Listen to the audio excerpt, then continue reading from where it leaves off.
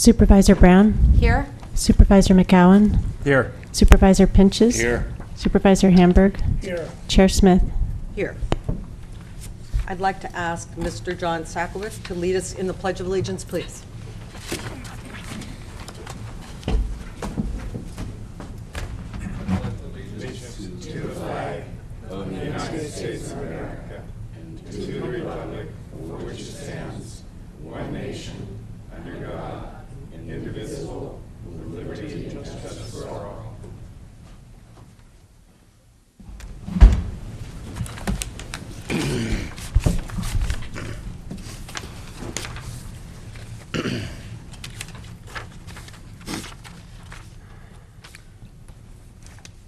So we're moving on to agenda item number 2, and the chair would like to take this as an opportunity to talk about the new formatting of our agenda, and I'll ask, of course, the clerk or the CEO to enter in any additional comments on the process. Modifications under our new system are actually numbered, and this actually is a real time saver for staff when additional items need to be brought forward on usually what would be the Friday after the agenda publication on a Thursday. Instead of having to sort of redo the entire process, additions can be made and then they're noted in agenda item number 2. So it's a real time saver for staff. That is what has occurred here with a change to agenda item number 6A, the CEO's report. The reason for the addendum is that the specifics mentioned were redundant. The board had already given direction regarding Laura's Law at a previous meeting, so to have it listed as taking direction from the board to schedule an informational presentation on Laura's Law for December of 2011 would be redundant. So that section was removed, and you'll see the new changes to the agenda in under item number 6A, the CEO's report. Supervisor McCowan. Thank you, Madam Chair. Your statements are correct as far as they go. However, beyond that, the board very clearly also gave direction that Laura's Law would not be an agenda item on October 25th, and yet somehow after the board met on October 18th, the CEO's report, which was to include an update on Laura's Law, became a timed item. The agenda item got described in a way that made Laura's Law an agenda item calling for board action, and I just think it's peculiar that the board very clearly gave direction and then that somehow got changed after the board meeting. But it has been corrected now in terms of the action called for. Well, I don't agree, Supervisor, that it was changed. It was left in the hands of staff. Staff took what they thought from the discussion would be the appropriate way to word it, and I believe that you bring it to the attention of the CEO. It was reviewed, and I think it now is appropriately worded. It wouldn't have been inappropriate before to talk about direction to schedule an informational presentation, but it would be redundant because we had already talked about that.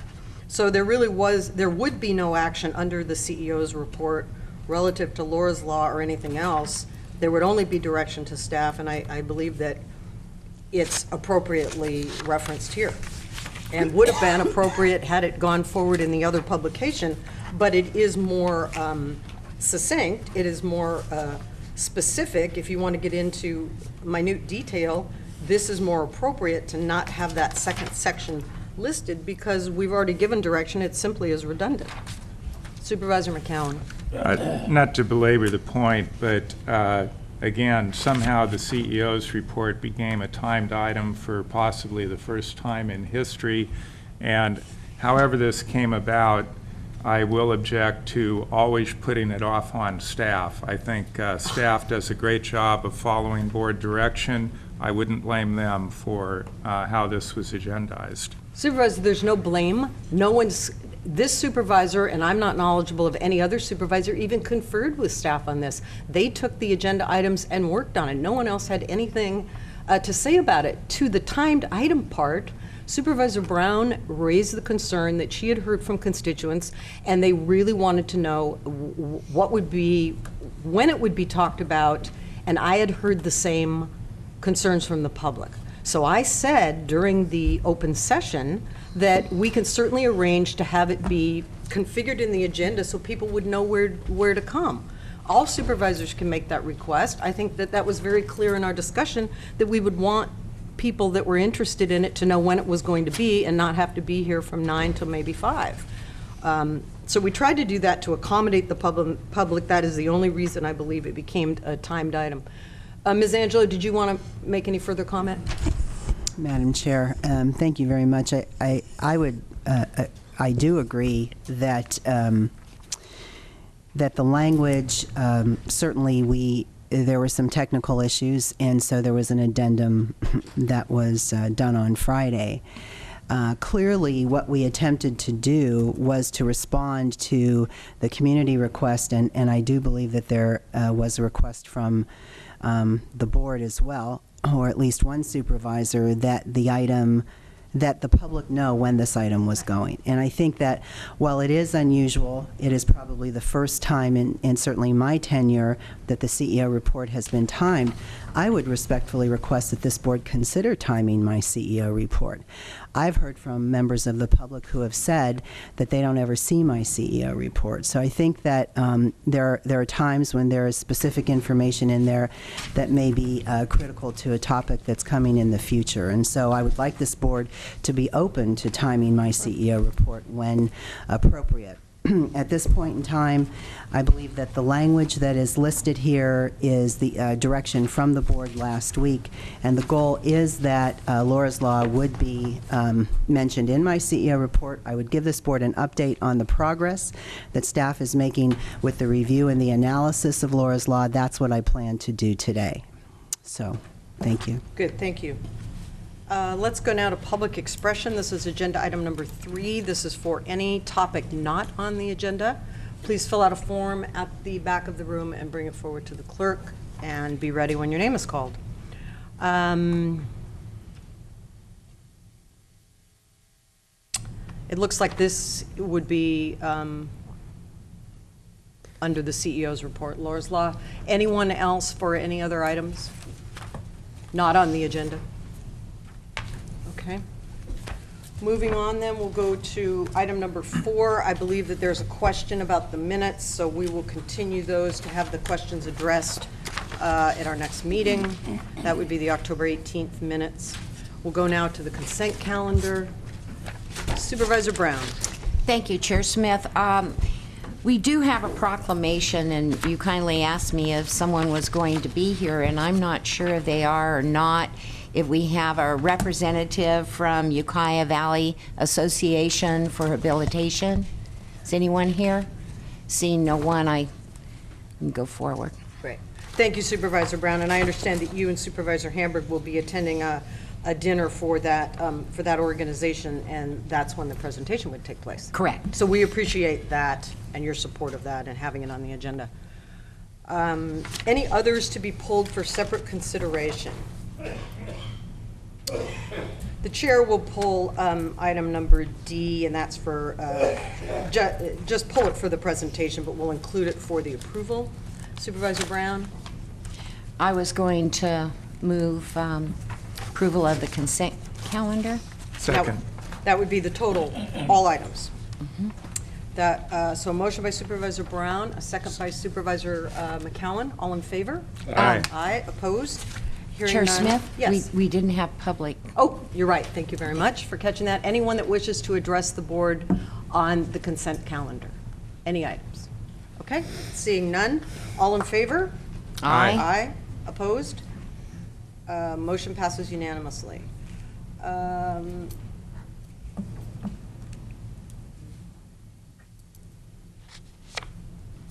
So we will have item number 5D later on in the morning. We will have a special presentation for item number 5D, and we'll welcome the designating the Arts Council of Mendocino County as oops. I think I did pull the wrong one. It's the Arts Council, but it's not. It's a separate item. It's a separate item. Yes. Okay. So we will not have a special presentation for item number 5D, but we will be having the Arts Council presentation later on in the morning, I believe approximately 10:30. So let's go now, because we have the timed item for 9:30. Let's go to we can go to legislative reports, so I'll go to our CEO. We will be hearing from Wesley Chesbro, our assembly member, this afternoon at approximately 2 p.m. He will be giving us a year-end report pertaining to this year's legislative session, state financial condition, and items of interest or significance to Mendocino County. But to the CEO, do we have any other legislative items for today? Madam Chair, the only legislative items are actually in my CEO report. Okay. It's timed at 9:30. Okay, well, okay, great. Thank you. And so let's go to supervisor reports. Any reports from supervisors? Supervisor Hamburg? Yes, Madam Chair. Wasn't quite ready for this to come up so early, but I think I can Microphone, pull yeah. something together. I wasn't quite prepared for this to come up so early, but I did want to report on a couple things on the broadband front. On the 19th, the Broadband Alliance had a meeting here in Ukiah at the Community Foundation with two very high-level individuals who are very involved with broadband deployment throughout this 16-county region of Northern California, of which we are a part. One of those people was Kathy Emerson, who was the broadband project manager for the Center for Economic Development, which is based out of Chico State. The other was Tom West, who is broadband consortium manager for a group called CENIC, which is the Corporation for Education Network Initiatives in California. And these are two people who have been intimately involved in rural broadband. Who have been intimately involved in rural broadband for many years, and had some really encouraging information for us about some funds that are going to be available through the PUC for rural broadband for this 16-county area that's being organized through Chico State and this group called CENIC, CENIC. So I think the entire alliance is feeling very energized by these contacts we're making. They did have some recommendations for ways we could strengthen our application, which again will be part of this larger application. But you know, I feel like this group is really positioning itself to do some good here for the 53% of people in our county who lack access to high-speed internet. The other interesting development, well, two other interesting developments are that Allison Talbot of PG&E informed us last week that PG&E will be making a $15,000 grant to the Broadband Alliance. Some of that money will go to help with the match for the $40,000 grant that the Community Foundation in Mendocino County has offered to the Broadband Alliance as a matching grant. So this is another very good thing that we found out. A third thing I wanted to mention is that Mendocino Community College has officially asked to join the Broadband Alliance, and I reported previously that in our recent application through Redwood Coast Connect, which is affiliated with Humboldt State University, that the Broadband Alliance here in our county felt that we missed out on a lot of dollars that, of course, ended up in Humboldt County because the kind of the center for operations was the university up in Arcata. So we were very anxious to get Kathy Lehner and her staff at the college, at Mendocino College, excited about the possibilities of expanding rural broadband and all the economic development opportunities and curriculum expanding opportunities that might come about. And of course, the community college is also feeling state budget cuts, and so they're not they're not anxious to leap into a whole new project, but I think they're officially joining the alliance and sending representatives to our meetings is a good step toward involving them in what we're doing and giving us a little more ballast. So that's my report. Thank you, Madam Chair. Excellent. That's really good progress on a really important Yeah, issue. well, it's just a really amazing committee. That's great. Supervisor Brown?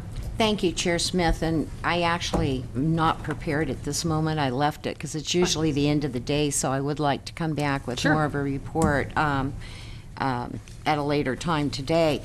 But also talking about broadband, both Supervisor McCowan and Hamburg sit on the county-wide committee as our representatives to EDFC when this all came up. However, I've been working on, with the Potter Valley Community Center on broadband issues within our community. And we did submit our grant proposal for funding through USDA Rural Development. We were very curious. We were turned down. And we found out through searching why we were turned down. We received this letter that rural areas like Potter Valley throughout our county have are designated on a federal map that we have full coverage. And that's what the letter came back. Why are you asking for more funds when other communities are going without? Which is absolutely not true. For our community as well as others in rural California. Therefore, we put together a conference call with USDA Rural Development Director, Dr. Glenda Humiston, that took place yesterday morning, and I had Brian Churm as well as Mike from Willits Online and Camille Schrader, who is our community center president. And there were a number of individuals throughout the county that participated that are on the bigger county broadband committee. And we had a great conversation. There was also a woman that oversees all this grant application for broadband out of DC, and also Dr. Humiston's head person in the state on the conference call. So we are going to, and we learned a lot. We did learn that Potter Valley's application was one of 140 that were submitted across the nation.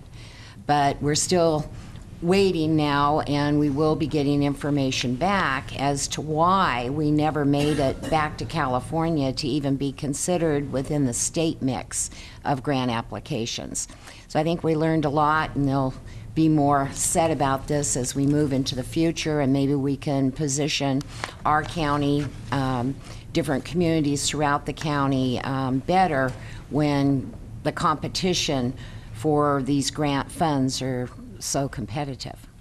Thank you. Thank you. Supervisor McCowan? Thank you, Madam Chair. The Mental Health Board will have a special meeting Monday, October 31st at 11 a.m. to take public input and discuss Laura's Law and to consider taking action to take a position on Laura's Law. And that meeting is currently scheduled for the conference room at 1120 South Dora Street. However, the larger conference room there is unavailable. The smaller one only holds about 20 people, so there's a possibility that that location will be changed. So if anyone is interested in attending that meeting, please contact the Mental Health Department to make sure you have the location. Again, that will be October 31st at 11 a.m. Also, Chair Brown and I, along with County Council Nadell and Department of Transportation Director DeShiel and Ukiah Valley Fire Protection District Chief Griebel met with representatives of the Pinoleville Pomo Nation yesterday for the first meeting that is intended to result in an intergovernmental agreement that would provide for mitigations to the impacts associated with the possible development of a casino north of town on land that the tribe is considering purchasing. So that'll be the subject of negotiations going forward. Supervisor Brown? Thank you, Chair Smith. Just a question of Supervisor McCowan. On the Mental Health Board, there is a process for appointees, and I believe it's an interview by the board itself. And I do have an application submitted that I'd like to have it acted upon because I have 2 vacant positions and I just don't want it going on without the applicant receiving that interview with a recommendation coming back to this board. Thank you. Yes, the process is that the Mental Health Board would interview applicants for appointment to the Mental Health Board, and I think sometimes that's proven to be a cumbersome process, and yet the Mental Health Board, like many of our boards and commissions, does like to weigh in on who may serve on those boards. But I think those applications, I know they're in the hands of staff, and I know they've been presented to the Mental Health Board, and hopefully they'll be acted on shortly and then come to this board for final approval. Okay, thank you. And there are still other vacancies on the Mental Health Board. There's a great core of folks who have been very dedicated, but it would be good to fill out the board to its full complement. Thank you. Was the question of who has the final authority to appoint to the Mental Health Board ever answered? Last time we talked about this, I never got a clear answer because I made a appointment to the Mental Health Board that what the Mental Health Board turned down. So is it the Board of Supervisors had the ability to put somebody on the Mental Health Board, or does the Mental Health Board have the ability to put them on the board? You know, I'll look at that. It's been a long time since I've had to review the Because I'm not appointment going issue to for put that forward board. another nomination If it doesn't and have work, it yeah. pass here if the Mental Health Board is going to maybe deny it. That needs to be clarified. I'll look at that at the break and get you an answer. Okay. Well, I think Supervisor McCowan's points that there is a process. Now, it may be an informal process, but there is the interview process, and names go to the Mental Health Board, so they do weigh in, and then the names come back to us, so. Well, But the I- last time I was in, we made the appointment here, and then the Mental Health Board turned it down. I mean, who has the final appointing authority? The Mental Health Board or the Board of Supervisors? It's an easy question. It just needs to be answered. So council will get clarification on that. Did you have anything else, Supervisor? No.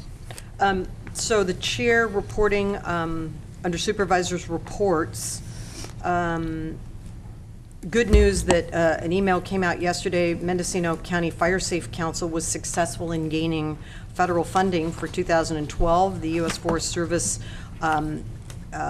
corresponded with them and stated that the full $147,000 that they had requested would be received. So that's very, very good news. One of the issues that has been of concern is the lack of funding to deal with the gorse eradication on the coast. And if you do step back from that for a year or two, you really have then sort of defeated your game plan to rid the area of the invasive gorse. So you need to stay with it. So they're happy that some of the portion of those funds will be able to work on very important gorse eradication, which is an extreme fire hazard. But that is excellent news that in this climate that they received the $147,000. Also reporting that there was a joint meeting of the 2 county biomass working groups Friday in Fort Bragg. I think it was a very productive meeting. We did some brainstorming about how the groups, even though they're separate entities and have had a different process to date, how could we work more effectively together? Really good exchange of ideas from a number of perspectives. It was great that the inland folks were willing to drive over to the coast so we could have the joint meeting. Some excellent notes were taken that will be circulated at our next meeting.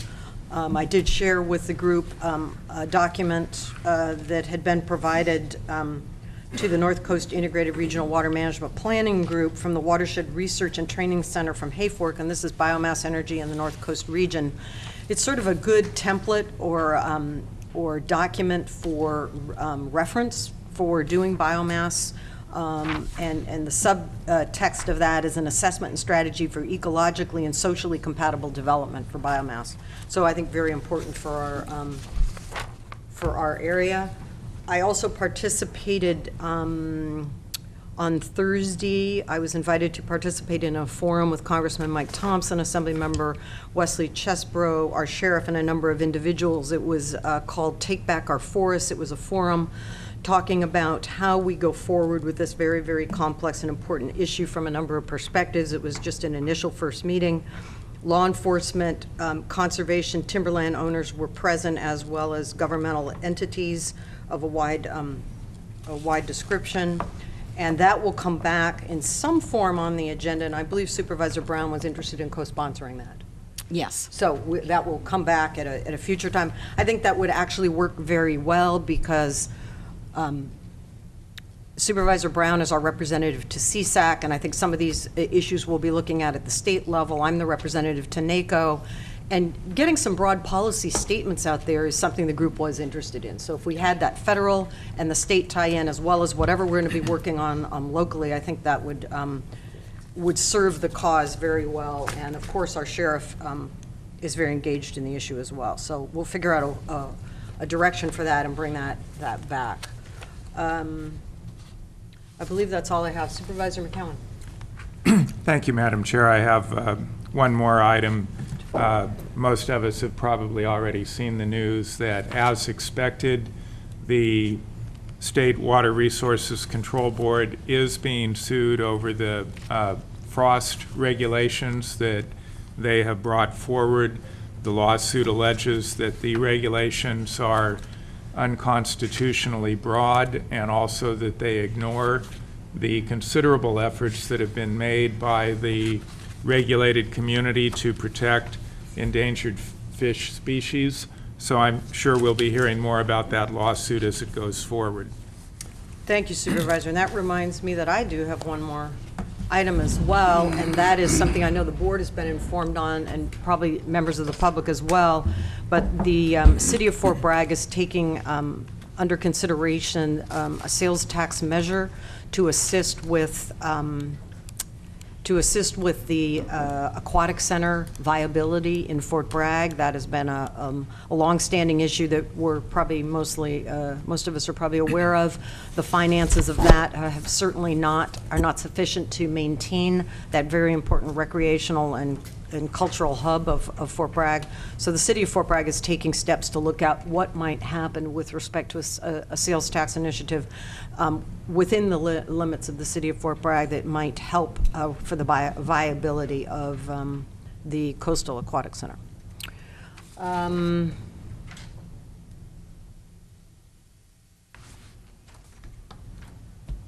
Oh, and MSERA, I was reminded, yes. While we're on the topic of supervisors' reports, I think I'll wait on that to this afternoon so I can bring the various materials. Supervisor Brown has some other items for under supervisors' reports, and now we are past our 9:30 time, so I definitely will report on MSERA. I think there's some important things happening. Again, there's going to be a joint meeting of the Retirement Board and the Board of Supervisors, December. So I'll report on that this afternoon and bring some of the MSERA materials that can be circulated as well. So we are now... Well, before we begin, Ms. Angela, with your report, I think it's a good opportunity for the chair to talk about the timed items of the day, just to go over those. 10:30, and these are all approximate times, of course. 10:30 will be the Mendocino County Art Champion Awards, immediately followed by a reception in Conference Room B. 1:30 is a discussion and possible action regarding approval of a letter in support of the Wallala Municipal Advisory Council's GMAC action on an NTMP. That's approximately 1:30. 2 p.m. will be a presentation by our Assembly member, as noted before, Wesley Chesbro. 2:30 will be Mendocino Historical Review Board interviews and possible appointments. Again, approximately 2:30. And approximately 3 p.m. will be the discussion on the very important issue of state parks. This is agenda item number 8B on the very important viability and economic components of the 8 state parks that are scheduled for closure within Mendocino County, and that will be approximately 3 p.m. So that's an overview for the day. So I'll go now to the CEO, and we have your written report. Thank you, Madam Chair. Good morning. The first page of my report, under budget, we are continuing to work with with our partners regarding our certificates of participation. And this item will be coming back to the board within the next couple weeks. And again, our first quarter fund balance report will be back to this board on November 15th. Regarding any executive office updates, the Sustainable Land Use Code and Stormwater Ordinance Agreement between the Health and Human Services Agency and the Planning Department that was scheduled last Tuesday, October 18th, has been rescheduled for next Tuesday rather than coming back today. There has been a lot of interest that's been expressed by community members and key stakeholders, and county staff will be meeting with some community members before next Tuesday, before this item comes back to the board. The purpose of that meeting is to discuss the grant and the implementation and to answer any outstanding questions from any of our stakeholder groups. Last week, I attended the County Administrative Officers Association of California annual meeting, and interestingly, for 2 days, the only topics that were discussed were the new realignment and labor negotiations. Regarding realignment, the determination of the funding allocation for next year's realignment, fiscal year 12-13, will include recommendations from a CAO subcommittee, and this is what we did last year as well. And then those recommendations go to CSAC and they go to the state. We know there are still no constitutional protections, and I think in my legislative report, Deputy CEO Christy Furman may speak more to that. And of course, we know that the schools have a strong case in challenging what the state is doing regarding the dollars. Regarding the legislative update, I'll wait till after my report, and CEO Furman will discuss the ledge update. On page 2, under board updates, to remind this board, on November 1st, there will be a board ad hoc committee interim progress report on the development of the 2012 legislative platform. November 8th, we are still planning our water agency workshop, and that will be under our planning director, Nash Gonzalez. And December 12th, we have our joint meeting of the Board of Supervisors and the Board of Retirement. So with that, I'd like to go to page 3 of my CEO report, which is an update to this board on Laura's Law. Yes. I Preceding. believe we have questions Sure, on some of the absolutely. prior items before we move Sure. on to that. Supervisor Brown? Thank you, Chair Smith. Ms. Angelo, on Friday, the CSAC Board of Directors will be having a conference call, and it has to do with realignment, so I'd like to speak with you. Sure. Previous to that, County Council, Nadell, myself, and I believe Mr. Jim Brown from Probation will all be on it, and I'd like to invite you to join us as well. Sure, that would be fine, thank you, yeah. Supervisor McCowan? Thank you, Madam Chair. Well, with regard to the legislative update and the Health and Human Service Agency impacts based on deficit reductions that are starting at the federal level, and this is at the top of page 2 of your report, are these the impacts that we will see locally in Mendocino County? Madam Chair, the top of page 2 is part of the legislative update. Ms. Furman is here, and also our HHSA Director, Stacy Cryer. I'd like to defer to both of them to answer the question. Thank you. Good morning. Christy Furman, County Executive Office. Those figures were figures provided by the fiscal staff and the Health and Human Services Agency, and although we do not have final figures, this was a projection as a follow-up to Supervisor Smith's request from last week that we have some kind of a update for you. Stacy can speak to it. Stacy Cryer, Health and Human Services Agency Director, and I think Christy nailed it around the head. These are projections. There's a lot of unknowns about funding, especially for social services in fiscal year 12-13. With public safety, 2011 Public Safety Realignment Act, and with federal cuts that are happening, there's a lot of lack of clarity on what kind of funding we are looking at next year. These are projections, and you'll see the local impacts. So the numbers that you're seeing in the parentheses behind each one is the local impacts and the local FTEs that would be impacted by a cut at the federal level of this magnitude. These are pretty devastating on top of the cuts that we've already had to funding and staffing in Health and Human Services. Yes, they are. Thank you. Supervisor Brown? Thank you, Chair Smith. On food stamps, I thought that was in the USDA Farm Bill, but I'm seeing it listed here under Social Services Administration. There's two components to food stamps. There's the food stamps that go out as program dollars to recipients, and then there's administrative dollars that we obtain in order to administer the program. So it's the administrative dollars that are looked at being cut. Okay, thank you. Supervisor Pinches? Wouldn't you agree that these 10% reductions are pretty conservative, or would you agree that it's probably going to be this at a minimum? From what I'm seeing so far, yes. Yeah, so it's... We've already experienced cuts in WIC for the very first time this year. We think this is devastating, but it could be a whole lot worse than that when it finally comes down. But you look, there's quite a few general fund dollars there involved too. Thank you, Well, Stacey.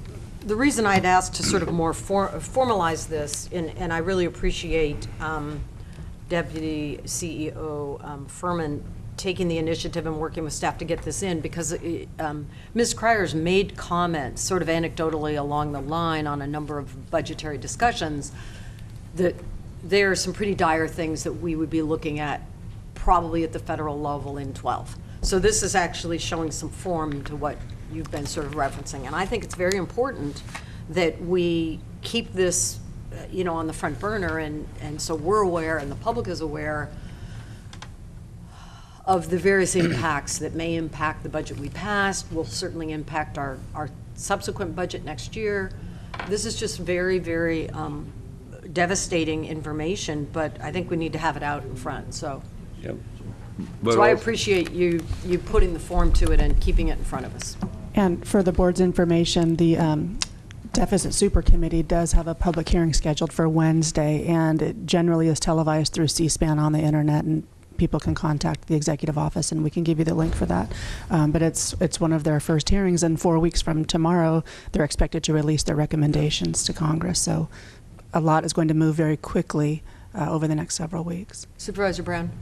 Thank you, Chair Smith. And, it is of great concern with these trigger cuts to be able to have a plan on how to move, because when they come, they're going to come quickly.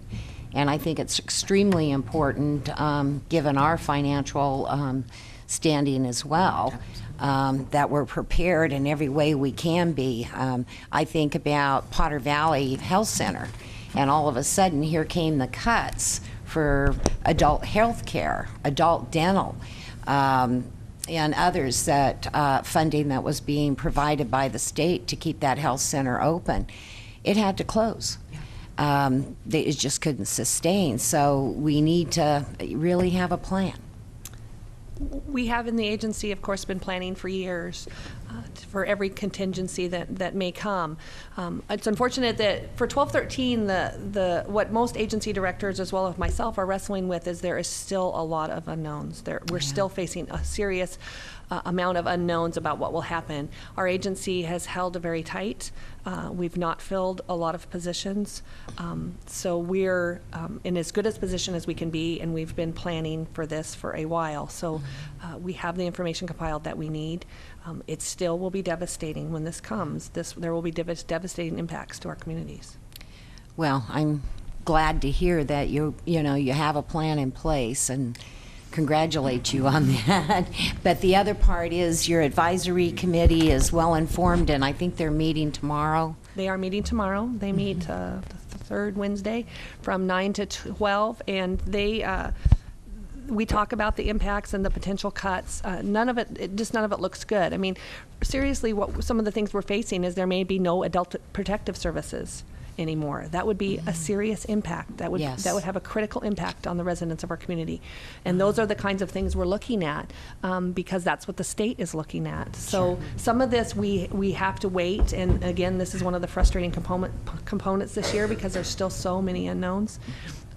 But we'll see. We'll just have to see. Yeah, I was hoping to make it tomorrow, That'd be but great. I ended up getting another meeting scheduled at the last minute, and so It is a I'm- public meeting. I welcome anyone to attend, so that'd be Great. great. Thank you. Okay, thanks. Supervisor I Pinto? just wanted to underline the fact that I think Stacy and her staff at HHSA has done as good a job as possible at planning for these, what I would call inevitable cuts and things coming down the road. She's held positions, opening whatnot, so that's going to relieve kind of a lot of the impact of on the layoff side. But you know, I just feel our HHSA agency has done as good a job in forward thinking and planning as anybody around. So it'll be devastating, but by starting this planning process 2 or 3 years ago, we're going to be able to meet these challenges better than, you know, I mean, we're not going to get the money.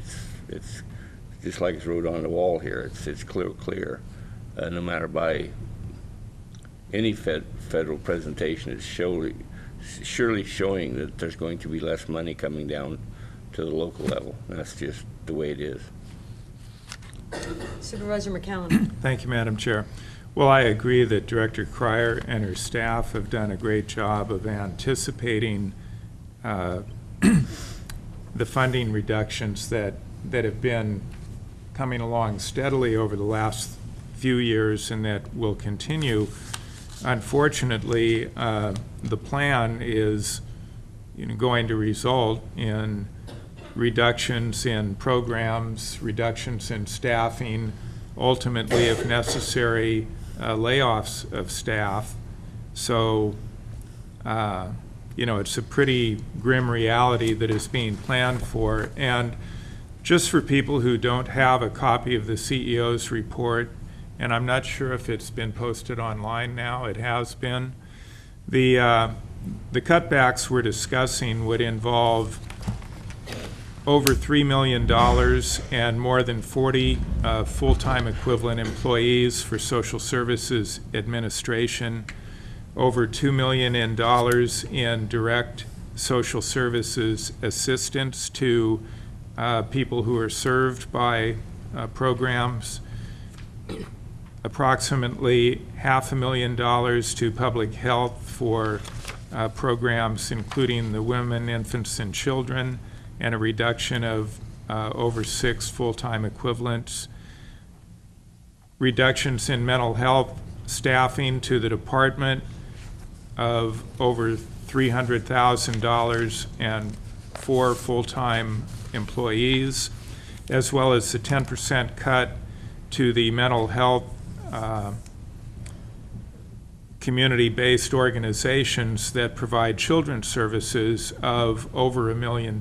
So that's, as Supervisor Pinchas says and Stacy, Director Cryer confirms, that's the conservative estimate of the impacts that we're going to be looking at in 2012. Thank you. Ms. Angelo, I had a question on the first bullet under Executive Office, the Sustainable Land Use Code and Stormwater Ordinance Agreement is coming forward on November 1st. Then and I think we thought it was going to come back this week.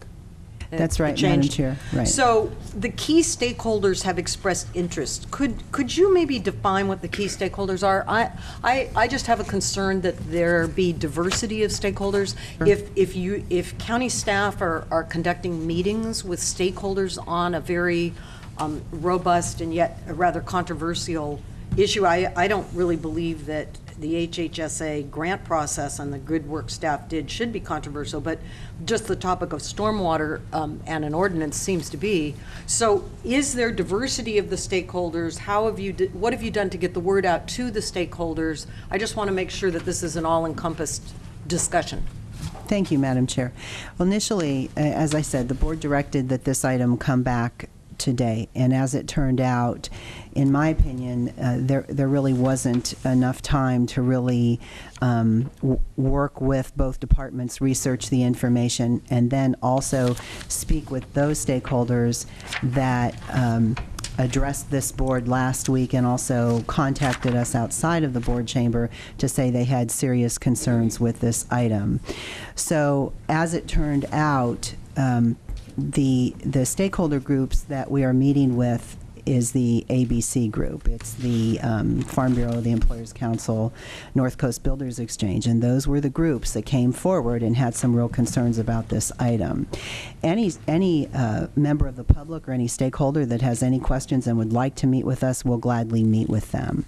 So we're not doing an inclusive process, and there's two reasons. One is that if this item is actually going to be approved by the board, it should be approved soon. The planning department will proceed with their process with the land use code and the stormwater ordinance. That's something that has to happen. Right now, it's happening under the general fund costs. This grant, should it be approved by this board as far as the transfer and the agreement, the $97,000 will cover the costs that the planning department will be looking at anyway. So basically, it will just, the grant will cover the costs instead of general fund. So all the work that has to be done by planning around the land use codes and the stormwater ordinance, that work will happen anyway. And I think that's what the public doesn't understand. I'm not certain that I understood that last week or this board. So clearly, the meeting that we'll have this week will be to discuss what planning has to do, and also that this grant is just covering the costs of those activities. And again, as I said, if any member of the public would like to call, meet with us, have more information on this item, staff is available and I'm available. And we're not doing an inclusive process. We need to get it back to the board. Well, I'm for just approval. concerned that before we really approve the grant process, that there's any type of filtering process going on or decision-making process relative to the work product that comes to the board. In other words, if staff felt that the grant was ready, then you conduct your public meetings, then you go through your due diligence of gathering information relative to what the grant funds were intended to do. So I just want to make sure that none of the processes are being compromised in any way before they get back to this body. No, Madam Chair, all we're trying to do is answer questions from the public regarding this item that came before the board last week. Additionally, provide the information on the grant, on the MOU between the two departments, what the activities are that are being paid for, not only to this board, but to the public. So that'll all be in the board packet? Right, and yes, absolutely. And again, I know that Ms. Cryer is here. I don't see Mr. Gonzalez. I would invite Ms. Cryer to make any comments she would like on this item, if it's okay with you, Madam Chair. Sure. Stacy Cryer, Health and Human Services Agency Director. The grant has already been applied for and approved by this body, basically. So there has already been a process where stakeholders were invited to participate and talk about collaboration. It was a collaborative application with the City of Ukiah, City of Fort Bragg, Planning and Building, Water Agency, and Public Health. So some of the processes you're referring to, I think, have already been completed. There are two other contracts or MOUs that are coming forward. One is with the City of Fort Bragg and one is with the City of Ukiah. So one of the thoughts was we would bring all three of them forward on November 1st because they all are part of the same grant. So they'll all be coming on November 1st. So if you have any other questions, I'd be happy to answer. So any stakeholders that want to meet, they should be referred to you, Ms. Angelo, or to You Ms. can Cryer? refer them to the executive office, and then I'll work with planning and with Health and Human Services.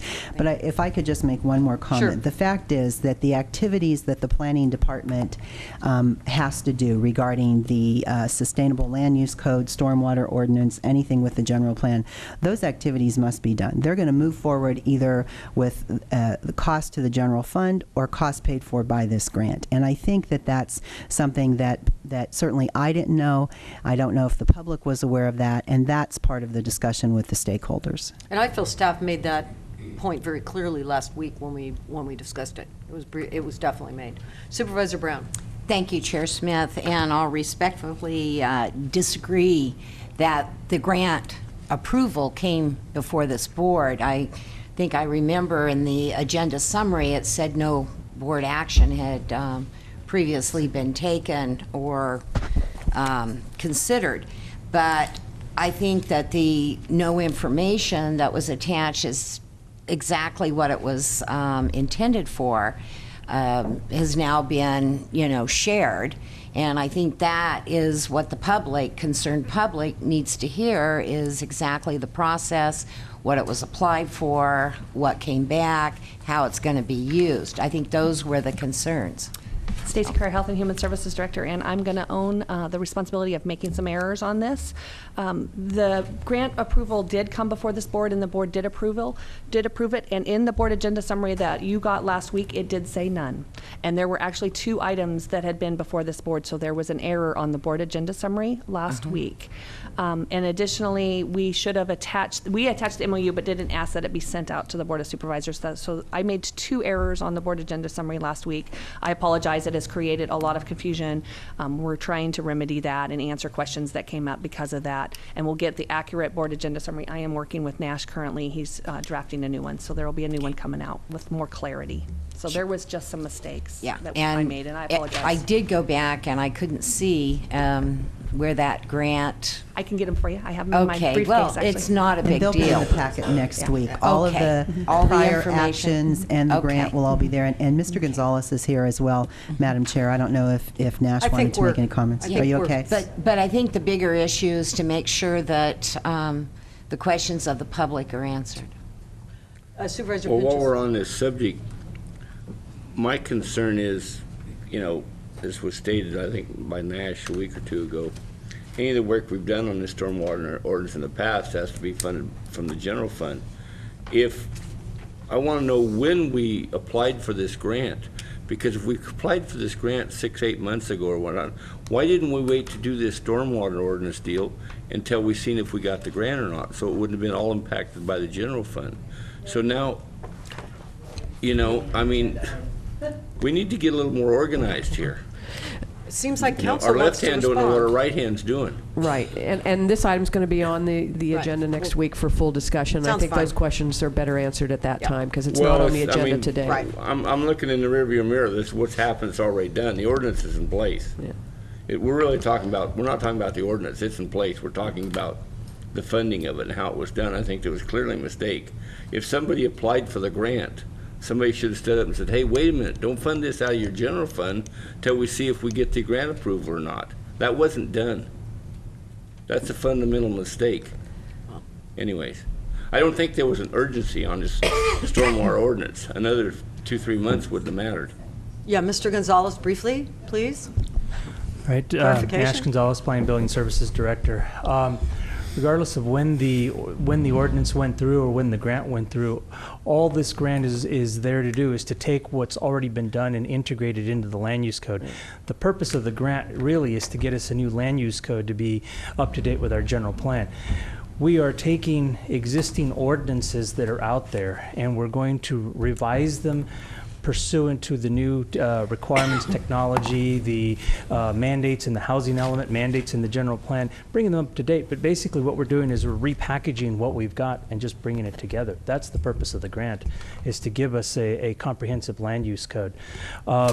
Again, I go back to November of 2009 when we presented the work plan of all the long-range planning projects that we were trying to achieve. One of those was completing the UVAP, the housing element, and all the other things that came after the general plan, including a comprehensive land use code. And so, per direction of the board, was to look for funding sources, look for grant monies, and that's what we did. But in order for us to be competitive with the rest of the counties and cities in California, we had to collaborate with the city of Fort Bragg, the city of Ukiah, the Health and Human Services, and bring everybody to the table, because we found that going through the Strategic Growth Council process is that we were not going to be competitive if any one of us individually applied for the grant.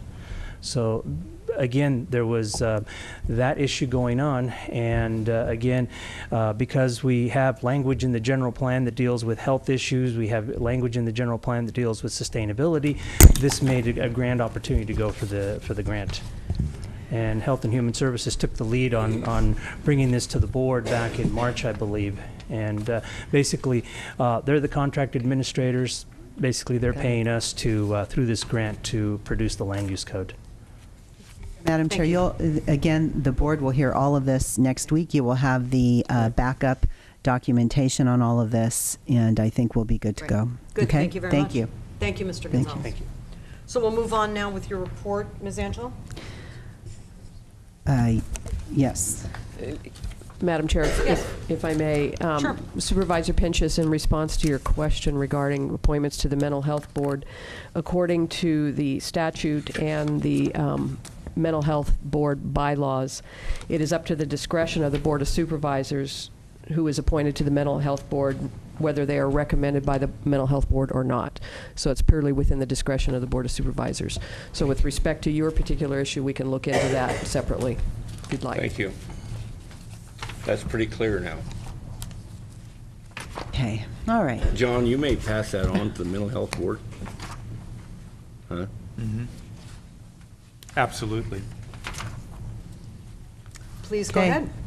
Thank you, Madam Chair. Page 3 of my CEO report is the Laura's Law update.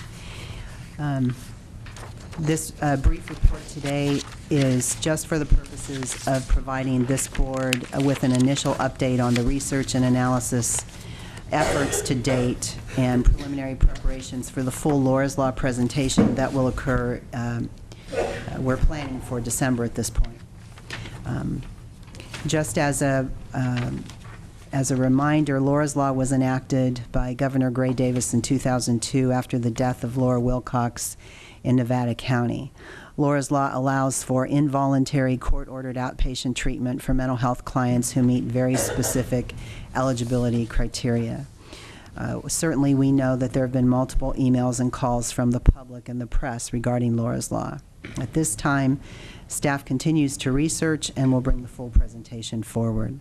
We know that Laura's Law is complex in that it has legal, policy, and fiscal implementations. Only 1 in 58 counties in California has currently implemented Laura's Law. Within the past month, staff has contacted Nevada County and other counties for information on the enactment and implementation of the program. What we know is that Nevada County adopted the program in 2005 and implemented it in 2008 when mental health dollars became available, MHSA money. We've had some discussions around Laura's Law, and I believe that there will be further, certainly with the Mental Health Advisory Board and other of our local committees. And you can access the address to access the website, Laura's Law, is listed in my report. What I would like to share with this board and with the public is that we have a process that staff is going through to analyze Laura's Law before we bring this information back to the board and do a full presentation. Part of that process is to identify stakeholders and interested parties to research and review all of the available information on AB 1421. At this time, those stakeholder groups are the Health and Human Services Agency, the Public Defender's Office, the District Attorney's Office, the courts, probation, mental health, public safety, county council, and other advocacy groups. A committee has been formed to research and review all of the information available, including the actions of those counties in California that have enacted Laura's Law or have taken a position on Laura's Law. Program outcomes, and remember, Laura's Law is a program. Program outcomes are not readily accessible because of the fact that only 1 county has implemented this. We are developing a list of key research areas, and that will include an objective review of policy, fiscal, and legal issues. And I believe you did hear that last week from our public defender. Additionally, County Council has provided this board with a legal opinion. We will also be looking at alternatives and best practices and compare those findings with Laura's Law enactment and implementation. And once the committee has concluded its comprehensive research and analysis of the facts and findings, the committee will report back to this board with a list of options as well. And the executive office has been working with the different departments, and I would really like to thank those departments for stepping up and taking on this project of reviewing AB 1421. And it is a complex issue. We know that a thorough analysis needs to be done before this item comes before you. And I would like to thank Stacy Cryer, Linda Thompson, our District Attorney David Eister, Chief Probation Officer Jim Brown, our Sheriff Tom Ullman, Deputy County Counsel Ross Walker, and Judge Ann Mormon for their interest and their work in reviewing this topic and coming before this board with a presentation. And that is my preliminary presentation for today. Thank you very much. And before we go to public comment on this item, I had a question for you, Ms. Angelon. Should we assume from your closing paragraph that that is the committee referenced in the second bullet point, or is that? Yes, Madam Chair. So that's the, okay. I just wanted to be sure. And so is this the total committee? At this time, I believe so. So it's basically a county committee, and I guess with the exception of Judge Mormon, which is from the courts. Okay, I just wanted to be clear on that. Any other questions from board members before we go to public comment? Okay, seeing none, we will go to public comment. The first slip I have, and if you do wish to address the board, you will be able to do so. You'll have 3 minutes. Please fill out a form at the back of the room and bring it forward, and the clerk will hand it to me, and I will call your name in the order I receive it. Supervisor McCowan. Thank you, Madam Chair. Just for the benefit of people who may have come in late, it has been clarified that there is no action for the board to give today. We've already given action that Laura's Law, as described, will be the subject of a comprehensive presentation in December. So we are here to receive comments from the public, but there's really no particular board action that will be taken today. That's correct. Let's go to Susan Hawley.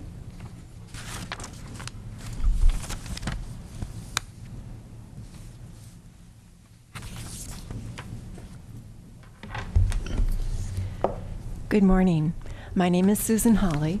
I'm from the coast and representing a network of organizations that are interested and really concerned about the needs of our poor and homeless, those that are really underrepresented, those in greatest need.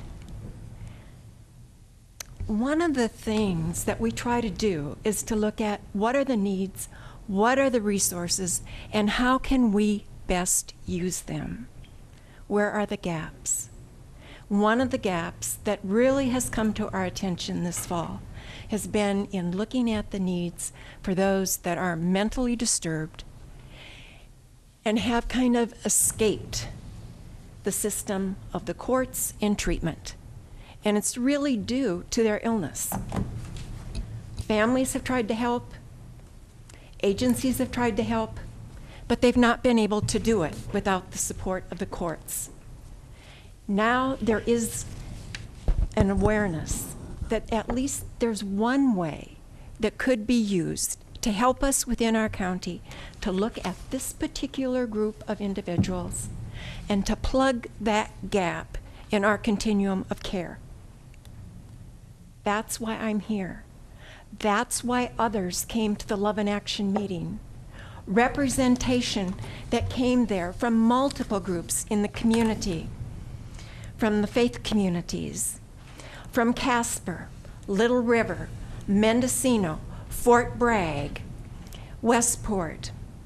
We're talking about representation from hospice, from the hospital, from Mendocino Coast Clinics. We're talking about early Head Start, County Mental Health, Project Sanctuary, parents, a husband,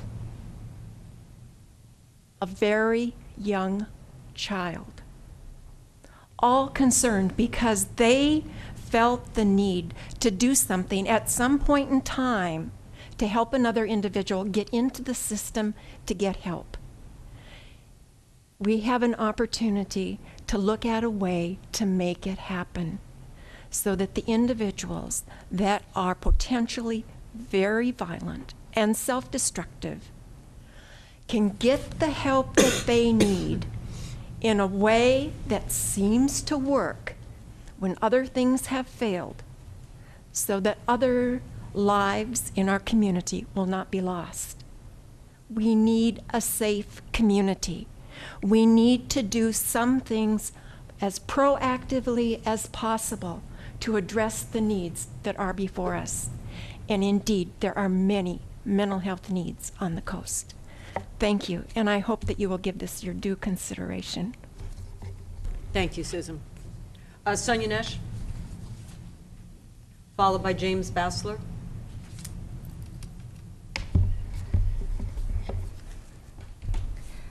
I'm Sonia Nash. I've facilitated the family support group in on the coast for 20 years. And Please I'm make sure you speak into the microphone because they're okay. recording it. Okay, thank you. And I'm author of Advocating for Someone with a Mental Illness. I wanted to say that for those of you who aren't quite sure about Laura's Law, I hope that you'll please look at the experience of 44 states and the District of Columbia that have enacted assisted outpatient treatment laws, some of them almost 20 years ago. There's extensive research that's been done about its success, and you'll find that. And I can help you find it. Actually, if you go into Treatment Advocacy Center, it's all there, and you can click on other states' experiences. The assisted outpatient treatment is endorsed by the National Sheriff's Association, by the California Sheriff's Association, and the California Police Chiefs Association. I'm pretty sure we will have close to 100% of our law enforcement officers and correctional officers supporting it once they know enough about it. And, plus they're going to know from frequent first-person contact, who some of the people are that they have to frequently rearrest, frequently take in to try to get 5150s. Let's see, Nevada County won a CSAC Challenge Award last year for their Laura's Law program, and because of the money it saves the county, most people in their program get well and stay well in the community, and they voluntarily continue after they graduate at 6 months, which is pretty awesome. That I think it's 75, 78% that continue with the program because they like feeling better and being engaged in a positive way with their community. I don't think any of you can find a constituent that would be against increasing public safety. And I don't think you'll find a constituent that would be against saving the county money by decreasing many of the repeat jailings and hospitalizations and decreasing the amount of violence in the community, decreasing the number of homeless people. And I think most of your constituents would be in favor of helping some with untreated severe mental illness achieve their maximum possible recovery. Laura's Law is good policy, it's proactive, it's fiscally prudent, and it's a good first step. Let's stop reacting to tragedies and start preventing tragedies. I hope each of you got a copy. We have 354 here. This is part one of our petitions. I have in my hand to be photocopied another like 116. So that's a total of 470, and I know that there are more. There are a lot more there. The ones inland I haven't collected yet. So thank you for your consideration.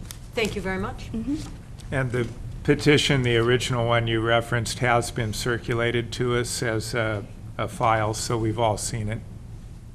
Oh, you couldn't have seen the whole thing. I think you might have. Well, the 348. Oh, just right now, Yeah, this morning, of right. course. Yes, and Kendall has the originals. I noticed a little bit of the photocopying in the back, kind of lopped off the far left. Okay. All right, Good. thank you. Thank you very much. Did you say you had additional ones, Sonia, you needed to still turn in? Well, yes, but I'm going to make them into part Okay. two because I want to, continue on with the numbering. Okay. Okay, so I'll be turning those. Okay, great, thank you. James Bassler?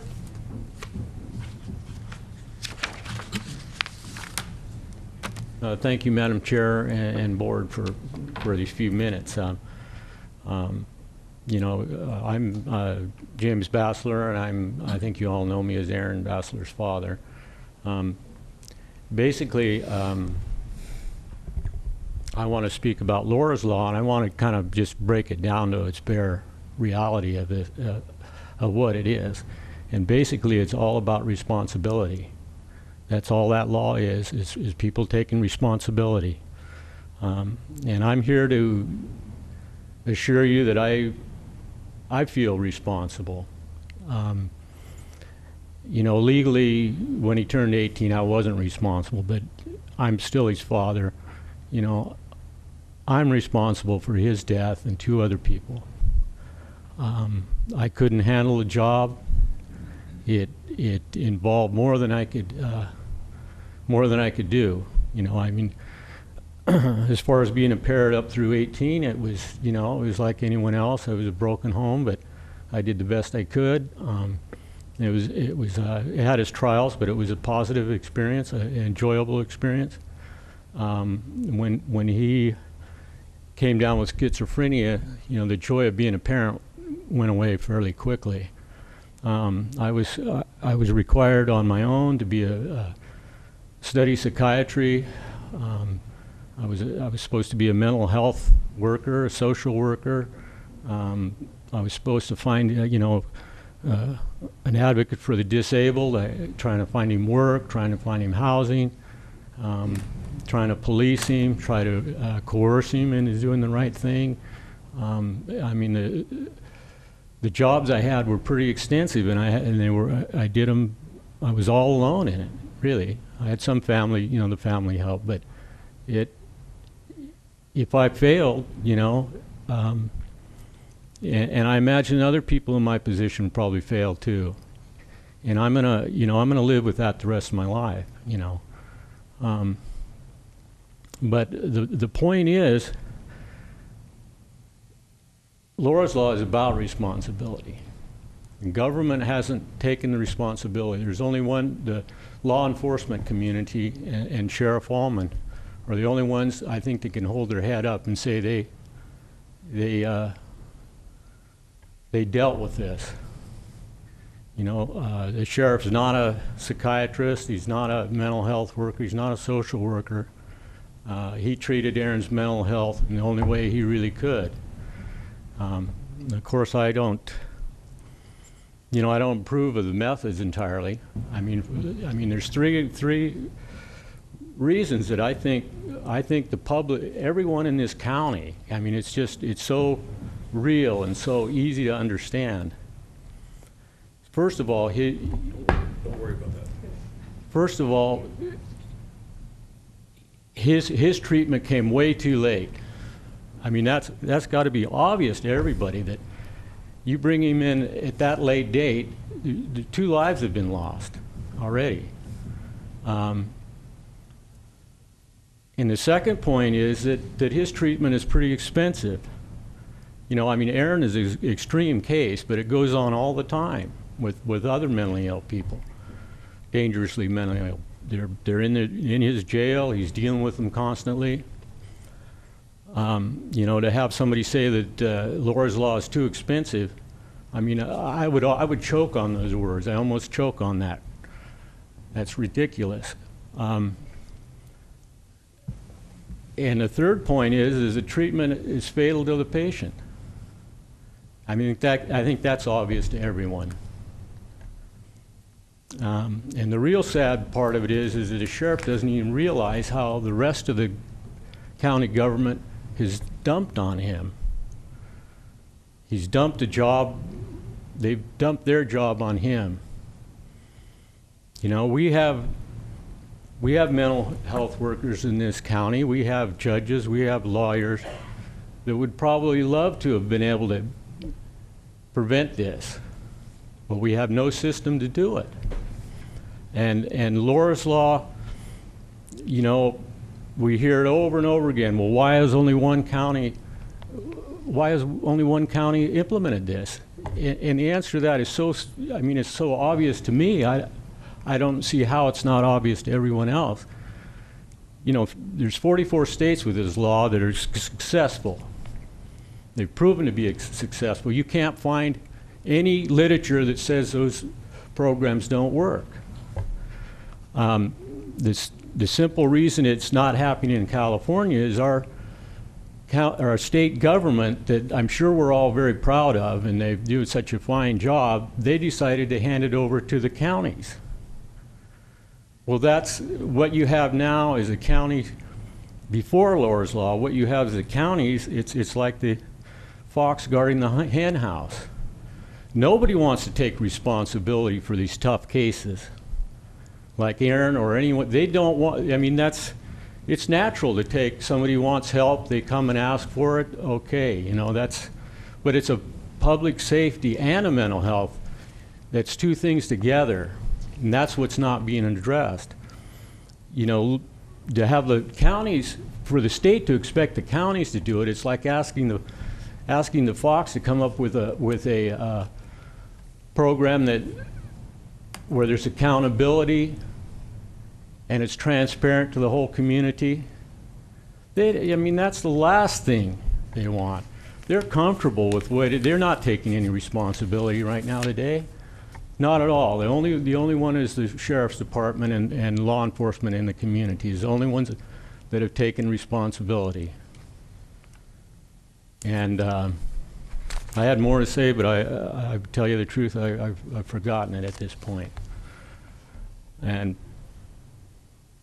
I hope I get a chance to talk to you again and fill in the blanks, because there's more. I have more to say, but you will, Mr. Bassler. There will be other opportunities. I really want to thank you for your commitment, because it's a very important issue, and you're clearly committed, and I want to thank you.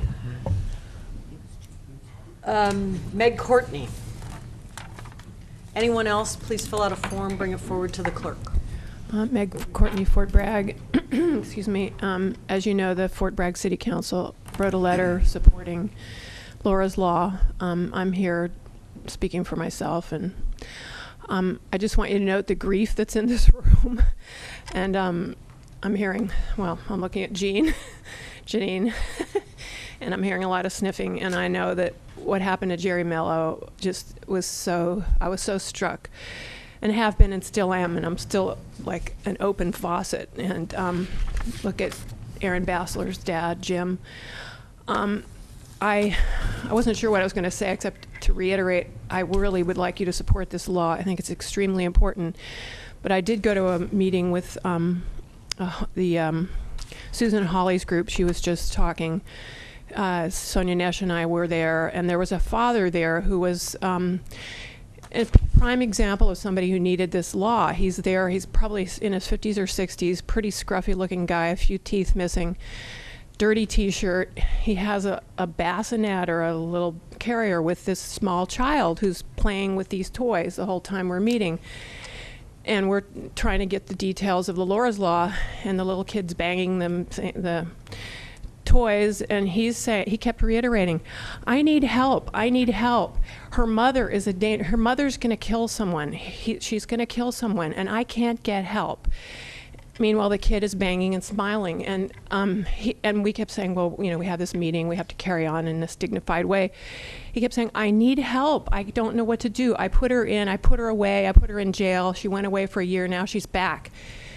I have to take care of this child. She's not able to take care of the child.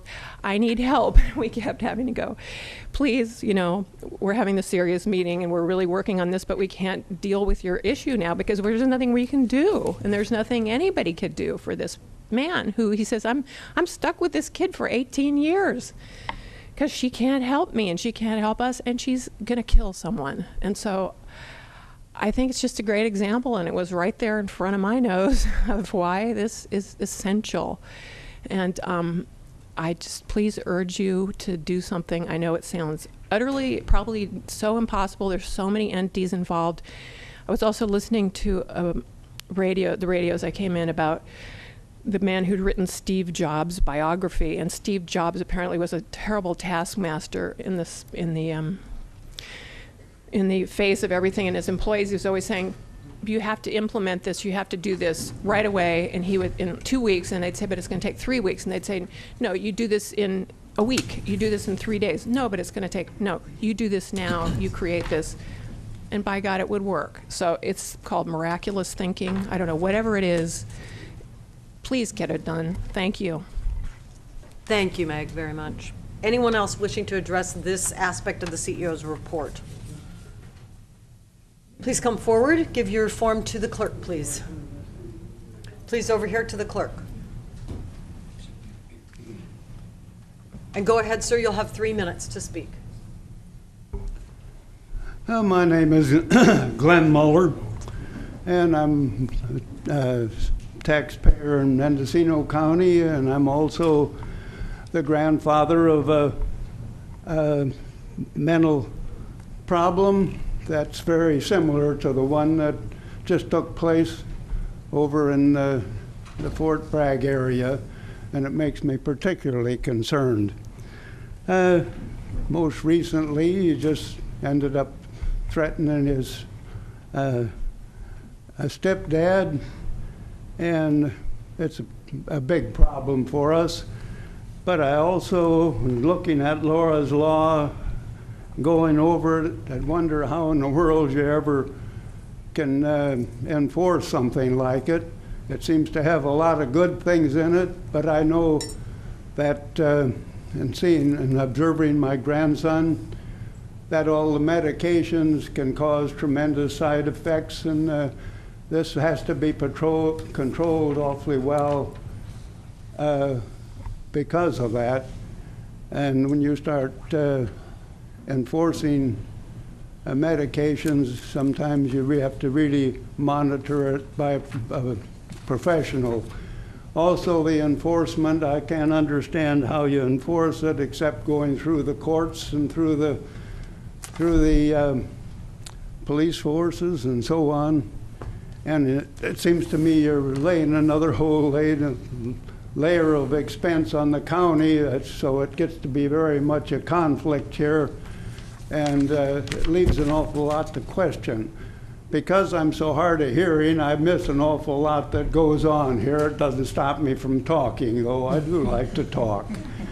But I just want to be a concerned person and be informed of what happens as far as Laura's Law. And it looks to me like it has some good aspects. It also looks like it is a tremendous financial overlay here that I wonder whether the county really needs. So I have big questions is all. Thank you, sir, for taking the time to be here and for your comments.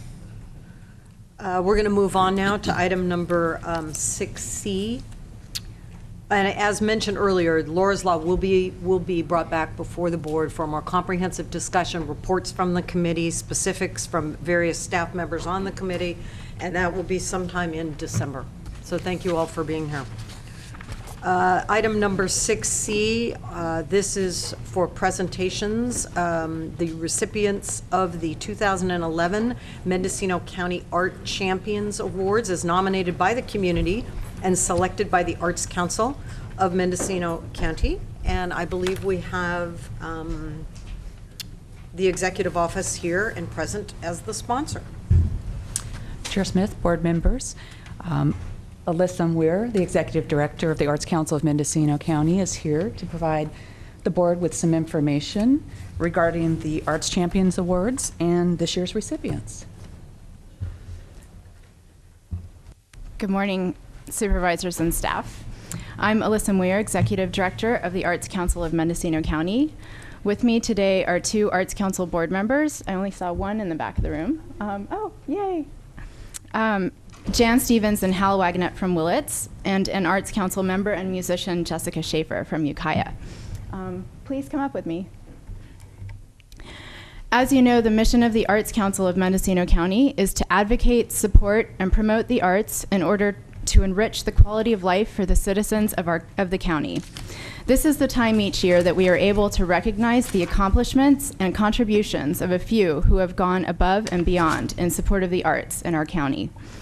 Each year, nominations for the Art Champion Awards are sought from members of our community, and winners are selected by the Arts Council Board of Directors in the categories of artist, individual patron, business, and education. The awards take place during October, National Arts and Humanities Month, a nationally recognized celebration of culture focused on community development and how the arts can bring cultural richness and better well-being to communities nationwide.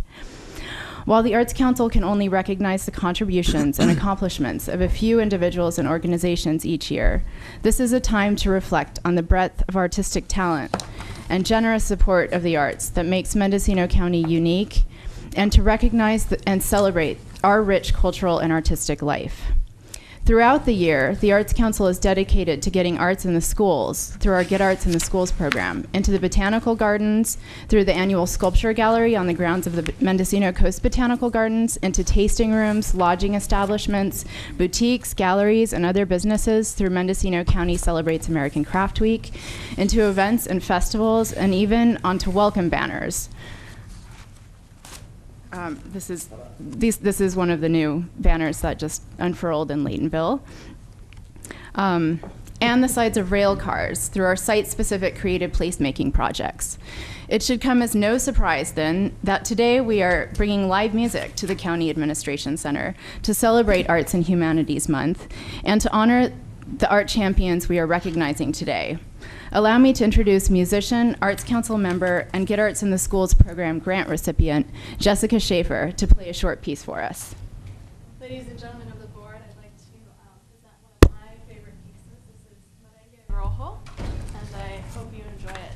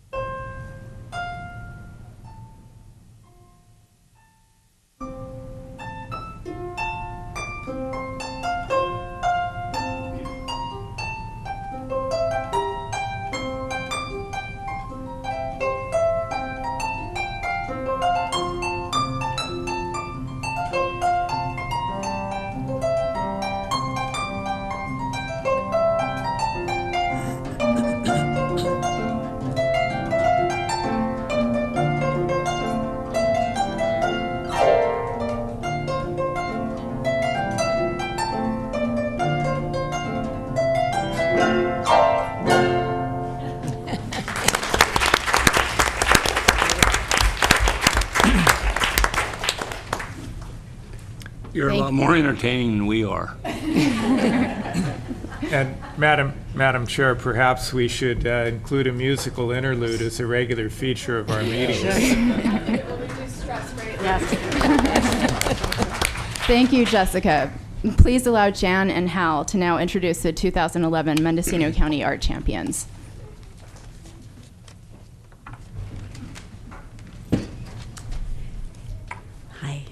In the category of artists, we honor Potter Valley artist and educator Elizabeth Raby for her excellence as a mosaic artist.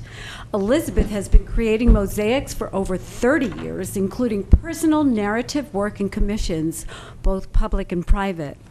Her work appears in several books of contemporary mosaic art and has been exhibited in galleries and museums nationally. In addition to mosaics, she has taught painting, drawing, batik, and business for visual artists in San Francisco and in Mendocino County. In 2009, she was chosen by the Society of American Mosaic Artists to lead a community-built mosaic project in San Diego. Inspired by this, in 2011, Elizabeth completed a community-built mosaic mural project, the Good Life Mendocino County, which engaged the participation of over 450 community members at sessions generously hosted by Art Center Ukiah and funded by the California Arts Council. Elizabeth is frequently an artist in the schools through the Arts Council's Get Arts in the Schools program. Last year, Raby went to 3 Ukiah schools where students were able to participate in creating the community-built mosaic mural. Excuse me. Following its installation, this 10 by 16 foot mural at the intersection of Perkins and State Streets in Ukiah garnered nationwide attention for community-built public arts in Mendocino County. Congratulations to Elizabeth Raby for her outstanding artistic achievements.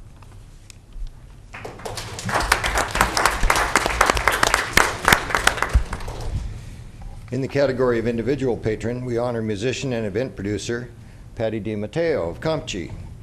The performing arts have always played an important role in DiMatteo's life. Even as a child, she produced events, starting with her annual Penny Carnival, which she set up in her backyard. DiMatteo knows that a live performance creates a certain presence in the room. From the shared experience and the Mendocino Stories and Music series was a natural extension of her love of music and the performing arts.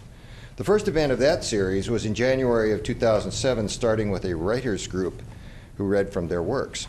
The topic was the Seagull Years, the time of mass emigration to the Mendocino coast when many musicians and artists found their home there. From monthly events in the first year, that series has grown to produce 6 events per month. Hard to believe, but there it is. A community member notes that local artists and locals and visitors alike make the series an ongoing success.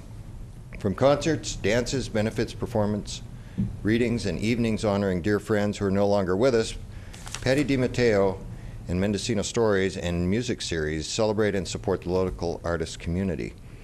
The variety of events reflects the many talents of our local artists and gives them the opportunity to perform their original work. We congratulate Patty DiMatteo.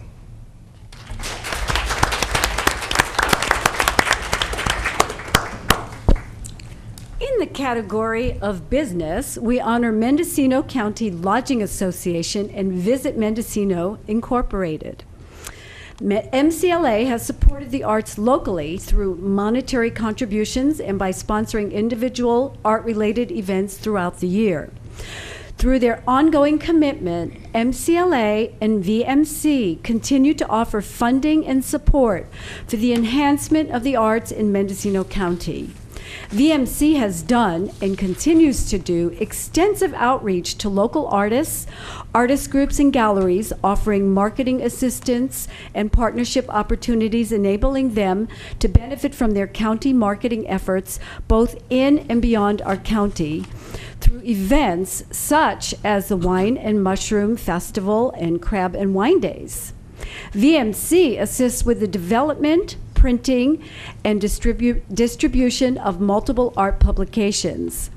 In their nomination, a community member writes, "The arts play a vital role in not only our local communities, but also in attracting visitors to our county. MCLA and VMC recognize that tourism is vital to the county and that arts are vital to tourism." Congratulations to MCLA and VMC.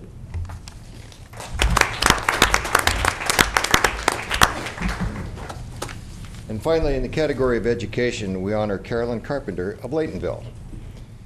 Ms. Carpenter has been an exhibiting artist and freelance illustrator for many decades and is in her 27th year of teaching art. As a teacher, she shares her passion for painting, weaving, ceramics, and block printing with students. Carpenter has taught at Laytonville High School since 1995, where she organized several project-based learning experiences, such as a school-wide tile mural, a 14-foot mosaic bench with the help of coastal artist Jan Hinson, cut out murals of local native elders, and the Hello mural on the north wall of Foster's Market. Carpenter's students have presented these projects at Kids Who Know and Do at their annual conferences in San Francisco. Carpenter is also on the board of the Mendocino County Youth Project and was instrumental in Laytonville's recent Heart of Laytonville Welcome Banner project. I was at that event, and I can tell you Ms. Carpenter's name was on the lips of many of the attendees.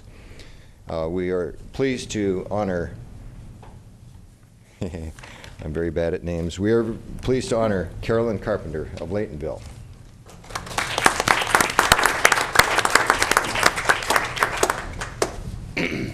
Thank you, Jan and Hal.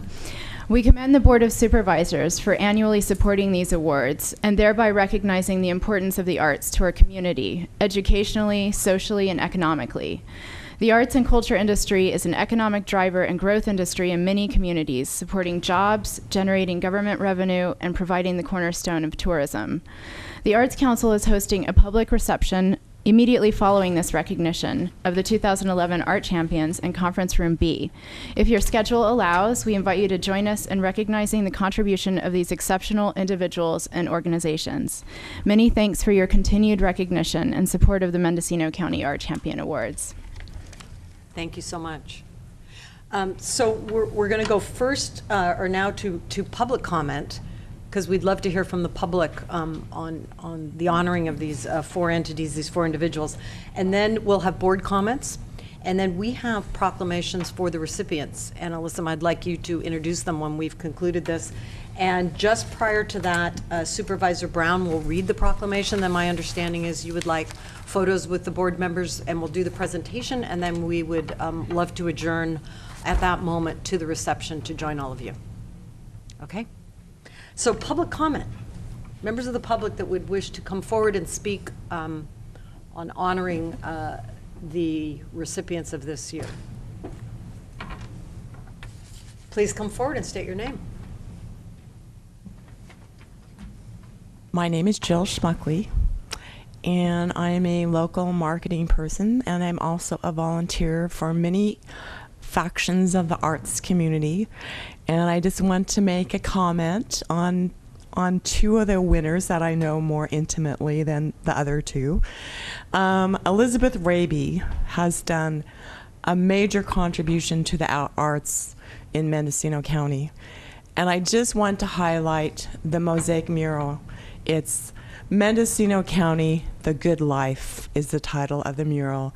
It depicts elements of Mendocino County from the coast to inland, to fishing, to picking berries, to cheesecake from Cheesecake Mamas, the 10,000 Buddhas.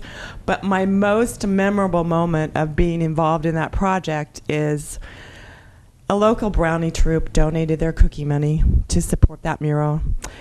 They worked on it, and when we were installing it, the little girl said, "I made these stars. These are my stars, you know, and I worked on this part here." This is a monument to our community involvement in our community, and it's there for the public to see. It was featured in regional tourist magazines as a highlight to visit in Mendocino County, and that's, you know, to me, that was a wonderful contribution to Mendocino County. My other comment is on Visit Mendocino and Mendocino Lodging Association is they do a tremendous amount for promoting the county. And I'm also a volunteer with the Art Center. I personally have tied into their organization, and we have the Wine and Mushroom Festival coming up in 2 weeks. One, that my first year being involved with that, we had 2 people from San Francisco come to visit the corner gallery. And they came in and they said, "Oh, we came here because we thought it's where it started, so we had to come here first." So we have people coming in from immediate response. And that's, I think there's wonderful things, and tourism is important. And I have past experience. I've really seen how valuable the arts are to the tourism of Mendocino County. Thank you. Thank you. Other public comments on the Art Champions of 2011? My name is Rachel Lon, and let's see, I'm a an artist, a musician, a chiropractor, and a really good friend of Patty DiMattio's. I actually get to sing with Patty and our other friend Sari almost every Tuesday morning, except this Tuesday morning. I've watched Patty put her Mendocino Stories thing together from the very beginning, and it's just been really fun and amazing to kind of out of a good friend of Patty's who was dying, Bonnie Sanger. Patty got this idea to read Bonnie's writings, and from that idea, she's put together. I see it almost as a forum in some ways, where local artists, writers, and artists from out of the area also have a place where they can perform and where they can share what they do. I really appreciate what Patty does, because it's not just for tourists. It's more geared for locals, and it really is a place that people know that they can go and hear some really good music or great poetry or great stories, and also have a good time and see lots of their friends. And when tourists come to these performances, the ones that I've been to, they're always really surprised at how good it all is and how much fun they have. So I feel like Patty really is giving a very special thing to our community. And I'm really glad she was honored today. Thank you. Thank you. Other comments?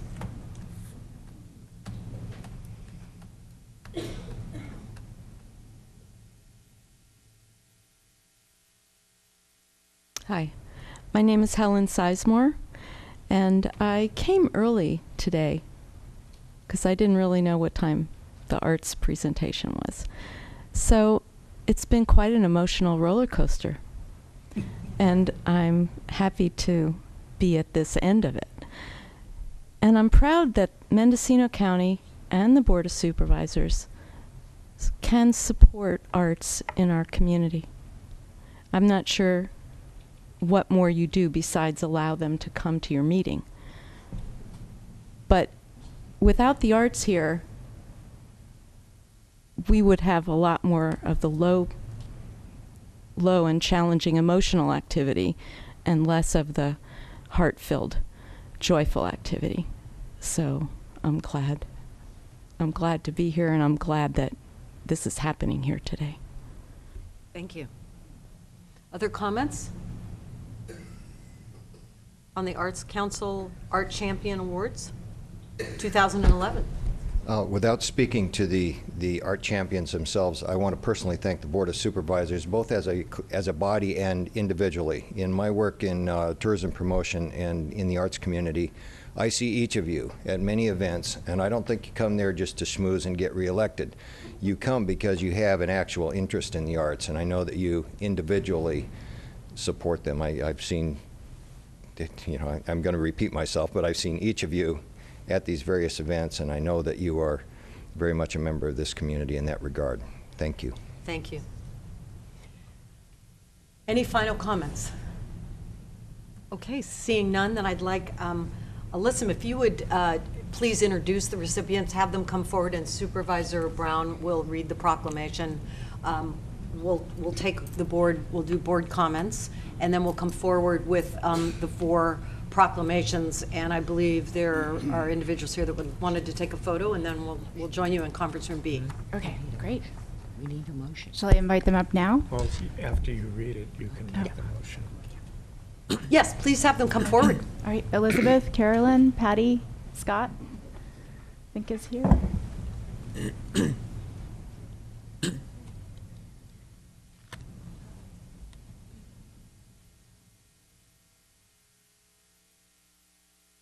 Great. Okay, so Supervisor Brown will read the board's proclamation for all of you. Thank you, Chair Smith, and it is my honor to be able to read this proclamation. I'm a volunteer and a board member of Arts Center Ukiah. Proclamation of the Mendocino County Board of Supervisors recognizing the recipients of the 2011 Art Champions Awards as nominated by the community and selected by the Arts Council of Mendocino County. Elizabeth Raby, artist; Patty D. Mateo, citizen; Mendocino County Lodging Association and Visit Mendocino Incorporated, a business; and Carolyn Carpenter, arts educator. Whereas October is National Arts and Humanities Month, the nation's largest collective annual celebration of the arts and humanities, dedicated to help millions of Americans the opportunity to explore new facets of the arts and humanities in their lives and encourage them to begin a lifelong habit of active participation. And whereas the Arts Council of Mendocino County's mission is to introduce, promote, and benefit the arts in order to enrich the quality of life for the citizens of the county. And whereas Elizabeth Raby brought our community together to create the good life of Mendocino County, a 10-foot by 16-foot community-built mosaic mural, and in doing so brought government, business, nonprofits, and over 450 individuals aged 3 to 89 together to create a work of art that beautifully captures the many facets of daily life in Mendocino County. And whereas Patty D. Mateo has showcased and featured local talent in her ongoing Mendocino Stories, performing and literary arts, I'm having a hard time reading this with the light, arts series which draw locals and visitors alike. And whereas the Mendocino County Lodging Association and Visit Mendocino County Incorporated have offered sponsorship, marketing assistance, partnership opportunities to local artists and galleries, enabling them to benefit from county marketing efforts, including the development, printing, and distribution of multiple art publications. And whereas Carolyn Carpenter gives her art and her art students opportunities to share their talent with wider community through murals, ceramic tile benches, banners, and the celebration of Laytonville historic personalities. And in so doing, builds her students' confidence while celebrating and improving the town.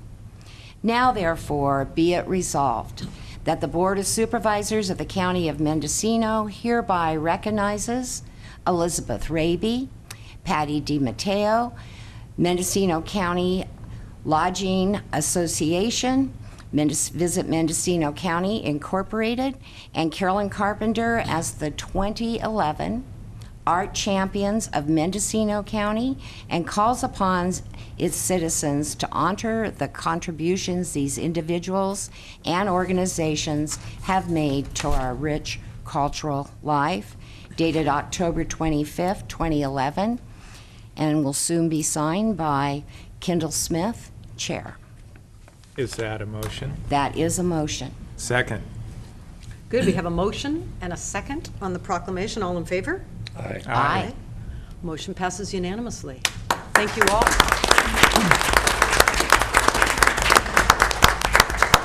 So before we present the proclamations, do board members wish to make any comments?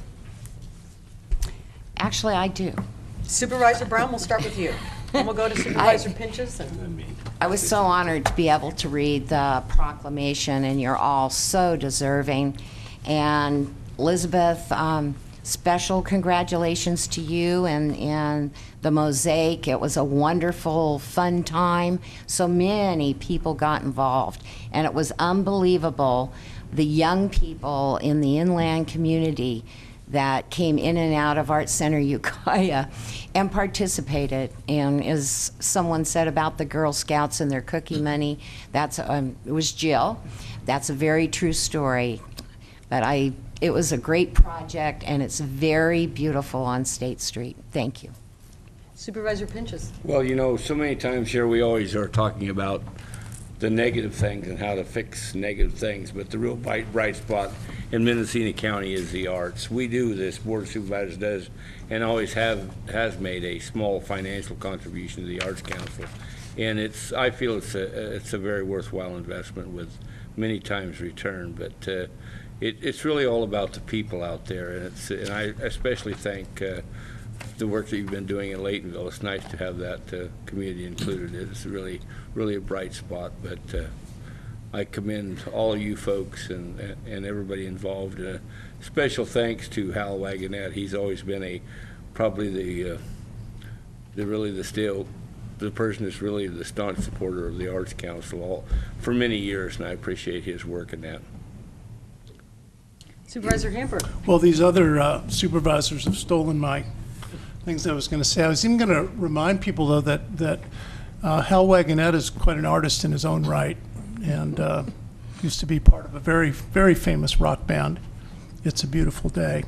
The mural is incredible, and anybody who hasn't stood there on the sidewalk and just marveled at it, and what an incredible community outpouring it took to put that together, and just all the hands that touched those tiles and created that amazing tribute to our way of life here in Mendocino County.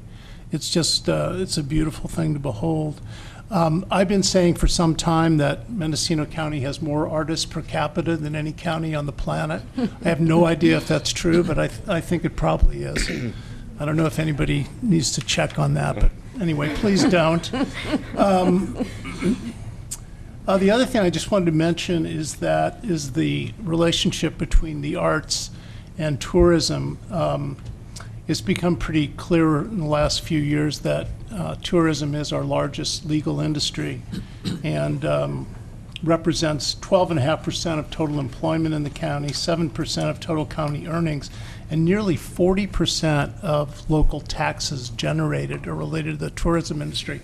And as Helen Sizemore pointed out, there's a relationship between tourism and the arts, but the arts in and of themselves have this intrinsic value to our community, and I think Supervisor Pinches touched on it when he talked about how we're always dwelling on what's wrong with Mendocino County. Well, the arts are really one of the things that's most right about Mendocino County, and it has such a good effect on our communities that goes way beyond these statistics and the dollars. It really does define a lot of what our county is all about, and what we aspire to be.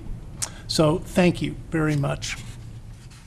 Supervisor McCowan. Thank you, Madam Chair. Well, we found an issue that we all agree on, and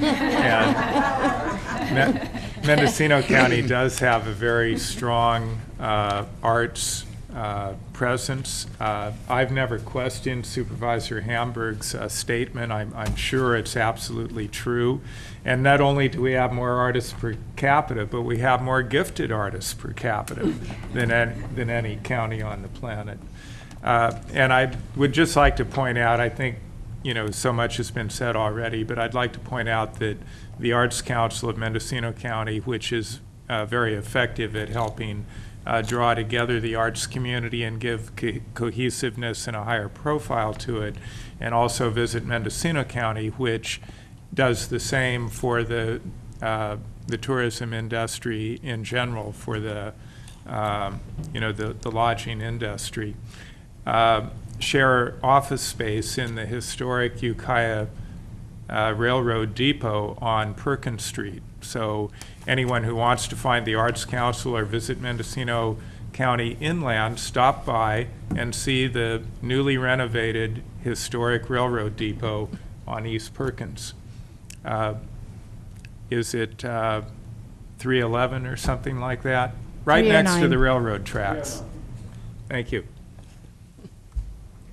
Well, thank you all, and really, the comments have been made, each of my colleagues making them, but I would like to additionally thank staff, and I think that Alyssa, your leadership has really been important for the diversity of what we're seeing here. I know that the recommendations and the nominations come from the community, but the diversity of perspective is very much appreciated, and the fact that the Arts Council really reaches to all corners of the county to support the arts is, I think, really a real tribute to what makes Mendocino County what it is.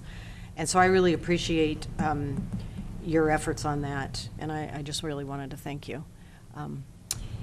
And with that, did you have another comment, Supervisor? No. Okay. No. That's my pen. So thank you all. You really are a treasure, and it's an honor to have you with us. And I really want to thank you for bringing music to the board chambers. It was so, it was just so welcome. And the challenges we face here certainly should be offset with the positive things that are going on that are lighter than some of the things that we deal with. And so it really is, it's really, really an honor to have you all here, so thank you. So I'm going to ask each of my colleagues to present a proclamation to the 4 recipients, but I need to announce that we will adjourn, as mentioned before, to your sponsored reception. We're again thanking you for sponsoring that for us and for the community and for the recipients, and that's in Conference Room B. Then we will go to immediately followed by closed session at 11:30, and then we will follow that with a lunch recess, and we will reconvene for board business here at 1:30. So we'll join you momentarily.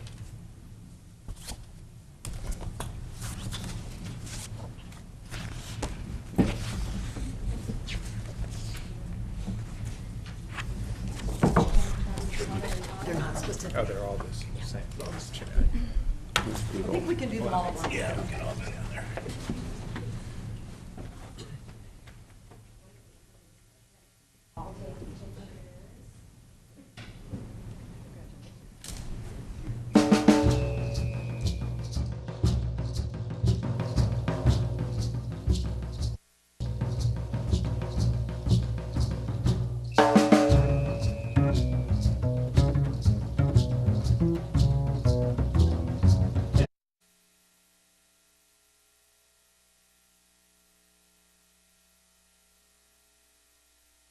Mendocino County Board of Supervisors returning after a reception. Reception? Oh, yeah. Yes, It was a reception. There was a reception, and then followed by a lunch, or followed then by closed session, followed by lunch, and nothing to report out of closed session with the exception of direction given to staff. So we are pretty much on time for the afternoon agenda items, and so we have a 1:30 timed item. And this is discussion and possible action regarding approval of a letter in support of the Wallala Municipal Advisory Council's GMAC action regarding NTMP 1-10, NTMP-011 MEN. And we have a number of items in our packet on this, and I'll go to Supervisor Hamburg, who's the sponsor of the item. Thank you, Madam Chair. This item first came up on January 4th of this year, which was my first board meeting, in which the board was asked to support an extension of the comment period for this NTMP. And we did that. However, that did not lay this controversy to bed. It's definitely continued in the ensuing months. I do want to point out to the board that in your packet is a request made to the Wallala Municipal Advisory Council by the local property owners who will be affected by this NTMP. They're known as the Signal Port Creek Property Owners Association. You'll also see a letter from Charles Ivor of the GMAC, which just states that on the October 6th meeting last month, or actually earlier this month, the GMAC received and discussed the letter from the Signal Port Property Owner Association and concurred with their request to the Board of Supervisors. Also in your packet, there are 2 sections of our coastal zoning code. Maybe I draw your attention first to the second one that's in your packet, which is the one that deals with remote residential districts, Chapter 20.380. And if you look at section 2380015, conditional uses for RMR districts, it says the following are permitted uses upon the issuance of a CDP, a coastal development use permit. And if you look under D, you'll see forest production and processing, commercial woodlots, forest and production processing limited. So on its face, it would seem that a project of this kind, an NTMP or a THP, anything that involved the removal of a large amount of vegetation in the form of trees would certainly require a CDP. However, if you go back to chapter 20.336, coastal agricultural use types, you'll see under section 2336020, where it says, where it refers to the growing, harvesting, and production of forest products and forest byproducts, including growing, milling, and sales of forest products. Removal or harvesting of major vegetation requires a CDP, as it says in that RMR section, except for timber operations in accordance with a timber harvesting plan submitted pursuant to the provisions of Zeeburg-Nedgedly. If you look at Zeeburg-Nedgedly, what you'll find is that, and this seems a little bit shaky, but on balance, it seems like what the law intends is that THPs and NTMPs are treated as functionally equivalent. That does leave, however, several issues for the board to consider. You'll see on your desk a revised letter you probably received earlier this morning in your boxes, a draft letter. We have revised that during a brief meeting with Nash Gonzalez and Terry Gross, who's here, both of whom are here. And the current letter speaks to the need for a CDP to deal with reconstruction of the access road, and of course to deal with any residential development which would follow after the timber harvesting. And indeed, if you read the 600-page NTMP, there is mention in that CDP, in that NTMP, of future residential development on this, I believe it's a 67 acre site. So I know there's several of the nearby property owners who want to comment on this. It's not that common, at least from the people I've talked to on our staff, to have these NTMPs come up in residential districts. And indeed, that is the issue here, that we've got people who own residential property and now have a timber harvest operation happening basically right on their doorsteps. They have valid concerns, it seems to me, about the quality of life with the noise and the dust and all the things that go along with timber harvesting. The opposition to this plan by the neighborhood has been pretty unanimous and ongoing for the past probably 5 or 6 years. So I did want to bring this to the board, and really the impetus was that the GMAC, which this board put in place about 20 years ago and gave broad latitude to look at issues of this type, the GMAC did find unanimously that this issue should be considered by the Board of Supervisors on behalf of the Signal Creek Property Owners Association. So with that, Madam Chair, we could hear briefly from Nash and Terry, or we could hear from some of the property owners. Also, John Williams is here. He is the forester who is putting forward this plan for the owner, Richard C. Wortley, and he came up from Santa Rosa today to make some comments himself. So how would you like to proceed, Madam Chair? Do you want to start with the staff, or do you want to? I think it might be good to have a briefing of staff. It seems like there are a number of issues at play here, and I think it can get complicated rather quickly. So if staff would like to do any introductory opening comments maybe they on could the issue. further clarify my meanderings, and that would be useful. No, I think it was a good overview, Supervisor, and then we will certainly go right after that to public comment, and certainly, of course, returning to the board. Supervisor Pinches? My first question is, how did staff get involved in this?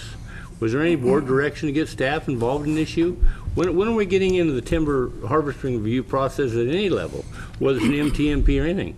There's been no previous discussion here, no report from county council that we were diving into this issue.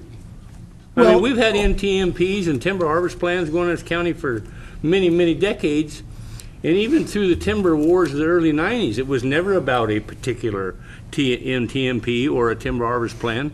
It was always about, rules in general. So I want to know who give county council and their staff here direction to dive into this. Well, I want to say, and it's what I just said before, was that the reason that I felt compelled to bring this to the board was that there was an action by the Wallala Municipal So you give Advisory county direction Council. to dive into this issue? Well, I have spoken over the past several months with county council about this issue as the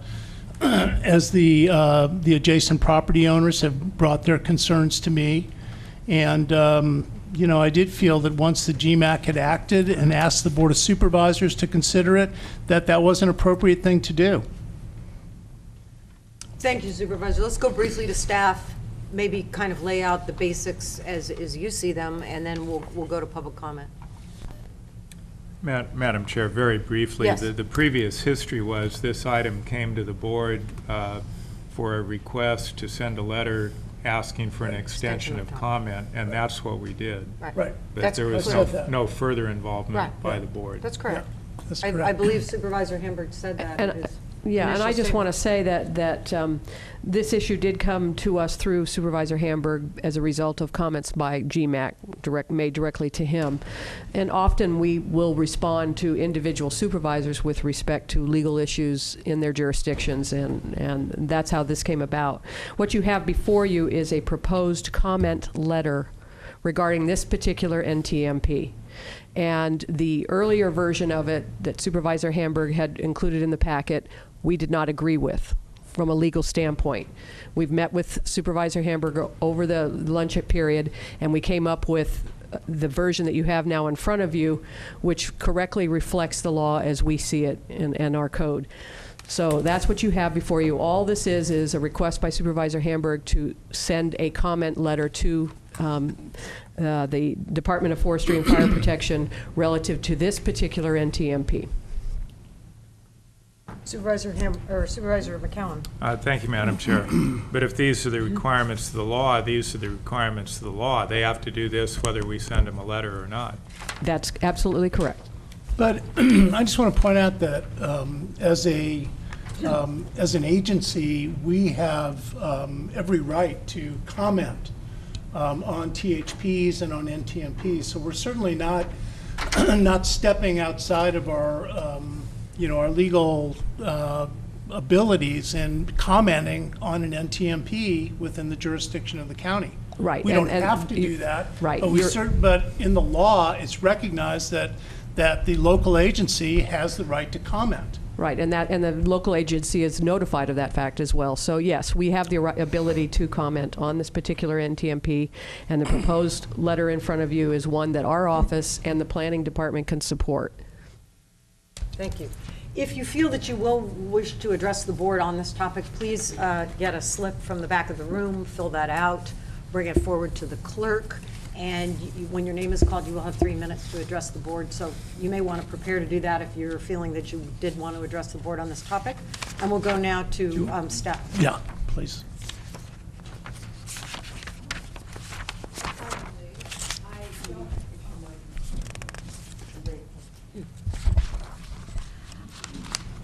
For me, surprisingly, I don't have a lot of comments. I think actually Supervisor Hamburg and County Council laid out our process pretty well. I mean, we did take a look at our county code and spend some time looking at it to make sure that we were interpreting it in compliance with state law.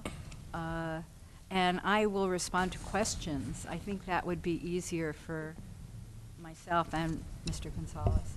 And Nash Gonzalez, Planning and Building Services Director. And I think Supervisor Hamburg has basically laid out the process. When you look at Section 2336020, the NTMP is basically covered by forest practice rules and would not be subject to the county's zoning regulations.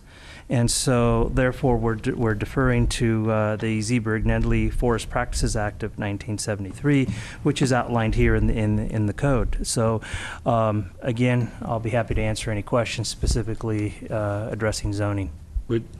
Supervisor Finch. Would the county council agree with that opinion? Absolutely. Then what are we doing here with this agenda item? Supervisor Hamburg has put this matter on the agenda for the board to consider sending a comment letter regarding this particular NTMP. I think what it's recommending in the letter is a little more than the comment. What the recommended action is, and I was going to comment on this if you got that far, the recommended board action pursuant to his agenda summary is to support the GMAC recommendation. This letter would not, in essence, support GMAC's recommendation. So you'd have to modify your motion to say that if this board is inclined to send a comment letter, you would be sending one on your own. You wouldn't be necessarily supporting the GMAC recommendation. Thank you. So staff have no further comments at this time, but you'll address questions. So let's go to public comment. We'll begin with Heather Morrison, followed by Jim Levine.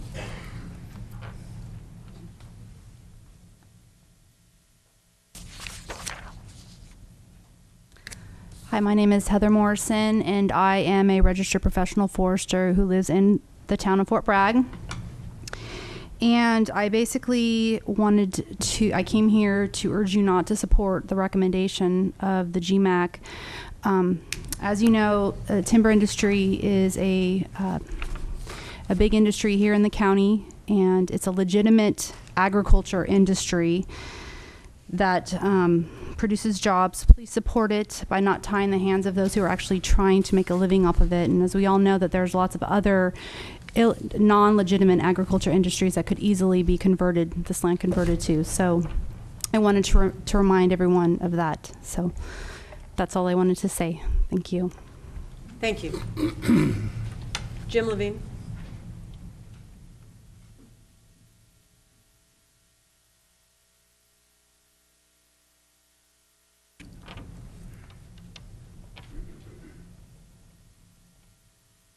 Well, I'm going to speak to the issue of the access road.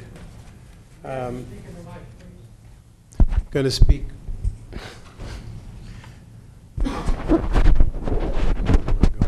Going to speak to the issue of the access road and read part of our position. CAL FIRE does not have jurisdiction over the road providing access to the NTMP site. Even assuming that the NTMP is exempt from the Coastal Act, the county, rather than CAL FIRE, has jurisdiction and permitting authority over reconstruction of the access road. Under the forest practice rules, CAL FIRE's jurisdiction over roads is limited to so-called appurtenant roads, which, among other things, must be owned or controlled by the timberland owner. According to the NTMP, access to the logging site requires reconstruction of the access road. The road, however, is not appurtenant. It is neither owned nor controlled by the timberland owner. Rather, the timberland owner has an easement to use the road. It cannot be said that one who has a non-exclusive limited right-of-way deeded by the owner of the road owns or controls the road.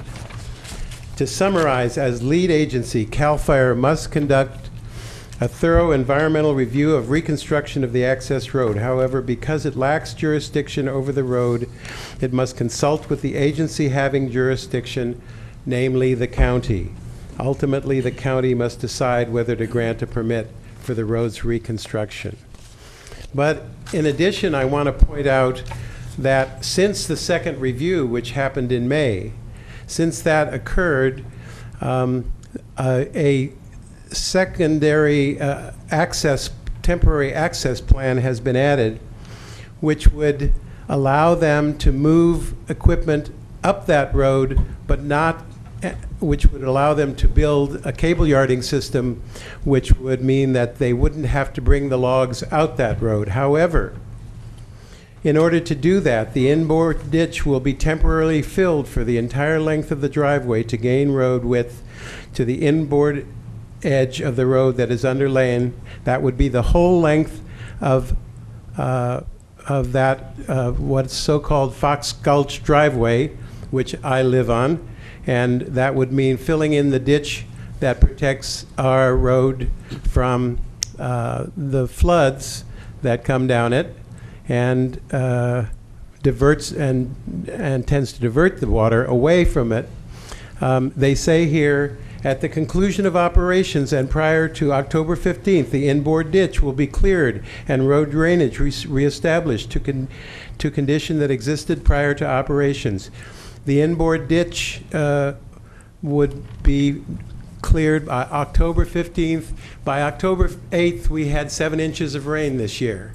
So, and the county has told the landowners who own that property, including myself, that if the road further down, which is the Signal Port Creek Road, which is maintained by the county, if that road gets gravel or dirt on it, we are responsible for it.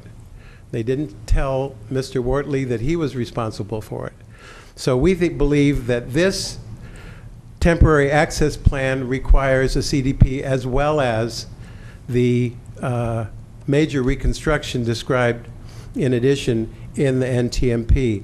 And we believe that the county, which is an agency that should be involved in this process due to the right to give that CDP if they wish on the road reconstruction, should ask for a new second review, because much on the new alternative plans have been added to the NTMP since the second review, and we believe a second one is required.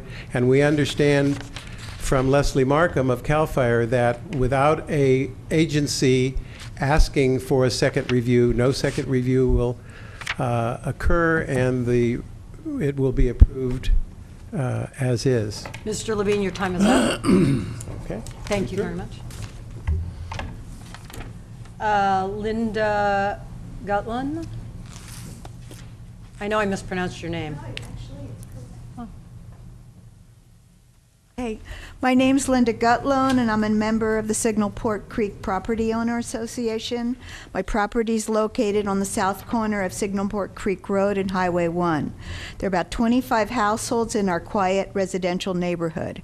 I work at home. My home office is located about 30 feet from Signal Port Creek Road. I draw my drinking water from Signal Port Creek. The proposed activities of this NTMP threaten the value of my property, the quality of life in my neighborhood, and the quality of my drinking water, and my ability to earn a living. There'll be a lot of noise generated by logging trucks going past my office. In Leslie Markham's recirculation letter dated September 16th, she lists new additions and changes to the NTMP.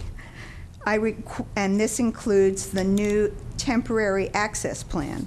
I requested the Board of Supervisors ask for, as an agency, request a second review for the temporary access plan and other items, and their impact on the quality of life in our small residential neighborhood. Thank you. Thank you. Colin Campbell?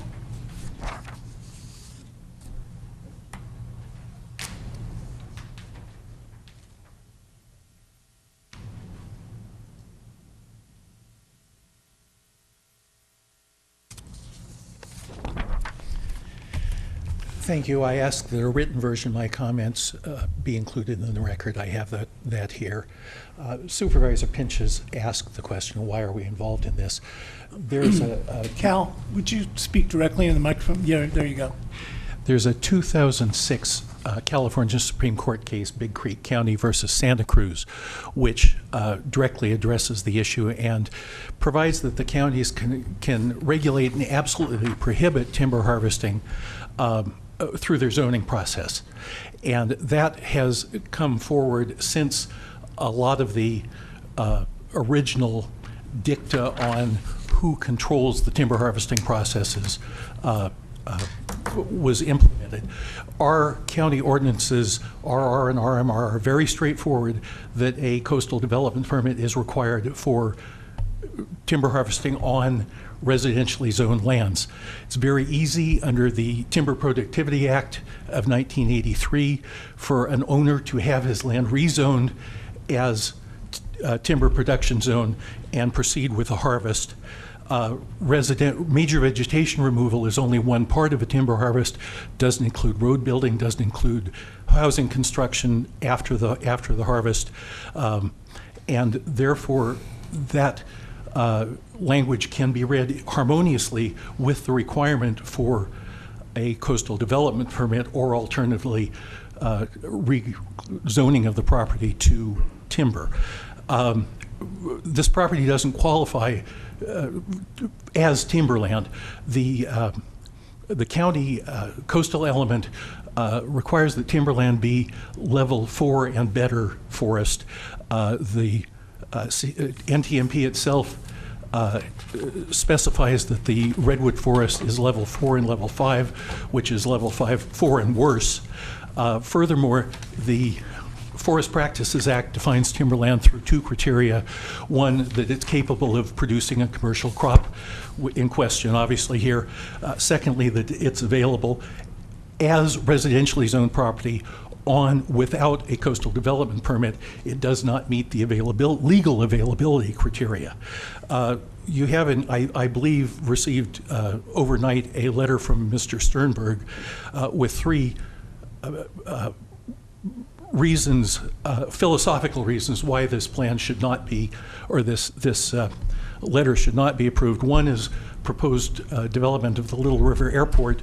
That zoning simply does not prohibit any timber harvesting whatsoever. Tax loss will be compensated with collection of taxes as the timber is harvested, or alternatively from an increase in the property value. So this is a very, very limited situation where we have RR and RMR property in a developed neighborhood within the coastal zone under an NTMP with 6 years of controversy. It doesn't have a broad application. It's a very narrow and specific request. Thank you. Thank you very much. The chair would like to announce now that we have a timed item for 2 o'clock. We have our assembly member with us, so we are going to suspend this item, and we are going to hear from our assembly member. As it is just a few minutes past 2, and he has just arrived. So I am pleased to welcome Assembly Member Wesley Chesbrough. Yes. Madam Chair, if we could just tell the folks who are here, many of whom have driven up from the South Coast, what time you think we'll be getting back to this item? I would believe, Supervisor, that it probably would be about 20 to 30 minutes. Would you say that's about right, Assembly? Okay. So after we hear from the Assemblyman? Yes, we're going to return directly to this item. We will not even take a brief recess. We'll return right to this item as soon as we have heard from Assemblymember Chesbrough. So Assemblymember Chesbrough was elected in 2008 to represent the 1st Assembly District comprising the counties of Mendocino Lake, Humboldt, Del Norte, Trinity, and the northern and western portions of Sonoma County. Prior to his election as our Assembly member, Mr. Chesbrough served as California State Senator for 8 years, representing the 2nd Senate District. He is intimately familiar with the challenges faced by our local government, having previously served as a member of the Humboldt County Board of Supervisors and the Arcata City Council, and he continues to be a staunch advocate and voice for the needs of local government. Assemblymember Chesbrough's committee assignments include the Budget Committee, the Budget Subcommittees on Health and Human Services and Education and Finance, the Environmental Safety and Toxic Materials Committee, the Governmental Organization Committee, the Higher Education Committee. He is chair of the Natural Resources Committee, chair of the Joint Committee on Fisheries and Aquaculture, and serves on the Select Committee on Disabilities and the Select Committee on Wine. He has sponsored numerous bills in the current legislative session, of which he will be addressing us, I'm sure, the majority of which have been signed into law by the governor.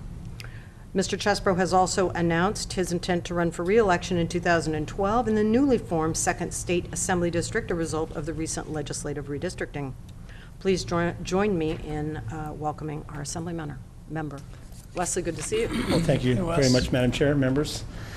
Thank you for setting a time-set item, and my apologies to those who come a long distance to the Board of Supervisors meeting. So we'll try to be brief in deference to your driving distance as well. I'm not the only one with a driving distance, so I do appreciate the patience.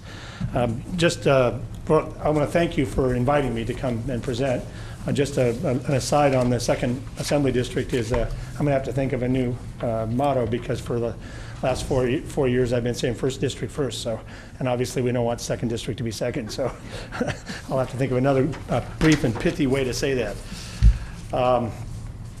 I know you're aware of what we've been doing in Sacramento. You followed counties being so much subject to the ups and downs of what goes on in the State Capitol Dome.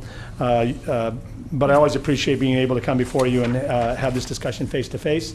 I do see many of you individually around town in a different event, around the county at different events, but it is good to be before you. Let me start with the budget, which is always the biggest piece of any year-end wrap-up. The good news is that we passed the budget on time. Thanks to the passage of Proposition 25, we now are subject to a majority vote threshold instead of a 2/3 threshold, and that allowed us to get the budget out on time. However, the bad news is it still takes a 2/3 majority to raise revenue, or to even ask the voters if they want to raise revenue. And so we're still in a position where a significant minority of the legislature refuses to vote for not only any new revenue, but any effort to allow the voters to decide to choose between the drastic cuts that have been underway and the revenue that could help to offset that. So the budget we passed last June consisted of additional cuts that, combined with deep and painful cuts we had already made earlier in the year, totaled over $14.5 billion. Those cuts, together with an updated projection of $4 billion in additional revenue, effectively closed this year's budget deficit and eliminated 75% of the ongoing structural deficit. As you know, triggers were put in place that will result in dramatic further cuts if the projected increase in revenues don't materialize. They include reductions to K-12 education, the prison system, the UC and CSU systems, and particularly painful, in-home support services and developmental services. The plan requires the Department of Finance to certify on December 15th whether the $4 billion in projections for the year are indeed accurate, and the department is required to choose between its own forecast and the forecast of the Legislative Analyst's Office, whichever is higher. It's still too early to know exactly where we are with regards to achieving the projected increased revenue, but I can say that the preliminary news is, at least from the legislature's budget analysts, that we are pretty much on track. Both the Department of Finance and the legislative analysts are not in the business of making optimistic projections, and so they continue to put out some less than hopeful messages. Whether the triggers are pulled will depend more on the projections for the second half of the fiscal year than the actual objective data of what has come in during the first half of the year. It's difficult at this point to say what's going to happen, but and we should know by sometime in mid-November, but I think the reason why people want a definitive answer is because the consequences are so drastic. The results of those trigger cuts will be severe. And so there's a lot of anxiety out there amongst those who depend on the services that are at risk. What's important to remember is that the budget we passed prevented massive job losses and kept us moving on what we hope is the road to recovery. It wasn't perfect, it was painful, but we pretty much had no choice. You may, if you followed it closely, have noticed that what goes along with a majority vote provision is that the majority has to take responsibility, and there's no more finger pointing about who's responsible. So we had to own those cuts. And it was particularly frustrating with the minority party being not only unwilling to ask the voters whether to continue the taxes that had been previously approved, but also criticizing us for the cuts. So they got to kind of have it both ways. But we did take responsibility. We did do what had to be done, and adhered to our primary responsibility of adopting a balanced budget. As a legislator who's consistently strived to work in a bipartisan manner, particularly representing a large rural district when most of rural California is represented by Republicans, I pride myself in having strong bipartisan relationships. I've worked with rural Republicans on fire safety, firefighting issues, on rural public safety, like the Rural Sheriff's Program, health issues, human services issues in rural areas. So it was particularly frustrating to me that in spite of all the efforts the governor made to bring them to the table, at the very last minute they had a list of 53 last minute demands, including a $1.4 billion tax giveaway to giant corporations. And their proposals, if they had all been adopted, would have actually increased our deficit by $4 billion. So we, again, had to just bite the bullet. But despite the painful cuts and without even the possibility of tax extensions, we were then tasked with finding a way to balance it. While I'm very concerned about the effect budget reductions as well as possible trigger cuts may have on our communities, I really felt that I had no choice. Insolvency was not an option. So that being said, believe it or not, I do have some somewhat positive things to talk about today, and some of them are even budget related. One of those is the COPS program, which although it affects counties, it's primarily a benefit to your cities, but you all, I think, represent people who live inside city limits, and with mutual aid, the city police departments back up the sheriff and vice versa, and so they're a very important component.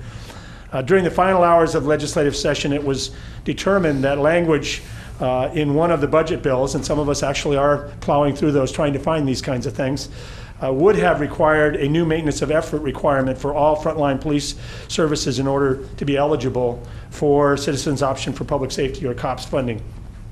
It only applied to cities, and for cities in fiscal difficulty, the effect of the provision would have further reduced police budgets for frontline law enforcement.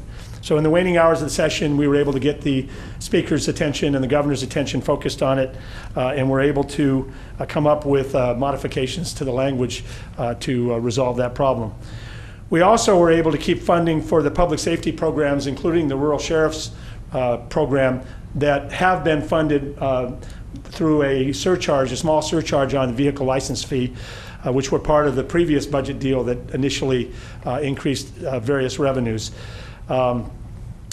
Unfortunately, that VLF surcharge expired, and we only came up with a temporary solution for this year.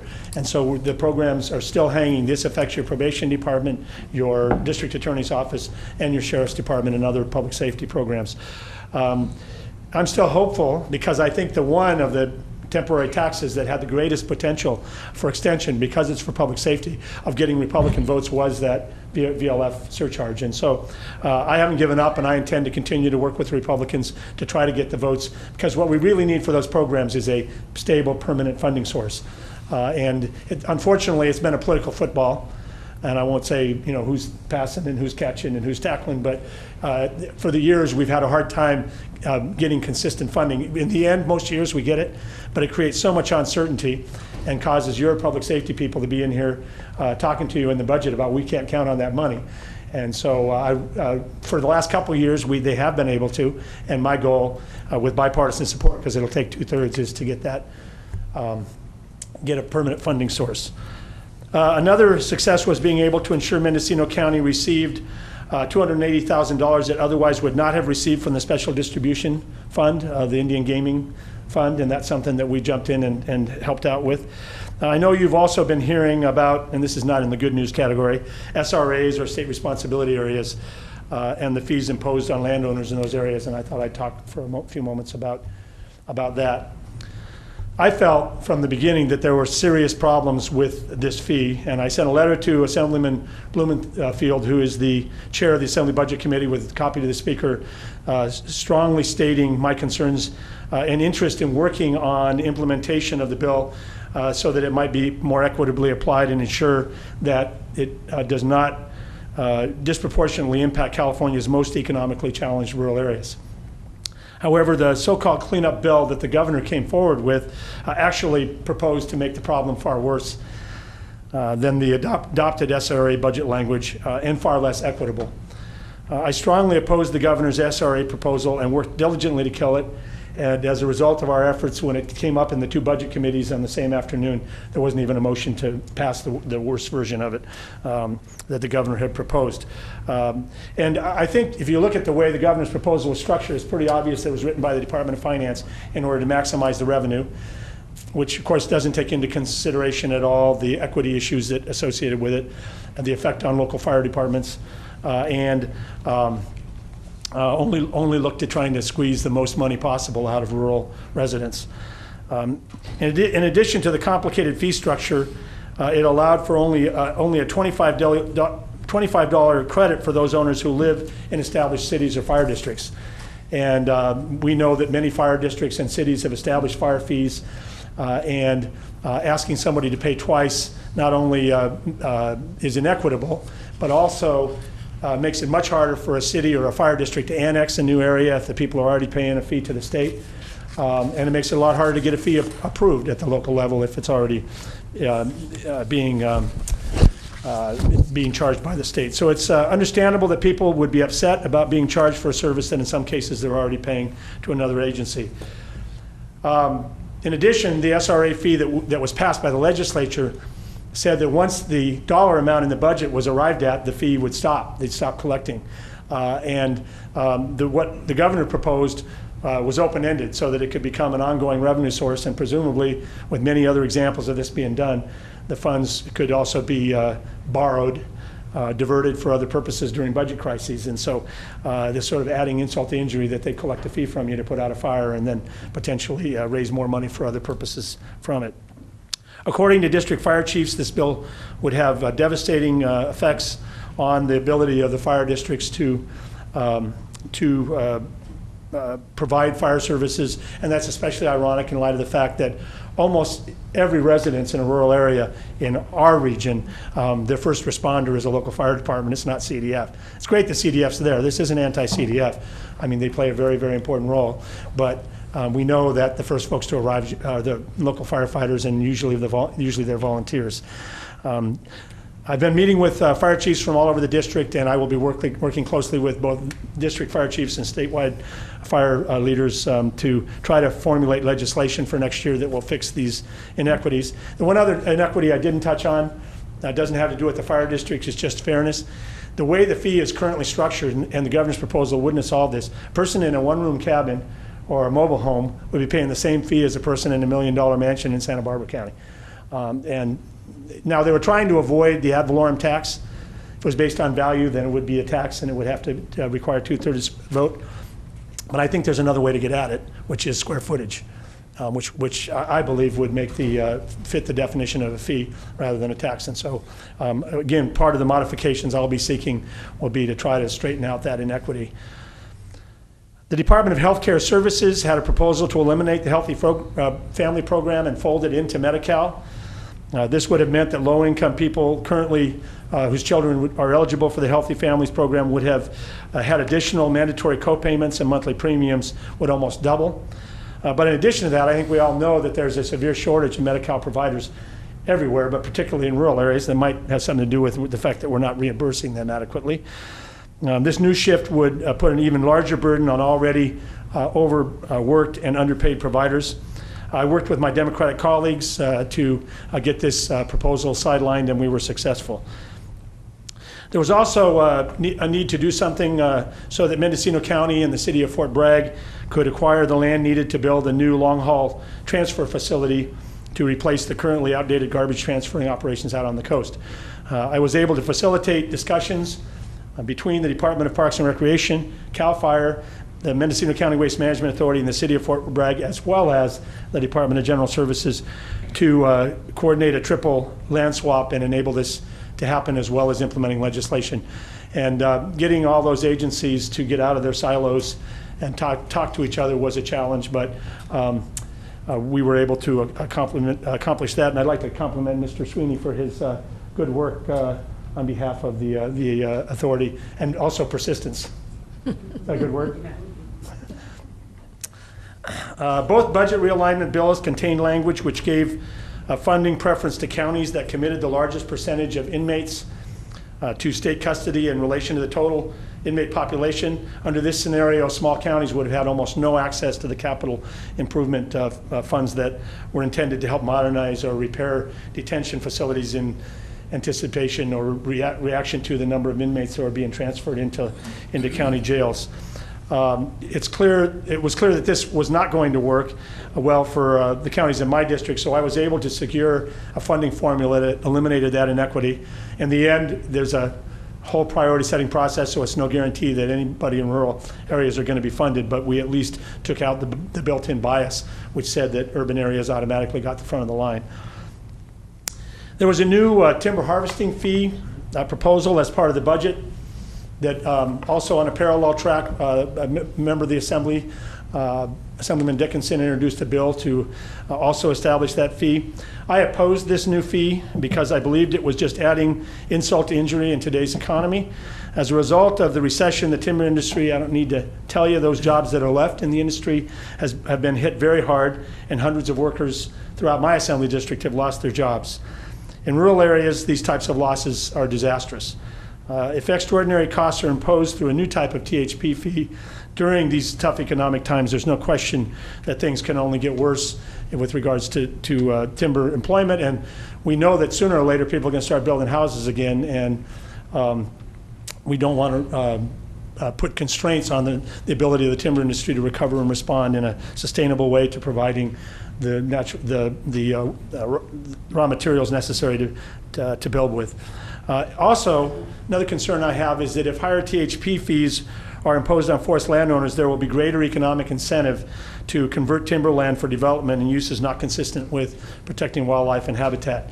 I am convening a working group as chair of the Natural Resources Committee, made up of representatives of the environmental community, timber companies, as well as state agencies to examine the problem of adequate funding for harvest plan reviews, because there is a funding gap. Governor Schwarzenegger vetoed funding for a significant part of the legally required review of timber harvest plans, and so we have to find a solution to that problem.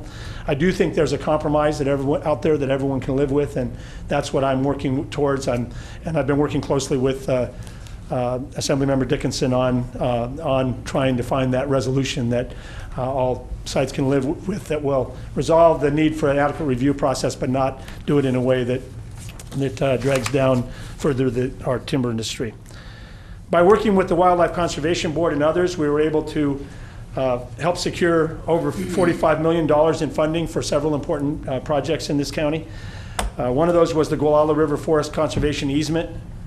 Half of California's annual timber revenue comes from Mendocino and Humboldt counties, and so I especially like the concept of conservation easements and working forests, which we're moving towards, which I hope will demonstrate that we can have, over the long haul, sustainable timber economies and jobs, as well as the long-term protection for critical fish and wildlife habitat.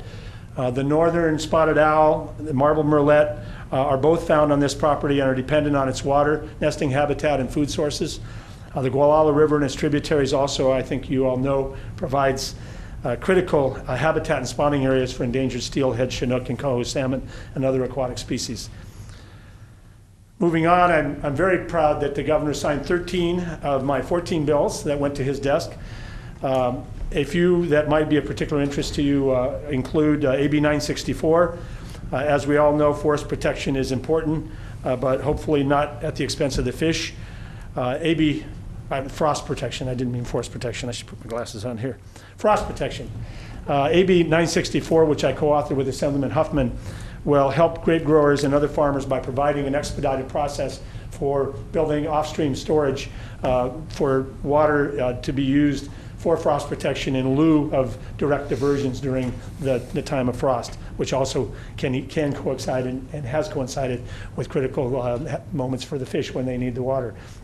The goal is to help resolve some of the conflicts that have arisen between grape growers drawing water from the streams and fish and other species affected by sudden drops in stream flow. I'm very proud of SB 12 AB 1297, which will bring the state's requirements for specialty Medi-Cal mental health managed care into alignment with federal requirements. That will allow us to draw down more federal dollars. We've been missing out on some mental health dollars that come to counties because of inconsistencies between the state's language and the feds, and this bill resolves that. Many of you know that my roots, my parallel career outside of politics are in the area of decreasing our waste. In fact, some of my critics say I've been recycled a few too many times. In fact, I think you know I was into garbage before I was into politics. There is a certain compatibility there. Well, when I was getting ready to leave a position that I had in waste recycling to run for the state senate in 1998, somebody anonymously sent me a box from a Pogo cartoon where Pogo's talking to the swamp creatures. In fact, I have it in my office next time one of you visits, I'll show it to you. And the swamp creature says, "So you're leaving garbage to go into politics?" And Pogo says, "Yeah, I consider it a lateral move." So, it seems apropos. Some collector of fine Pogo cartoons managed to find that one and send it to me, and I still have it. AB 341, my bill, was passed by the Assembly and Senate and signed by the governor, which will increase the state's current 50% waste recycling standard to a new recycling goal of 75%, and these are the words I know you're waiting to hear, without any new additional burden or requirement on local governments. This is a statewide goal, a 75% goal. I was part of AB 930, the writing, drafting, and lobbying and political process to get AB 939 passed back in 1989 that set the original goal at 50%.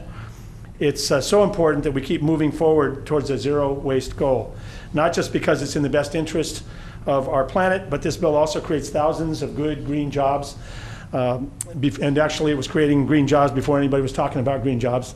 They're decidedly low-tech green jobs, but they are union scale generally in most places in the state.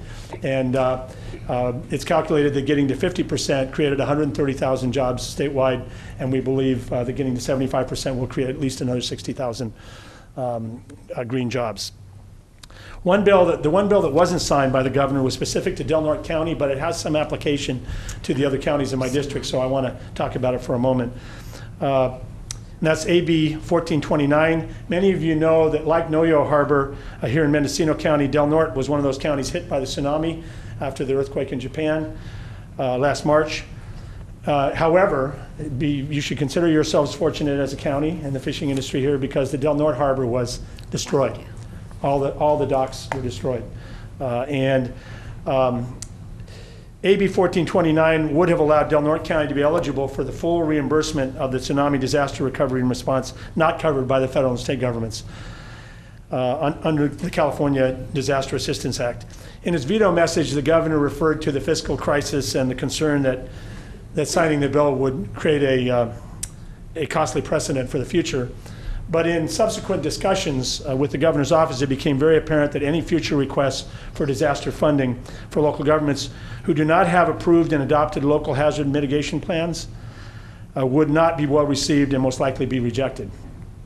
As a result, I strongly encourage you to develop your local hazard mitigation plans as soon as possible, including incorporating them into your county general plan. There's been some confusion, but until the local hazard mitigation plans are approved by FEMA and incorporated into the general plan, counties will not be eligible for reimbursement of local disaster relief costs.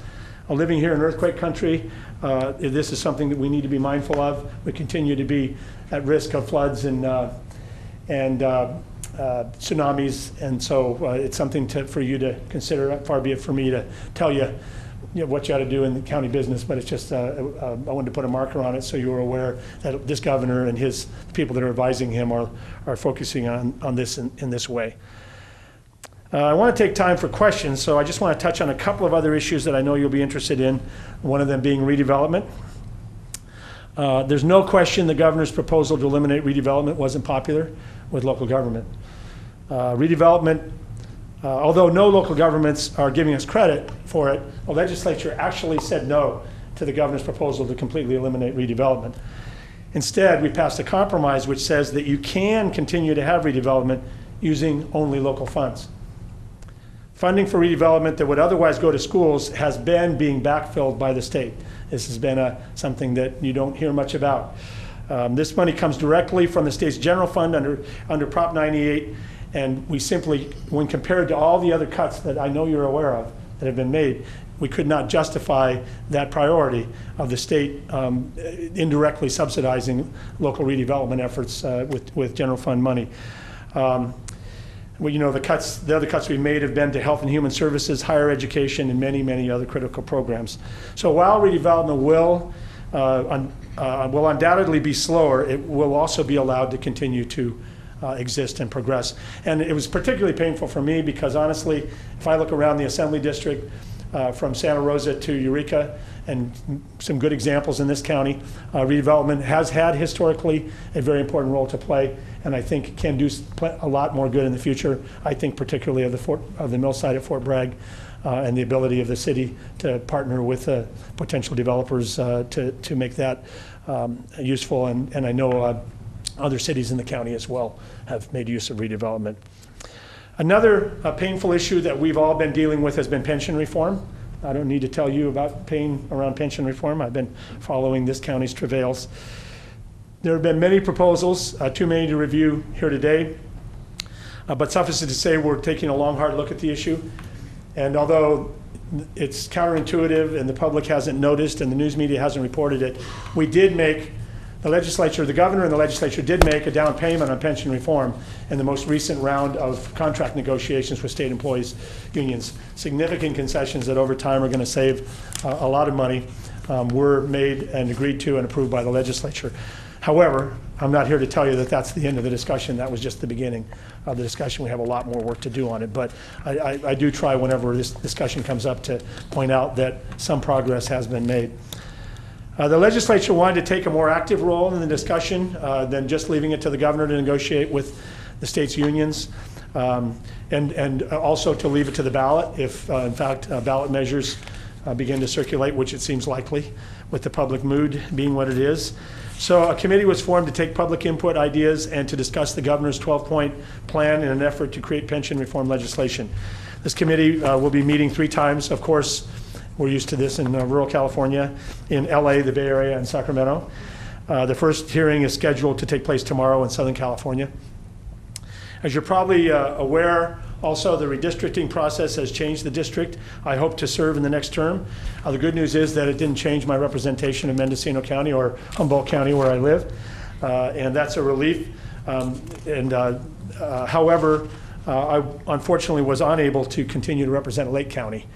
And so Lake County is now in a separate district with Napa and Yolo counties. And in return for that, I picked up a larger chunk of Sonoma County, which means that the district, and it's Santa Rosa, which means the district is slightly, not hugely, but slightly less rural in terms of the issues. And so either in my reelection next year or in subsequent elections when people are coming to you and asking you for their vote, it's going to be, as it is with the current race for Congress, part of our challenge to make sure that whoever's running really gets it and really gets to know us, because the problems are very different.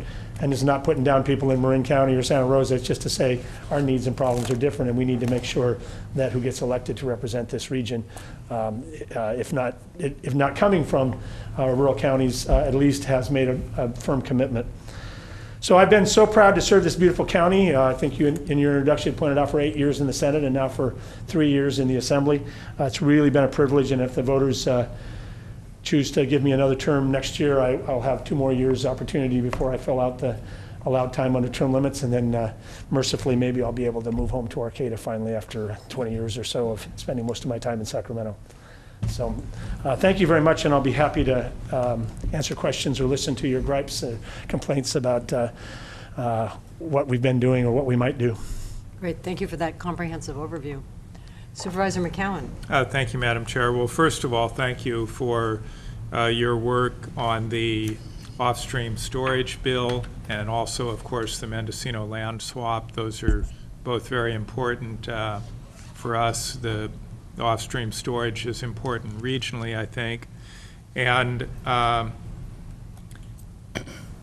I'm would like a little update from you on where we stand now. I understand the governor as well as your party have both called for kind of reining in state regulation. Some people think we have more regulation than we need, that although the intention may be a worthy goal, it's often questionable if it's if there's an economic balance in the regulation, if we're really getting the payback in terms of the cost that it puts on the regulated community or the general community. Could you update us on where we stand now in terms of regulatory reform?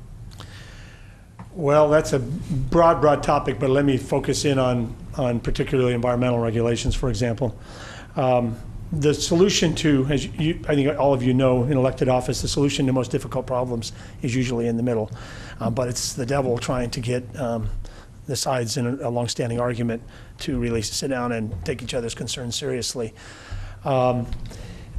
We did pass several bills. I voted for one of them, but not the other, for large projects in the state to give them an expedited CEQA process. It's not a waiving of CEQA, but it essentially says that there's a sped up timeline for review of CEQA documents. I guess you could say that that may be a pilot project or a test to see if it can be made to work.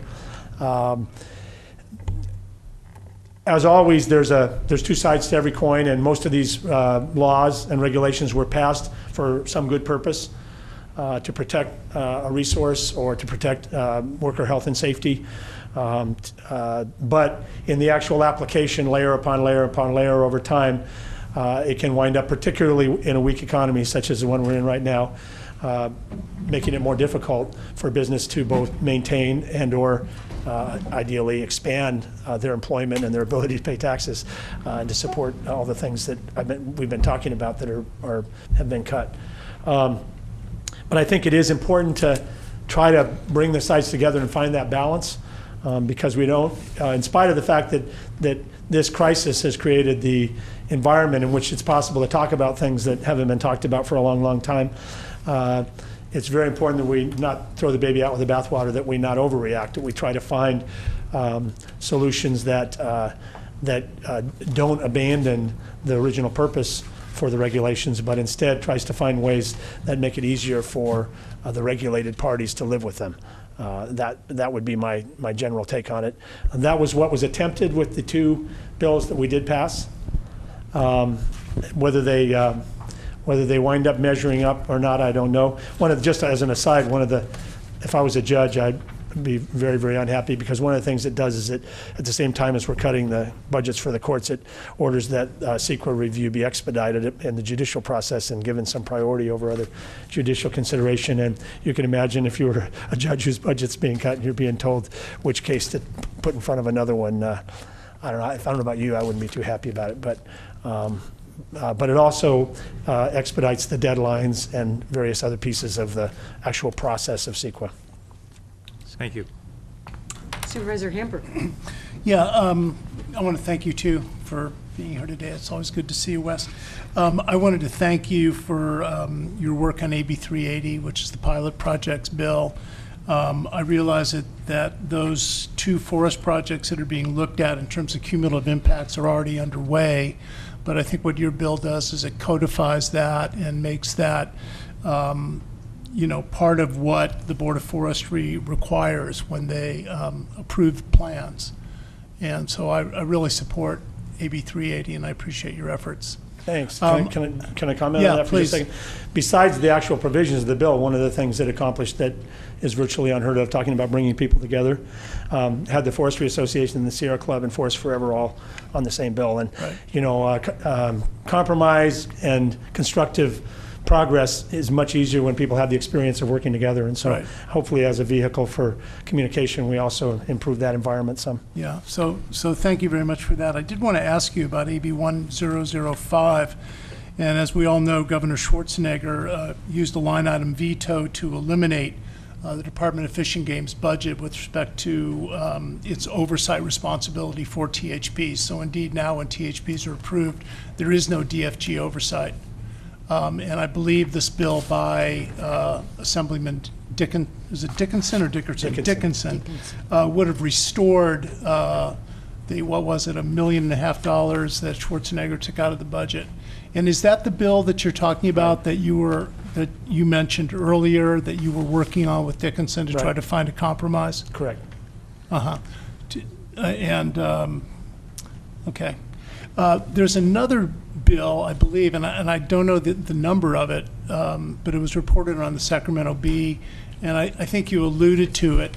And the article in the Bee talked about how the state subsidizes timber harvest operations to the tune of about $18 million a year, and it was comparing that to the $11 million a year, which was the state's savings in the first year from closing 70 state parks, more than 10% of which, 8 of them, are here in Mendocino County. And it was just juxtaposing those two. Why are we giving, this $18 million subsidy while on the other hand, we're closing down 70 of our state parks? Is there a bill that's looking at that subsidy to the timber industry? I think it's that same. Is that also within 1005? Yeah, and also there was an attempt in the governor's budget proposal at one point to require the fees.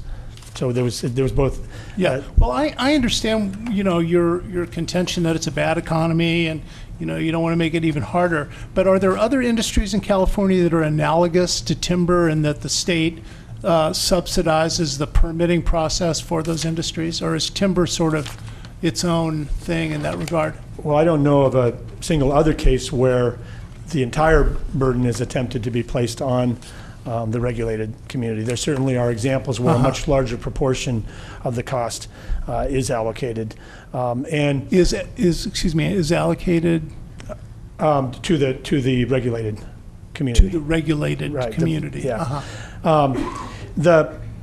There's clearly an unresolved problem that's going to be fixed. The governor's going to come back in his budget and propose something because there is this gap, and I would take issue with your comment that there's no review going on, but there is review going on and it's inadequate. It's subject to legal challenge, it's slow. So I think there's a desire on all parties' part to figure out a solution to the problem. And because it's going to be delicate getting everybody to the table to agree, I'm not going to get into too much detail. But I think it's safe to say that the environmental community is not the only one that recognizes there's got to be a resolution to this. The timber industry realizes it too. And so I think there's going to be a discussion of looking at a variety of solutions, possibly including some portion of it being a fee charge. But it's going to be a broader discussion about finding a faceted solution as opposed to just that singular putting the entire burden. And the other thing you need to understand is that there's so few timber harvest plans going on. Right, I know. If you've got a fixed bureaucratic cost and you're trying to actually recover that full cost from the fees, the fee is going to be overwhelming for those few. That's part of the timing problem of doing it right now, is that you're going to wind up with a very, very few number of timber harvest plans bearing a huge cost, and probably those property owners saying, I can't afford that, so I'm just going to wait and not do any timber harvest. Well, was it true in the past that it was a much larger figure than the 18 million that it is currently? Because it seems to me that if there were a lot more timber harvest plans in the past, there probably would have been a lot more state effort. Because and I don't know about the county level, but at the state level, it's not, you can't really shrink and grow bureaucracies very effectively with demand. It'd be as though, well, maybe you've done this, I don't know, but the building inspection department, well, we haven't gotten any building permits this week, so we can tell somebody to go home and come back. Well, that's what we've done. Okay, well, that has not happened yet in most state regulatory agencies. The assumption is you have to have a structure in place and ready when the plan does come through the door. Okay. And so, while it's not a completely fixed cost, and all agencies are under pressure to reduce their costs, and I can't speak to how successful Fish and Game has been to doing that, there is a disproportionate share of the cost that would be borne during bad times when there's only a few timber harvest plans than during good times when there's a whole bunch of timber harvest plans coming through. Yeah. Does that make sense? Yeah. And then just to get off the timber for a minute, the other thing I think this whole board is really concerned about is the realignment and the lack of any stable funding source to pay for realignment after this year, and I'd just like to know what do you think is coming down the pike in that regard? Well, the governor's going to be putting a proposal in front of us. You have my commitment to support that. Understand from my meeting with the Sonoma County Board of Supervisors this morning that CSAC is looking at a ballot measure if we're not able to get our act together to bring something forward that puts something, a constitutional amendment on the ballot. That would be done separately. I think that's a wise strategy. Whether that measure goes on the ballot or not, it's an important way to keep the governor and the legislature focused on the problem. And is it possible to get it on the ballot without Republican support? No. No, not constitutional amendment. And so that's the trick. Yeah. I mentioned earlier that the one area that I had some hope of getting Republican support was, as far as revenue, was that VLF surcharge, and that's because it's public safety. Right. And so your sheriffs and CSAC have the ability, potentially, I'm not, knock on wood, theoretically, to get some Republicans' attention. They may not like realignment, which meant, for the most part, none of them supported. But when it comes to trying to figure out how to pay for it and make sure that counties aren't sunk by the transfer of responsibilities, the devolution of responsibilities to the counties, I think that it's possible that we could find some Republican support. And, we're pretty darn close to 2/3. We're just so near and yet so far. Yeah. And just one final thing. Later on this afternoon, we're going to be talking about the failure of the state to really look at the economic impacts of the closure of these state parks. And I'm sure you're very tuned into that issue. It's one that you didn't mention, but I also know that Jeff Terrell's here, and I know that the office of Noreen Evans is also very involved in this, because I think her Senate district got hit harder than any other Senate district in the state. And most of those parks that are in her Senate district are right, it's in my assembly your district too. So I hope that the two of you are teaming up to try to get that closure date extended, or figure out creative ways that we can do public-private partnerships to keep the parks open, or whatever can be done. Besides the very, very important issue you raise of the effect on rural economies, you've got so many unanswered questions, not the least of which will they actually wind up saving any money. Exactly. But what about illegal activities, whether it's homeless encampments or spreading the available hard-to-access land for marijuana grows.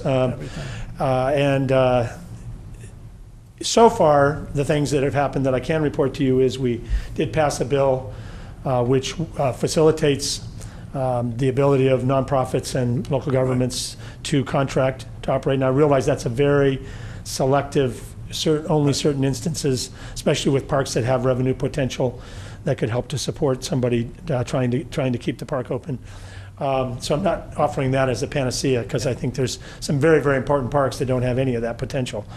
And the other thing is that the Assembly Parks and Wildlife Committee, which I'm not on, but as Natural Resources Committee Chair, I'm going to be joining with the chair of that committee to hold a hearing in Sacramento next week to shine the light on many of these important issues, including the economic impact on. Right. I think that's actually next Tuesday, isn't yes. it? Yeah. So I'm planning to be there and participate and make sure that the voice of the North Coast is represented in the discussion, and hopefully folks from the North Coast will be able to make it. It's in Sacramento, but why'd they do it on Tuesday? Just so supervisors couldn't show up?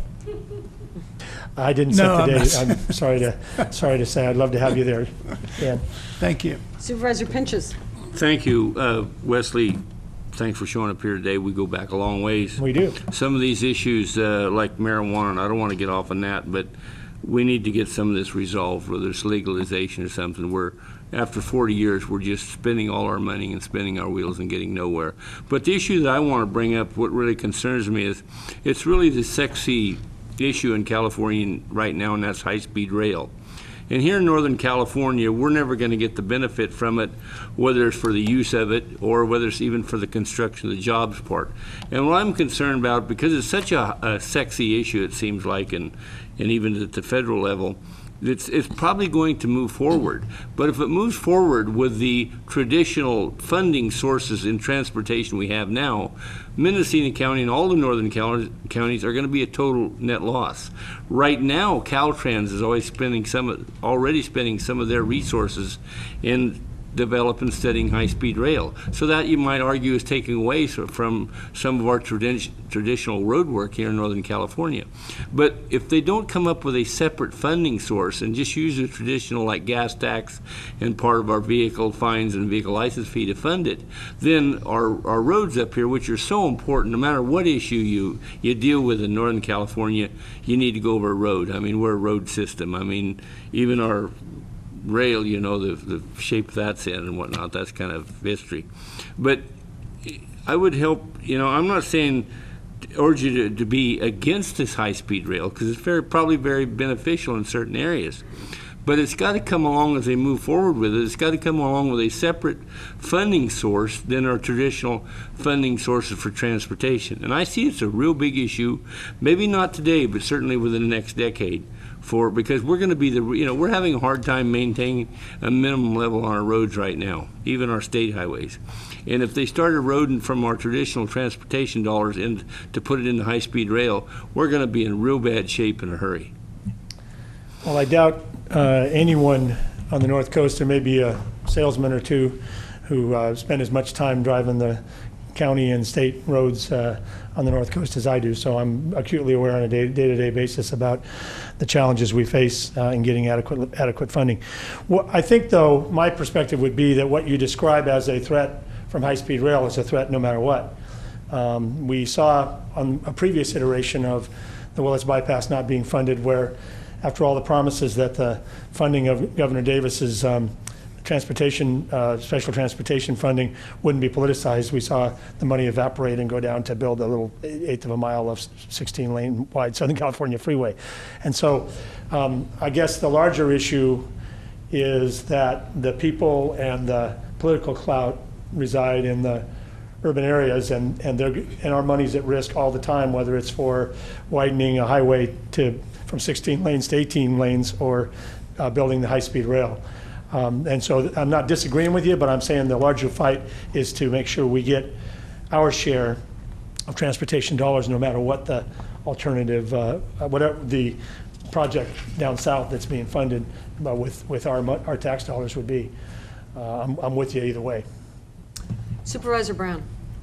Supervisor McCallum. Well, was everyone's before going to me. have one No, I'll turn. defer. Okay, thank you. And I'm not going to delay anything. I just want to thank you for being so great to us when we come to Sacramento, and thank you for the staff, Ruth locally, and Lisa's amazing in Sacramento, and I think Supervisor Smith and I were very honored being able to go on the assembly floor with you. That was a real privilege. Appreciated it much. Supervisor Hamburg and I are serving on an ad hoc for our legislative platform coming up 2012, and we want to share it with you and your staff at some point once it goes through this board process, hopefully mid-December. Well, I'll look forward to seeing it and incorporating it into my efforts. I'm glad you acknowledged my staff, because we always stand up and talk about all of our good work, and the reality is it doesn't happen either without the eyes and ears that are here every day, because I can't be here every day representing 6 counties and doing the job in Sacramento. Ruth, and then also I have my district director who staffs the Santa Rosa office as well, Maddie Hirschfield, with me. The Capitol staff who... I didn't see her. Hi, Maddie. And the Capitol staff who, of course, do a whole lot of the hard day-to-day legwork of helping me move these bills. So, and also advocating to agencies. There's a whole lot of, I think you all know, less tangible things that get done on a day-to-day basis, just trying to push an agency to respond to local needs, whether it's the county or one of your constituents that needs attention. I think we've had a few of those, Carrie. Yes. And one other comment, Ruth, now that Assemblymember Chesbrough is not representing Lake County, I hope you still will be an active part of the legislative advisory group for AAA. You're very valuable to that.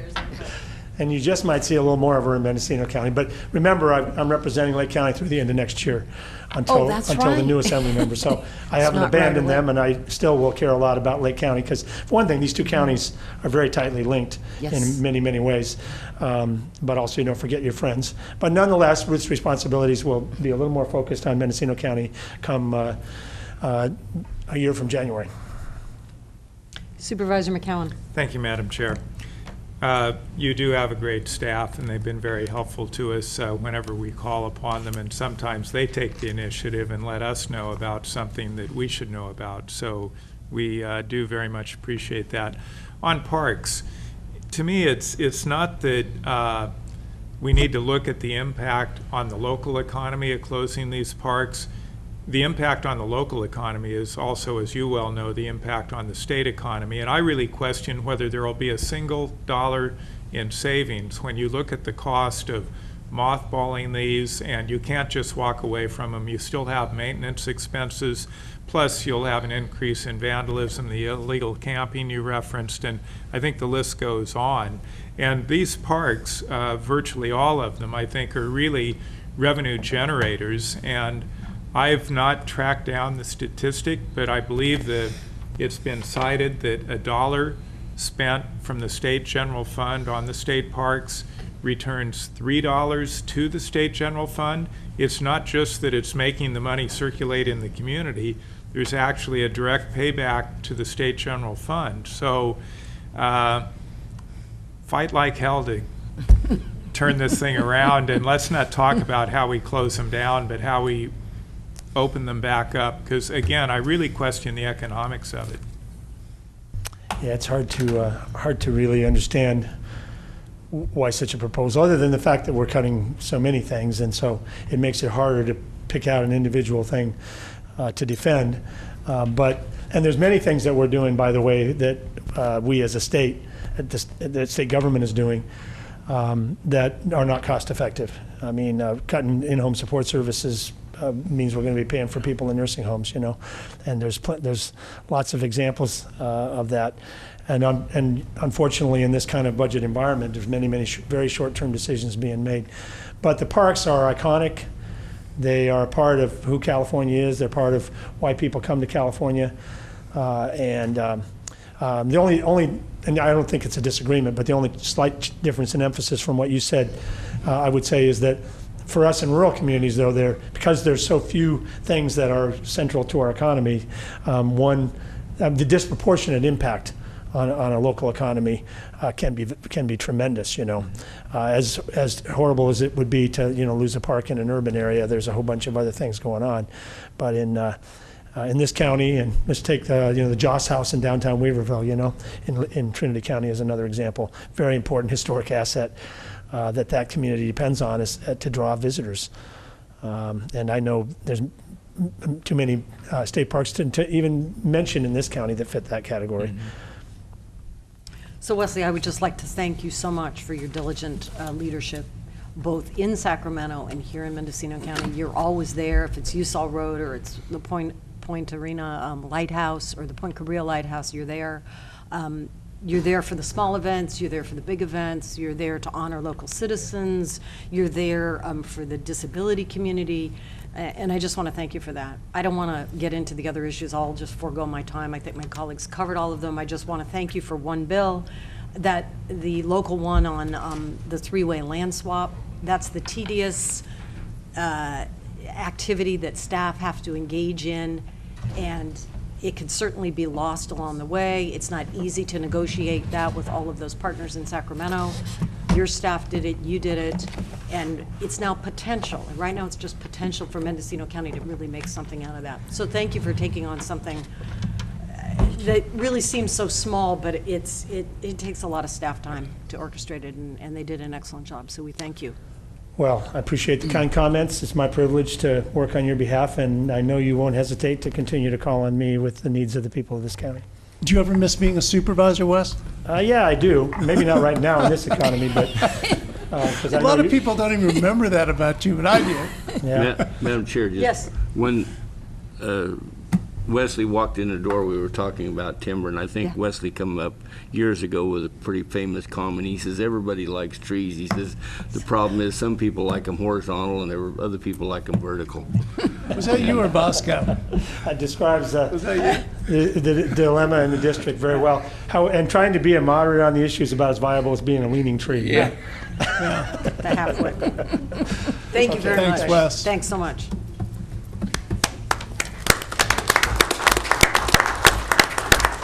So we're now going to return to our previous item. And that was item number 8C. We were on public comment, and I believe we have a few additional individuals still to comment. We last heard from Colin Campbell, and we'll continue, and of course then we'll go back to staff, go back to the board. Joan Dixon-Smith. Thank you all for your patience. We had a timed item for our assembly member. We also had the timed item for this, and sometimes it's difficult to get it all in an afternoon, but we will. Thank you. Thank you. I'll be as brief as possible. I'm Joan Dixon-Smith. My address is 47800 Signalport Creek Road, but the only access to my property is Fox Gulch Road, off Signalport Creek Road. And I am begging you to help keep residential zoning from being used for industrial activities. Fox Gulch Road is a residential zone, single lane driveway, not owned by Mr. Wortley. He wants to have bulldozers and other construction vehicles and logging trucks using our residential driveway for his logging business. I call that industrial. He wants to use our only driveway periodically for summer-long logging, 6 days a week from 8 in the morning till 5 in the afternoon, every summer of his choice, ad infinitum, forever, or until he puts in a housing development. He does not own or control Fox Gulch Road. The owners of Fox Gulch oppose his NTMP. The easement holders, other than Mr. Wortley, whose only access to their homes is Fox Gulch, oppose his NTMP. I support what my neighbors have said earlier, calling for another review of the new papers. This residential zone land should not be subjected to industrial activities. This land should not be part of the NTMP. In addition, as a taxpayer, I believe that the county's ability to secure public safety will be severely compromised if Mr. Wortley is allowed to use our one-lane residential zone driveway for the logging trucks and associated vehicles outlined in the NTMP. Fox Gulch is perfectly adequate right now for emergency vehicles to access all properties that have it as their only access. Fox Gulch Road, used for logging trucks for the summer, spring to fall, 6 days a week ad infinitum, will seriously compromise public safety. There's no room for passing. Logging trucks do not back up. Ergo, emergency vehicles will be blocked. Mr. Wortley does not own or control Fox Gulch Road, although he's trying. It is residentially zoned and should not be in the NTMP. Thank you. Thank you. John Williams.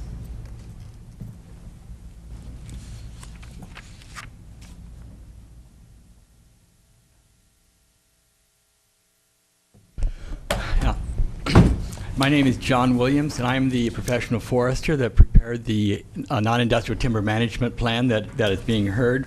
I had prepared and distributed an overview of the NTMP and the process that I had planned to go over, and I asked you to look at that. But before I do, there's a couple of things I would like to clear up. The first is on the draft letter that is being circulated, that is being proposed.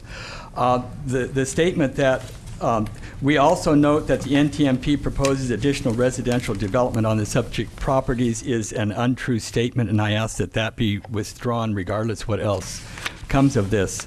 The NTMP process, as you know, is a full CEQA process as a certified alternative to an environmental impact report, and as such it is required to have an alternatives analysis, and the only places in the NTMP that residential development is mentioned is in the alternatives analysis where it is discussed as an alternative to the project, which is to develop the property to their zone potential, and that alternative is rejected in the analysis, and therefore cannot be used as stating that this plan anticipates or supports or these developments.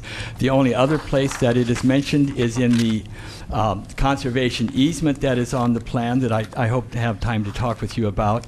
And in that case, rather than forego all development rights on the property, the owners, when they granted the easement, retained some development rights. Now, that too does not in any manner imply that this plan is supporting residential development. And in fact, the road improvements on the Fox Gulch driveway that are discussed are not being done, do not meet residential road subdivision standards, and would not be suitable for future residential development use, and I want that understood. On the overview I gave you, there is a Fox Gulch easement map that I would ask you to look at if you can. Because I want to clarify the confusion that's being talked about in terms of a pertinent road. The only part of the Fox Gulch Road that is being proposed for reconstruction and work in this non-industrial timber management plan is that portion on the on the north part that has all the station numbers and crosshatches on it. That part of the deeded easement to the planned property is exclusive to this property. It is used and maintained and access has been controlled historically exclusively by the landowner. And we believe, and CAL FIRE, as we've talked to them, believes that this does meet the definition of an appurtenant road, and that it is subject to the review and approval through the NTMP process, and has the same status as timber operations in the coastal zone. And so we believe that this is an appropriate thing. You're going to need to try to conclude. Yeah, I see. So I see my time. So the only other thing I would like to really make clear is on this property, it has a conservation easement that has been put on it specifically to preserve and protect the redwood forest and to accelerate the transition of the existing second growth forest into mature, complex redwood forest with distinct old qualities. And as a part of that, this NTMP has a process that will increase, will more rapidly produce and maintain large diameter trees than would happen without it. And I just ask that if you have the time to look through the overview. If you have any questions, I would be happy to answer them. Thank you. I believe there's a question from Supervisor Brown. And actually, it is a comment, Chair Smith, to the fact that I'm not going to vote for this and go forward without a full report. And I think Mr. Williams, having written the plan, we'll see how it goes, but he should be given more time. Well, absolutely, and this isn't probably the setting to do that. Given the public comments. And we just received this, I believe, today. That is correct. That's correct. So we haven't had a lot of time to look at both the small, narrow aspects of this nor the broader ones. So we'll have to figure out a way to deal with that. I just feel I'm being asked to do something when I don't have all the information. So Supervisor he McCowan. should be given the time. Thank you, Madam Chair. I just wanted to clarify, if I understood correctly, I believe you're saying that the grading and other improvement work to the access easement that is outside of the NTMP boundaries, it's your understanding that that work would be considered to be on a road appurtenant to the NTMP? That is correct. That part of the road is not shared by any other of the down road users of the road. It exclusively benefits the NTMP property, and it has historically only been used by that property and has been solely maintained by that property. And it's been there for at least 50 years. Thank you. Thank you very much. Thank you. Bonnie Burchill.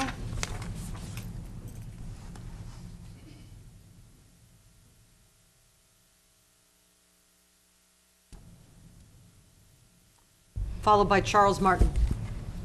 Good afternoon, Supervisors. My name is Bonnie Burchill. I am a registered professional forester and do work within the counties of Mendocino and Sonoma County. As mentioned by Mr. Williams, there are several discrepancies in this draft letter that is presented to you, so I would also like to comment on the statement regarding the development of those parcels that is asked that would be included in the review of the NTMP, and again, that is not a correct statement. As stated by Mr. Williams, the alternative analysis identifies residentials that could be used on that parcels, but it will not. Under the conservation easement, which that property has been granted, it does allow the family members on that property, as is with most properties, for their ability to be able to build a home in the future. That future date has not been identified in the NTMP, and it is not part of the NTMP that homes will be built as part of the NTMP. So again, any future residential homes that are built for those family members would go through the county permitting process. A good segue, as presented by Mr. Chesbro, was that timber is an active part within the beautiful county of Mendocino, and that he works with property owners to protect properties, and conservation easements are a part of that. And as stated, this property does have that conservation easement on it, which its goal is to be a working forest to be able to produce the timber products that are used by all of you. These wood products that we see in front of us do come from our beautiful managed timber lands here in Mendocino County. So that working forest allows the ability to do that, and that is now a conservation easement on that property for perpetuity. So the property owner, Mr. Wortley, has the enjoined land to be able to do that, and his passion to be able to do what he does with the lands that have been entrusted to him by his father. So we would like that NTMP to be able to be approved. It is a very robust plan that has gone through a lot of environmental review. As stated, it is a full CEQA document, a functional equivalent of an environmental impact report. That is, and all, as Mr. Williams talked about, the pertinent road has also had that CEQA review as well. Mr. Chesbro talked about many other items. Perfect segue into the topics of many of the regulatory processes that we have in California are quite duplicative and a burden to the applicants. So the NTMP, which is that full CEQA document, it allows for the review for that property and the stated activities on it, timber harvesting and the associated work for the road improvements. So going through some other process, another program, another hoops to step through, another dollars to be able to pay for additional permits, which will probably in light be doing the same thing, i.e. reviewing the same road, reviewing the same processes, have been done in a full California Environmental Quality Act review through the NTMP. Thank you very much for the opportunity to speak with you this afternoon. Charles Martin.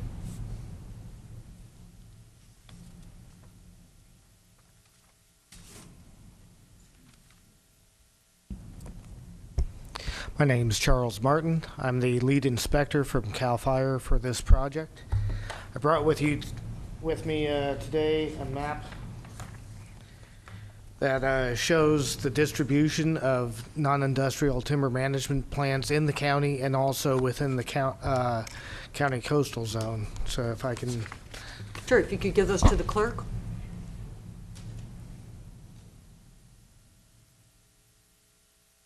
Comments today seem to indicate that this is an unusually placed project and somehow unusual in this county. And just want to point out that there are 52 approved NTMPs covering approximately 8,500 acres, all are part within the coastal zone. That's out of 230 approved NTMPs in the county. So also want to make a comment regarding the pertinent road issue. As far as CAL FIRE is concerned now, we consider the Fox Gulch access road as part of the logging area, which is as a road pertinent to the non-industrial timber management plan operations. Therefore, it falls under our review. The plan was reviewed with a consideration that there may be a legal challenge of that and that access via that road may be blocked. There are feasible alternatives in the plan that would allow the logging of that property without reconstruction of that road. So from a review standpoint, we can approve the plan as being feasible because there's other alternatives available. It's a long-term plan, so having one or more alternatives is possible. I'm available if there's any questions. Well, I have a Supervisor, sure. Yeah, one question I have. This map shows NTMPs in the coastal zone, you know, spread around the south coast. Just curious as to how many of those are, you know, roughly what percentage of those are on residential areas? Is that fairly common? Yes, it is. I think if you go into the Little River area, also not necessarily in the coastal zone, but also along Kamchi-Ukiah Road. It's fairly residential, and there's quite a few NTMPs in there. The county airport plan is actually surrounded by a residential area. I believe the Casper area as well? Yes. Supervisor Brown? Mr. Martin, when anyone, doesn't matter the zoning, it's types of soil and the trees that are on the property, decides to log, they must come to you, even 3-acre exemptions. Is that correct? No matter what the zoning is? Correct. Our definition of timber land is irrespective of the county zoning. Thank you. Mr. Martin, could you clarify a comment that's been, I believe, more than one person has referenced it today, this second review aspect? Can you shed any light on what that commentary is about? The second review, I'm also the second review team chairman, although I was not for this plan because it was my field plan. The other division chief acted as second review team chairman. There's been information provided after the second review team meeting, mostly in response to recommendations made during the second review process. So the second review team, which was a multi-agency review, made recommendations to the RPF for additional information. That's the additional information that has been provided to the record and prior to the close of comment. As far as I am aware, those are the only changes made to the plan, was in direct response to recommendations made during the review process. Is that due to the applicant changing anything once it was initially filed, or what does the second review mean?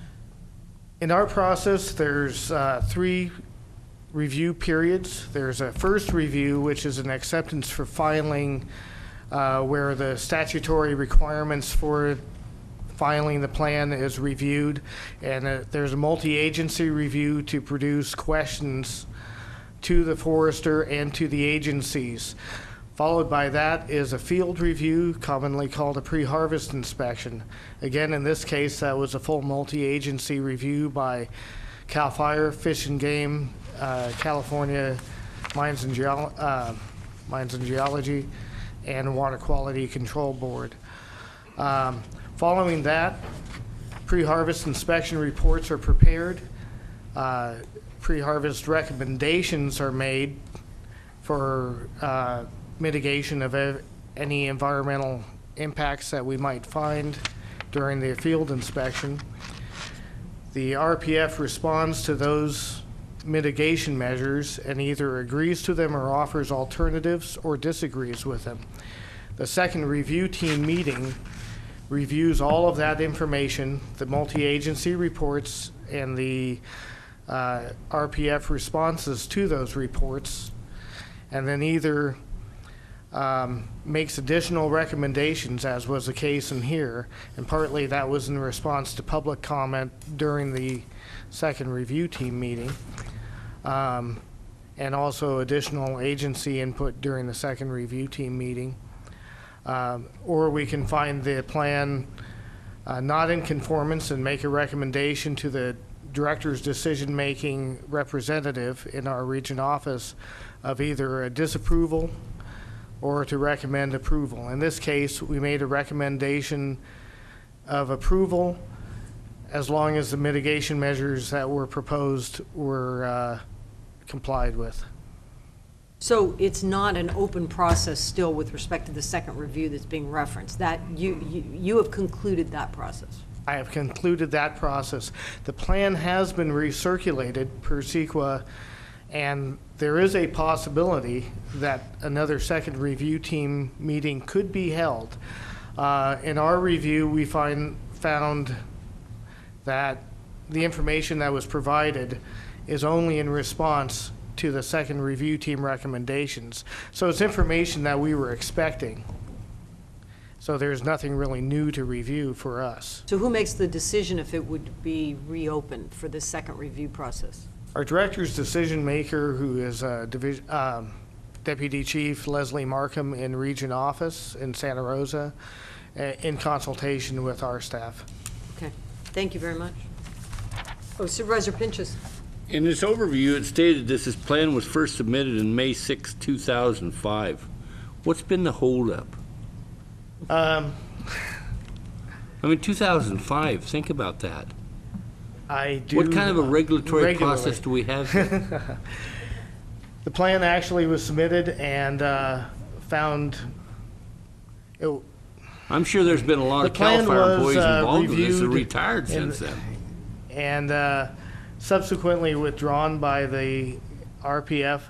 There were access issues and that we had asked him to address, and enough time had elapsed and enough changes had been made in the plan that we asked that either the plan be withdrawn. That's a decision that can only be made by the plan submitter. We can't require that. And that's what the landowner ultimately did. Upon resubmittal, they corrected everything, brought the record into conformance with some new rule changes that had been instituted since 2005. There had been a fairly major rule package that had gone into effect that all the changes started becoming very complicated and conflicting. And it was a large document, and it was felt that if it was withdrawn, cleaned up, and resubmitted, it would be better product as a whole, more easily reviewed, more representative of the current rule conditions. Really, RPF Williams could probably give a better summary of that, since it was ultimately their decision. In the meantime, they missed about 2 good timber markets. I just thought that's, you know, whenever the regulatory process and rules keep outstepping the forester that's working on a, you know, this is kind of what's wrong with California. Supervisor Hamburg. So, Mr. Martin, just so I understand, your department's contention is that this access road is actually part of the NTMP? Yes. That's what you mean by an appurtenant structure? Yes. That it's not something that is outside the NTMP and is going to have to be accessed, or is going to have to be used in order to remove the material from the site? Yes, that's and the that primary really, alternative. that seems to be a major point of contention between your department and this group of property owners. Yes. Yes. Okay. Yeah, I should point out that in the review, the multi-agency review, it was felt by Fish and Game, Water Quality, and Division of Mines and Geology that repair of this road is the environmentally superior alternative because it's in bad condition. And left alone, it will fail and deposit sediment in the water course directly below it. And But because your position is that this road is appurtenant to the NTMP site, that there is no CDP required. that's my understanding. That's your position.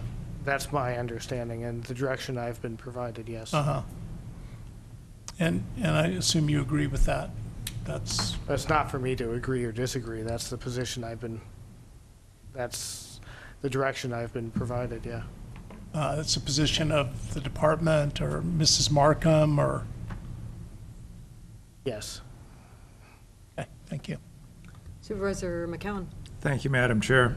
Well, again, just to clarify, because I think it got stated both ways, but I believe the position of the department is that the portion of the access road under discussion is not physically included within the NTMP, but is appurtenant to it. Yes, and therefore, by the rules, considered part of the logging area that we regulate, yes. Thank you. Good, thank you very much. Thank you. Jim Little, followed by Steve Hunt. And that's the last two forms I have. Madam Chair, member of the board, Jim Little, and today I've been asked to represent the Forest Landowners of California, which represents small non-industrial landowners.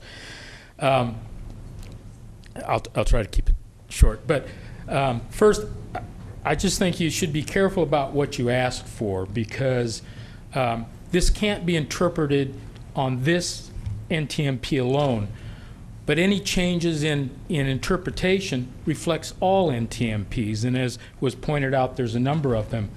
And if we start requiring these additional reviews or coastal development permits, it could potentially not only apply to appurtenant roads, but most of these NTMPs also include stream restoration projects, control of invasive species, replanting, reforestation projects, road maintenance, legacy road closures. Are we going to open it up to all of those things that aren't cutting of trees, but appurtenant operations to timber harvest? Are we going to open all of these up to additional review by other agencies? And I'd just finally like to say, several weeks ago, I had the opportunity to testify before an assembly committee on accountability and administration. Assembly West Chesborough was at that meeting, and the primary focus of the meeting initially was to discuss THP fees and how appropriate it might be to impose THP fees to pay the cost of review. Ultimately, at the end of the hearing, after 3 hours of testimony, including the Ledge Analyst's Office, the regulatory agencies, timber landowners, and environmental representatives, the real conclusion is that the process is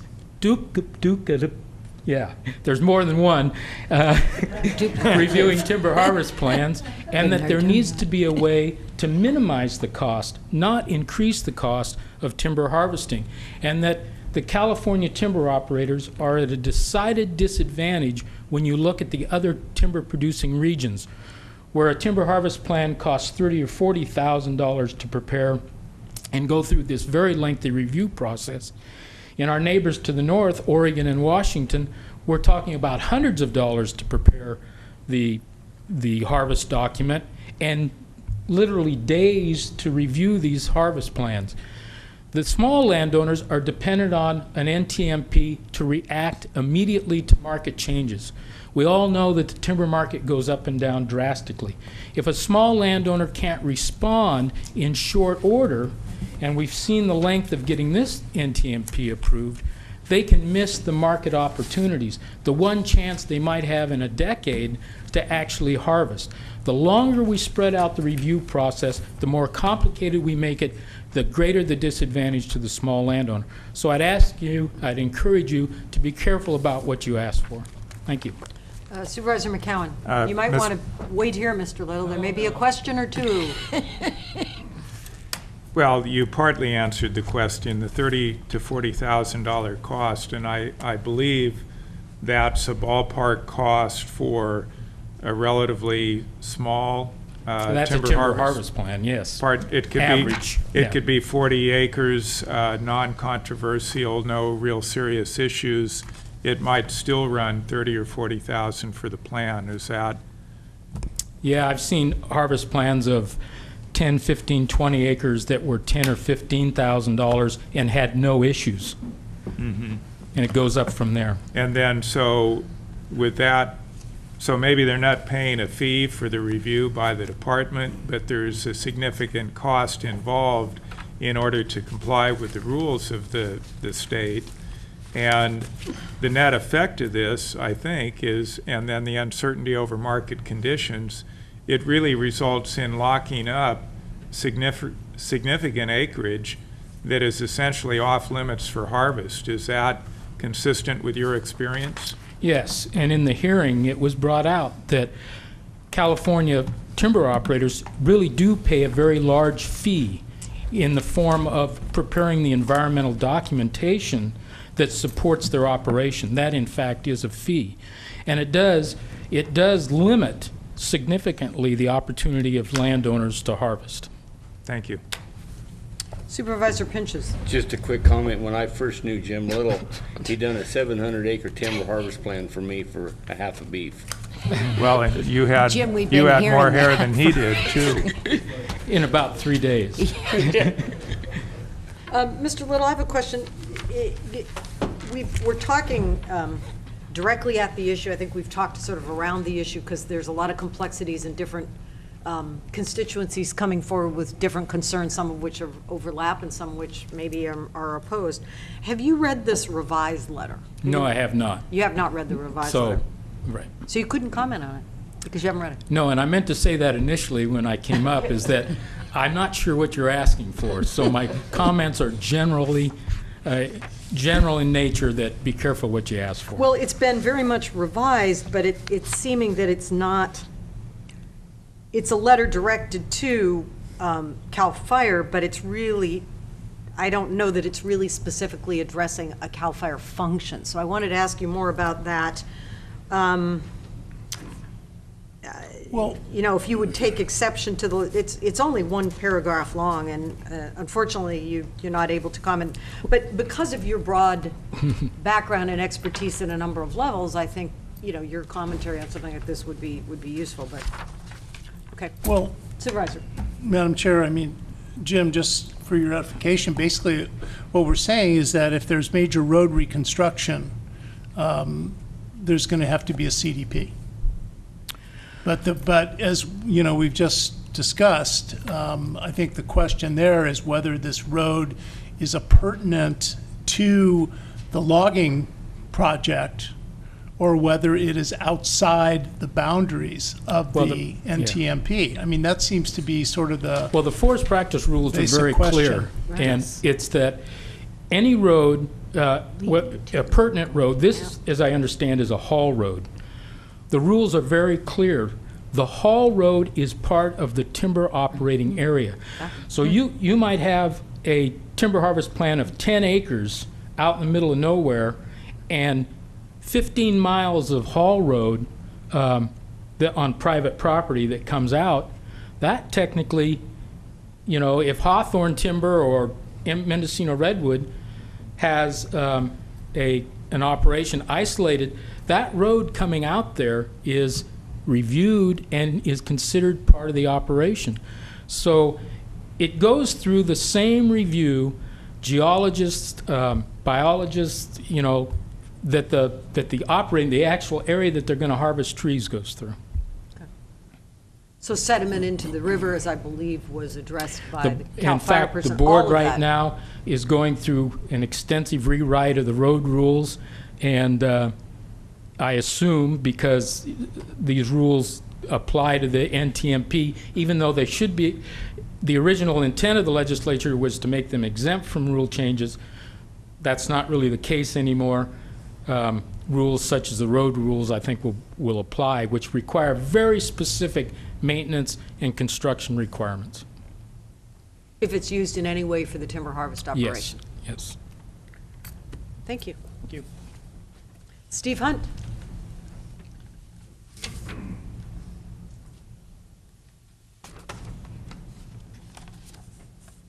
I'm a member of GMAC and Gualala Municipal Advisory Council, and we've had 2 meetings regarding this NTMP, one in February. Excuse me, Steve, would you speak directly into the mic? Speak into the microphone. Okay. We've had 2 meetings regarding this NTMP, but our GMAC meetings, one in February and one in October. And in both meetings, we have voted unanimously to support the Signal Creek property owners' requests. And we look at other THPs and NTMPs in our meetings, and this is the only one where we have made a statement such as this. So we don't feel like it's a general issue. We feel it's unique to this particular case and these property owners. And Madam Chair, if I may, Steve, could you just say why? I mean, why did GMAC look at this one in a different way than you've looked at ones previously? Well, it was mainly because of the property owners, what do you call it? They knew what they were doing, and they presented us with a substantial case at our meetings that we figured was beyond the normal aspects of a forestry consideration. And so it was specifically the effect on the neighborhood? Yes. Mm-hmm. And I did write a letter to the council, the Board of Supervisors from our February meeting regarding that in a more generic basis. Okay. Thank you. Thank you. Jerry Garvey.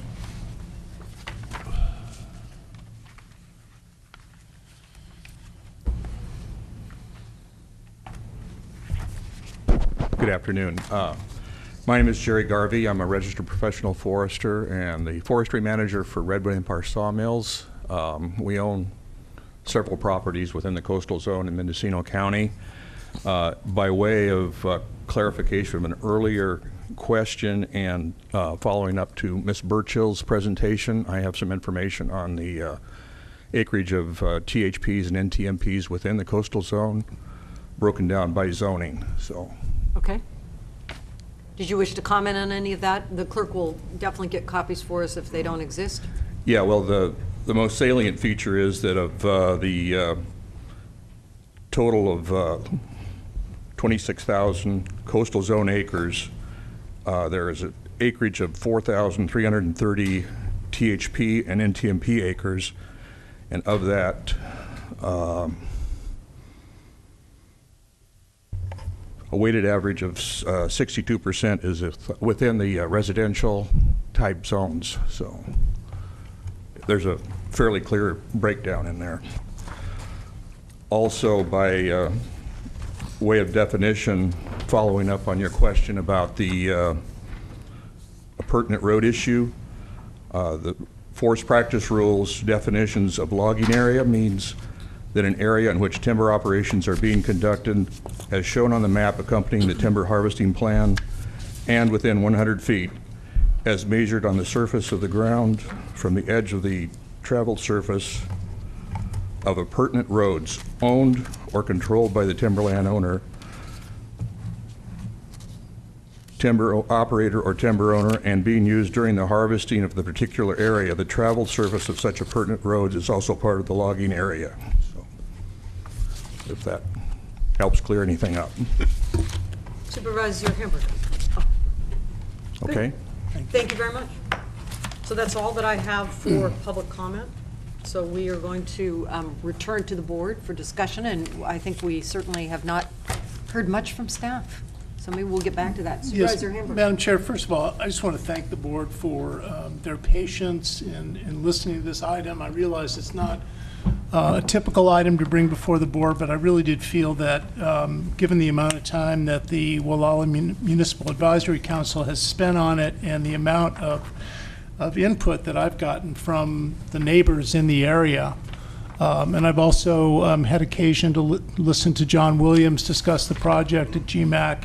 So this is something I've been hearing about continually during the last, what is it now, 9 or 10 months that I've been on the board. So I did want to bring this to the board, and I know that we got into some issues that really aren't relevant to our consideration. I mean, the merits of this NTMP are really not what's before the board today.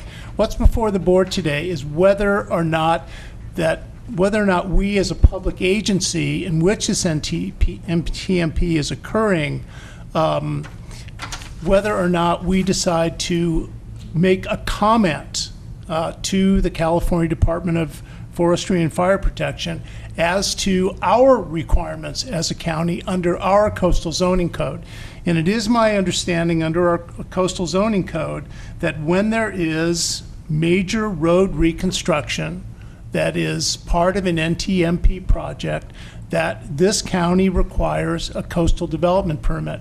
And what we've heard today is some conflicting testimony about that. I mean, there have definitely been arguments made that this road is appurtenant to the timber harvesting plan, and that therefore it should not be considered as needing separate permitting from the county. And I'm certain that the neighbors don't agree with that. You know, they don't see it as a haul road. They see it as the road that gets them back and forth to their homes. And it's the road, you know, which is either, you know, sort of a peaceful rural road where they can actually be in their homes and doing the things they enjoy doing, like working or studying or cooking or enjoying their homes, or have logging trucks going back and forth, you know, carrying the fruits of this logging operation. So, you know, before we get into finally acting on this, I would like to give Terry Gross, County Council, just an opportunity, and also Nash an opportunity if they have anything they'd like to say. I mean, we did spend some time during the lunch hour reconstructing the draft letter. Currently, it only deals with this issue of the road and whether a CDP would be required for this access road over which the trucks will carry the logs out from this NTMP. So before the board gets into its final consideration, I would just like to see if Janine or Terry or Nash have anything they'd like to add. I see them all looking at each other. Enthusiastically. How about you? They're so enthusiastic. Nobody's real anxious. Nash Gonzalez, Planning Building Services Director. Again, as it's been reiterated by CAL FIRE and by many of the foresters, they're treating this as being pertinent to the forest practice rules. Again, our zoning ordinance basically says that if it's in the realms of timber harvesting, if it's a management plan, if it's a harvest plan, basically we're deferring to the Zeeberg-Nettelgy Forest Practices Act. Now, if this was a development coming in to remove vegetation for the purposes of developing a site, and we had clearly development, then this would not apply. But here, they've applied for an NTMP, which again is basically treated the same as a THP, because the regulations as such in the zoning code basically refer to the forest practices regulations. So again, the historical practice has been to look at them in this fashion. I think there's you know, conflicting information out there, and how do we best treat this? Well, again, this is basically, you know, clarifying it here for us as far as our interpretation is that we don't subject it to the zoning requirements unless there's development occurring. And does reconstruction of a road, is that development? The reconstruction of a road could be considered development, and in this case, what we've heard today is that CAL FIRE treats the road as an appurtenant structure to the NTMP. If there was development, in this case, it's an easement. There's also something that needs to be considered is that whether or not the timber harvesters, we'll say, are using this easement, and whether or not it becomes a civil matter between them and the property owners. And then all property owners have to consent to the reconstruction and consent, and the question will be who will take the lead on filing the CDP if it's required by CAL FIRE to go in that direction. Because I think the issue was whether or not the county could comment on it. You would send the letter on, and then would the Board of Forestry or CAL FIRE consider that and then incorporate it into their requirements as mitigation measures. And if they do so require it, then what happens is they would have to go through the CDP process for the road. But what I'm getting from you, to make a long story short, Nash, is that you do not believe that the county should so comment to CAL FIRE. I mean, you're satisfied with leaving it in their purview. From a zoning standpoint, yes, because we've got the regulations that basically defer to the Forest Practices Act. And if the zoning code were to tell us that that a CDP is required, then I would basically say we need to do that. But here we don't. So I don't know if council wants to weigh in on this and okay, agree. I think I hear you. Terry, anything? The only comment I would have is that it seems that our Department of Building and Planning here was not put on notice of this at all, and does not receive notice of the thousands of acres. Not that we would necessarily get involved, but maybe we could have had some history to present to you today and not be scrambling to figure this out. And the forest practice rules do require the Department of Forestry to issue a notice of, plan, that they're considering a plan. I checked with Sue Ranachek at the assessor's office. She would be the one to be getting them and posting them, just like any other CEQA document. And, I think a lot of this discussion, your, drive to understand this thoroughly, we're kind of missing some of the information here. And we certainly, under the forest practice rules, the county can comment on any of this, but why get involved in this, debate if there's a track record here that Nash has described? Does that make sense? Well, Terry, are you saying that you feel that CAL FIRE sort of was remiss or is remiss in these situations and not informing the county? Or I have no idea. Yeah. I mean, I'm new to this issue, and I read the rules, and it says, well, the county is supposed to be served with a notice every time these plans come through, and I didn't know, that there were thousands of acres in the coastal zone, in R and RR zoning districts, and I feel remiss in my ability to advise you. Right. If I don't have that information. And so I'll just look into that a little further. Maybe it came here. That's all. Well, while we're on the topic of missing information, I just did want to comment as the chair. I had received an email from Greg Juicy. Madam Chair, I believe Mr. Martin probably has a comment to the point just raised. He does. If you could recognize him. Yes, I will as soon as I make my comment, Supervisor. That Mr. Juicy was not consulted by anyone on this issue, and he believes that a number of these questions and concerns with respect to CAL FIRE's purview and the way it interfaces with the county could have been really easily explained and discussed if there had been more time to do that. So he thinks that with dialogue, a number of these issues really could be cleared up. So Mr. Juicy advises the county on forestry issues, wasn't consulted about this by planning. I don't think reasonably planning had, or legal staff really had time to consult with him, obviously. So no fault there or anything, just that he wasn't advised. He couldn't attend today, and he believes that a number of these issues actually can be rectified and clarified relative to CEQA, relative to CAL FIRE's job that they have to review NTHPs. So I'll go now to Mr. Martin. Yeah, I think you might be able to clarify some of the points. Yes, I just wanted to clarify about the notification of the county. In the past, all agencies, including the county, would receive a hard copy of any plan that was submitted. Currently, because all plans are digitized and put onto a public site, the county and other agencies are notified with a notice. And it's my understanding from Leslie Markham, our deputy chief, that the county does receive notice of all submittal of plans still. And how that's processed, I'm not sure, but that's my understanding. Thank you. Supervisor Brown? Thank you, Chair Smith. I want to just note that the county did have notice, and that was as of, what was it, last February, where we did send a letter asking for extension of the comment period. So I just wanted to go forward and make that comment. I have a question. Can GMAC submit a letter on their own? Yes, they can. Okay.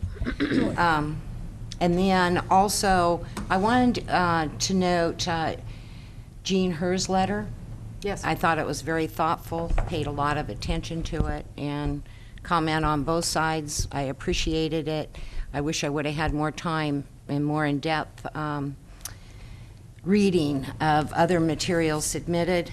But with that, I would like to move the alternative motion, not to support the GMAC recommendation and not to send a letter. I'll second that with a comment. So let's go to comments on the motion now. Supervisor Pinches. Well, I guess this is directly to Supervisor Hamburg. Earlier, when Assemblymember Chesbro was here, you made the connection between the cost of monitoring timber harvest plans with maybe the high cost of that and subsidizing the timber industry, maybe one of the partial reasons why we're closing some of the parks. But yet here you want to get the county involved in this second, what you call a second review agency, and where would the money come from that? And what would we at the county come up with a better result than CAL FIRE or all these other agencies? I mean, I understand what you're trying to do is represent your constituency in this road association, but you know, this is a bigger picture. You know, as it presented with this map here, NTMPs or regular timber harvest plans are not uncommon in the coastal zone, or not uncommon interacting with people with live-on homes. I mean, it's a homeowner, you know, they always look out there and see the vast forest and say, oh, isn't that great because that's owned by a timber landowner and they're not going to develop. But then when they go to log it, the same homeowners say, well, why are you logging it? Well, people, you know, that's why they own property. They're expected to get some sort of return, whether it's whether it's to live on it or to harvest some timber. And you know, this is a bigger issue than simply commenting on this NTMP. We're getting into a whole another layer of regulations. What I see the county when we start commenting and heading down this road. It's clearly the timber operations and appurtenant roads are clearly, you know, covered under CEQA under the Forest Practice Act. That's clearly been stated by county council, building and planning, and all these foresters. So to dive into this whole issue is something that, number one, we don't have the budgetary ability to do that, and number two, what makes you think that we would do a better job than the regulatory agencies that are out there? Well, Supervisor Pinches, there may be a lot of these NTMPs in the coastal zone. This is the only one I've ever heard about, and of course it was interesting to hear Steve Hunt say that. How many years you been on the GMAC, Steve? Well, has the GMAC ever heard an NTMP item to your knowledge? Yes, we've heard 5 this year. Oh, okay. So this is the only one that made it to the board. This is actually the only one that has really come, you know, risen to my attention. And I don't know if the county can do, you know, something that CAL FIRE can't do, but I do think that there's a difference, which is that we don't elect anybody in CAL FIRE. You know, we are the elected representatives of the people of our districts. And when they think that state agencies are not dealing with them in a way that's fair or even-handed or, you know, taking into account all of the issues involved, they're going to come to us. And, you know, and we're going to bring items like this to the board. And again, you know, I do appreciate your patience. I realize this is not something that is commonly brought to the board, but as I said, I have probably heard more about this issue over the past 9 or 10 months compared to any other issue that I've heard about as a supervisor so far. So you know, with that, you have a motion on the floor. And Well, the chair would like to speak to the motion. I don't dispute that the board can take an action relative to a process like this on NTMPs. And I think that it would warrant us, with the assistance of staff, which include Mr. Giusti, planning and building, and our legal team, to figure out guidelines or an approach that we might want to do that in the future. I would definitely support doing that. I think this is an issue where local property owners have real concerns on this plan, and they may be very legitimate concerns. I'm not sure that this avenue, the way it's worked its way to us, is the best way for us to take those concerns under consideration, and I'm not quite sure we're the appropriate body. I think we might be, but I don't know that we have enough information in the fragmented fashion that we sort of received it to know that. I also have concerns about some of the wording in the letter. We received one comment that there was one sentence that was inaccurate. I'm also concerned with some of the assumptions in the letter, and I heard from you, Mr. Gonzalez, that you didn't concur with at least a portion of the letter. So I can't support sending this letter. It's not that I wouldn't support sending a letter at another point in time with other information and a very fully vetted process that included our full county team reviewing, here's how you weigh in, here's why you would weigh in, what is relative with respect to the CDPs. And I'm hoping that under our future discussions on the local coastal plan, because that, I think, is an issue here, that we absolutely have that opportunity to review this issue within that context. So I'm looking forward to being able to have that opportunity. But I don't see today sending this letter. I think that there are more concerns and questions still not addressed, and I wouldn't want us to send a letter to CDF that I think mostly really directs it back to ourselves and our own process. I think they've clearly defined theirs. I'm not sure the interface and the information in this letter elucidates anything with relative to their process, which is what I think the public commentary period is designed to do. Supervisor Hamburg.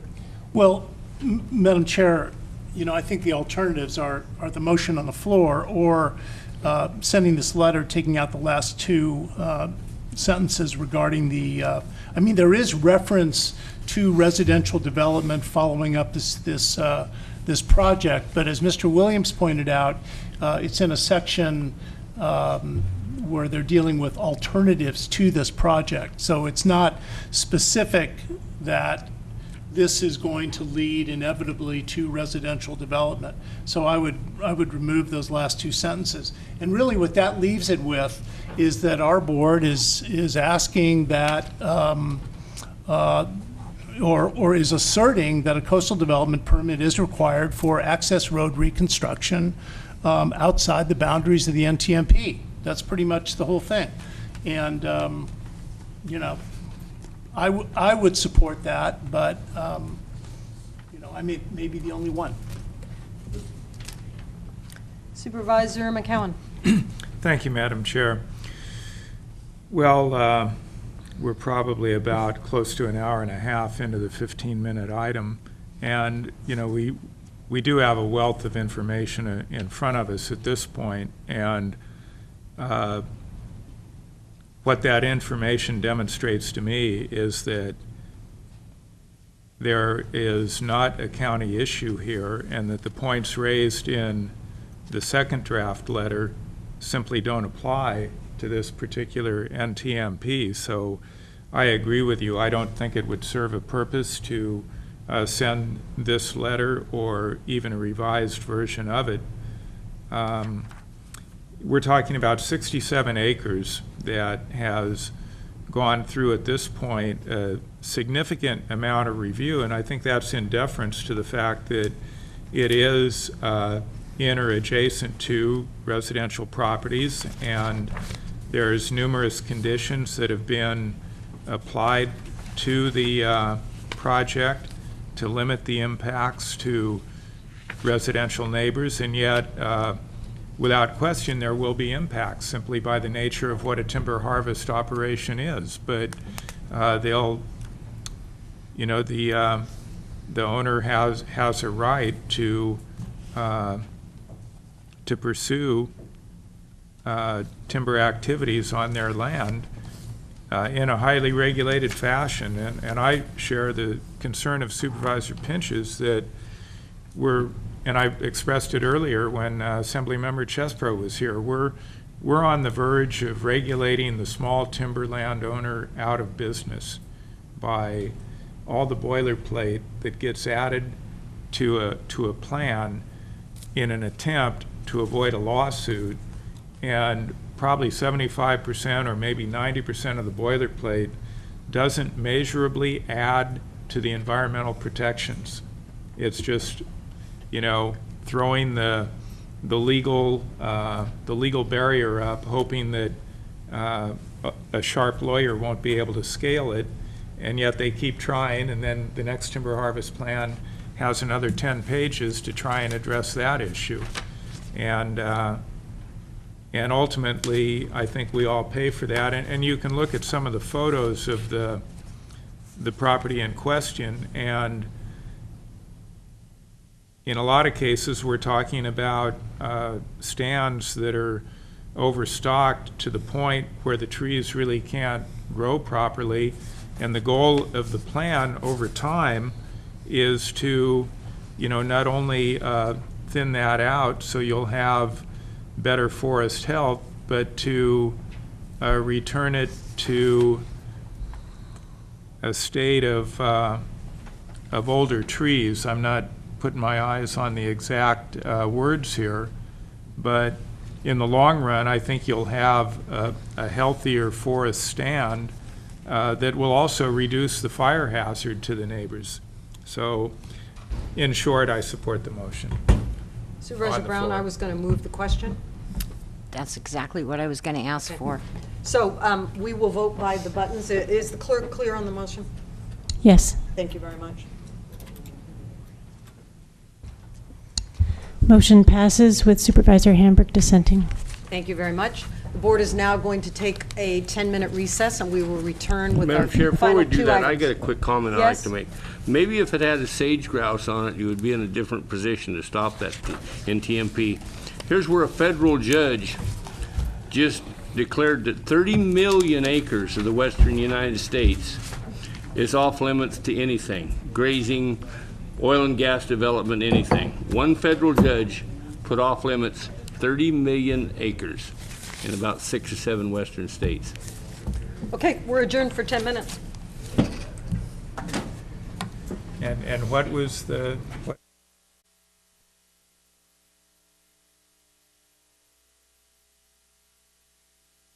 Action including interviews with applicants and possible reappointments to the Mendocino Historical Review Board, the MHRB. And I'm going to go to our clerk, Christine Lawler, to introduce the item. She did prepare it for publication. Thank you, Chair. Pursuant to Mendocino County Code, individuals interested in serving on the Mendocino Historical Review Board will be interviewed by the Board of Supervisors for appointment consideration. There are currently 2 positions on the Mendocino Historical Review Board available to be filled. Our office has received 2 applications, one from Beth Perrell and the other from Wendy Roberts, who have both served 1 term on the Mendocino Historical Review Board.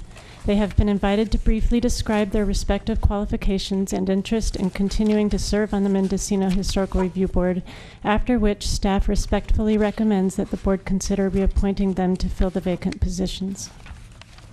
Thank you very, very much. And we have in our packet, we have applications by both and great detail on their accomplishments, both related to work on the MHRB and in the community in general, and recommendation letters from for both. And I'd like to go to each of you to have you just briefly introduce yourselves, make whatever brief comments you'd like, and then we'll see if there are any specific board questions for you. So let's begin with you, Beth. Just speak, press the button and speak closely into the mic.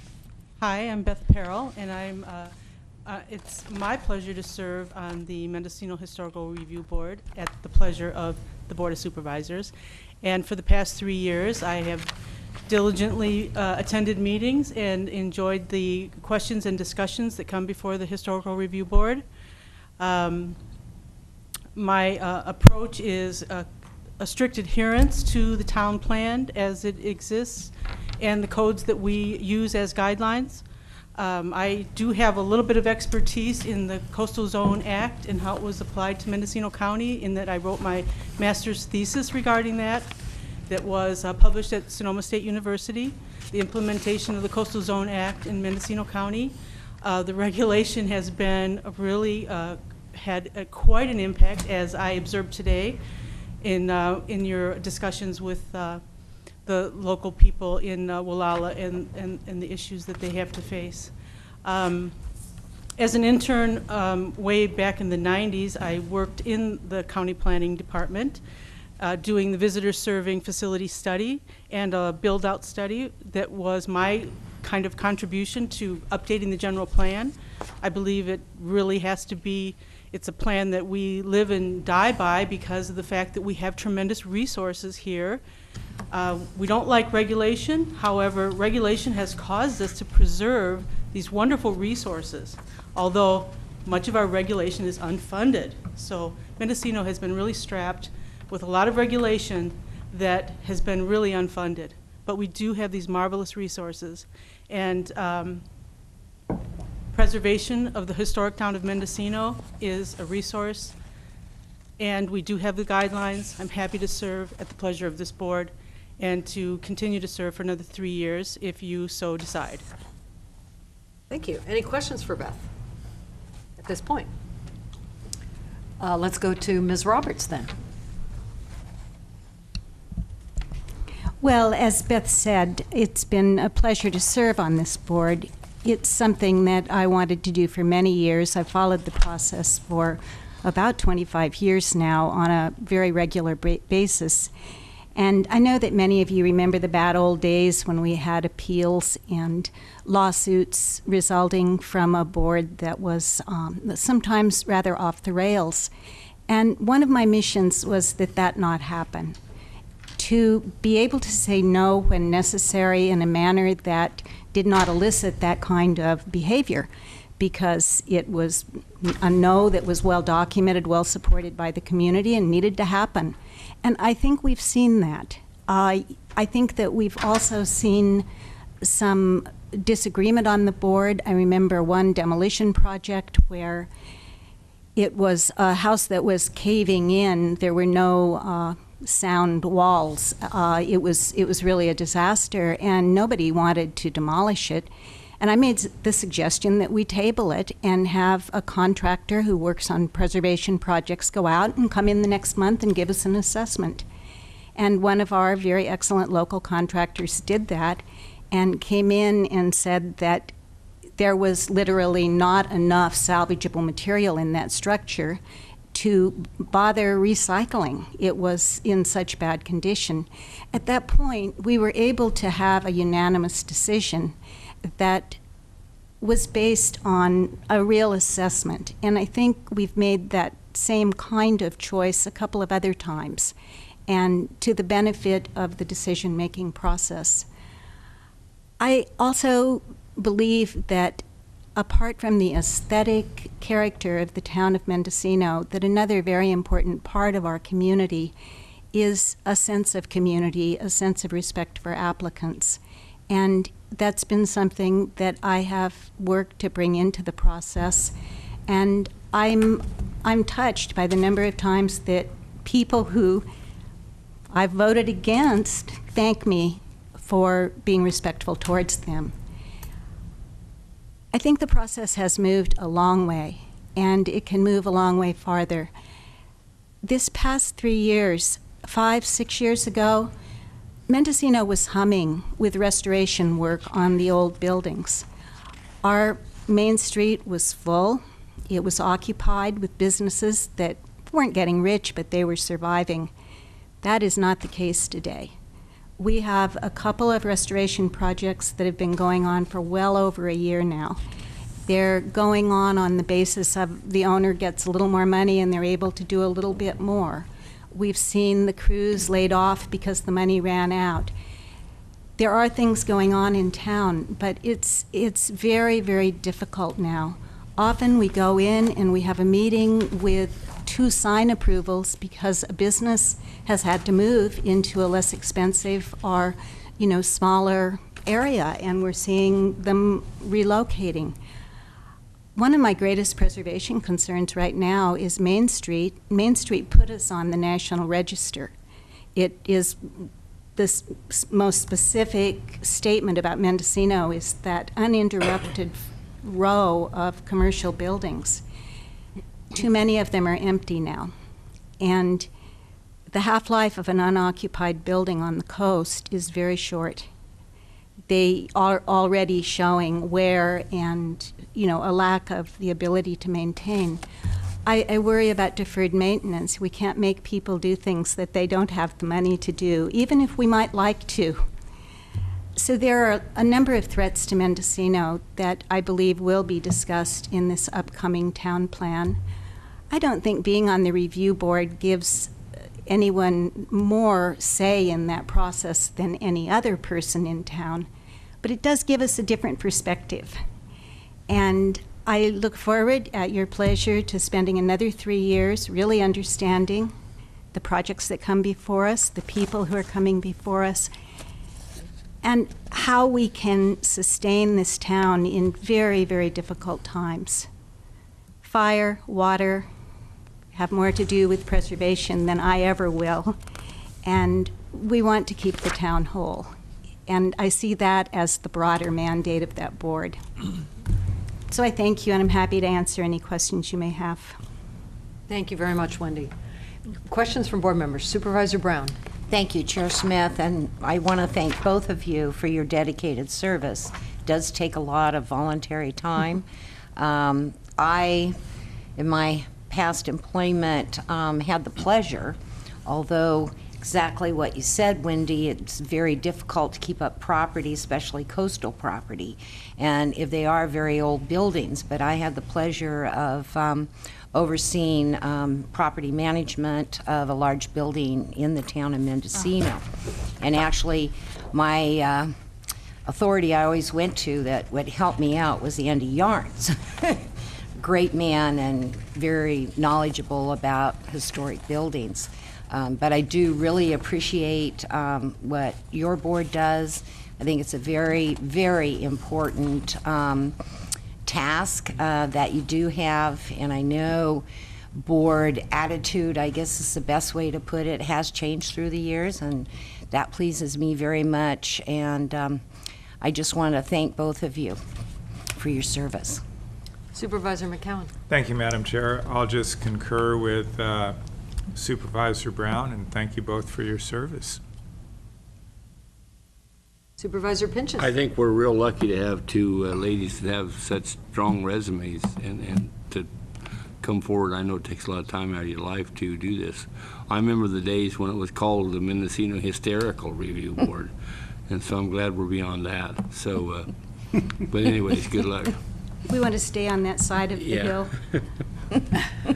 Supervisor Hammer. Yeah, I actually remember that too, Johnny.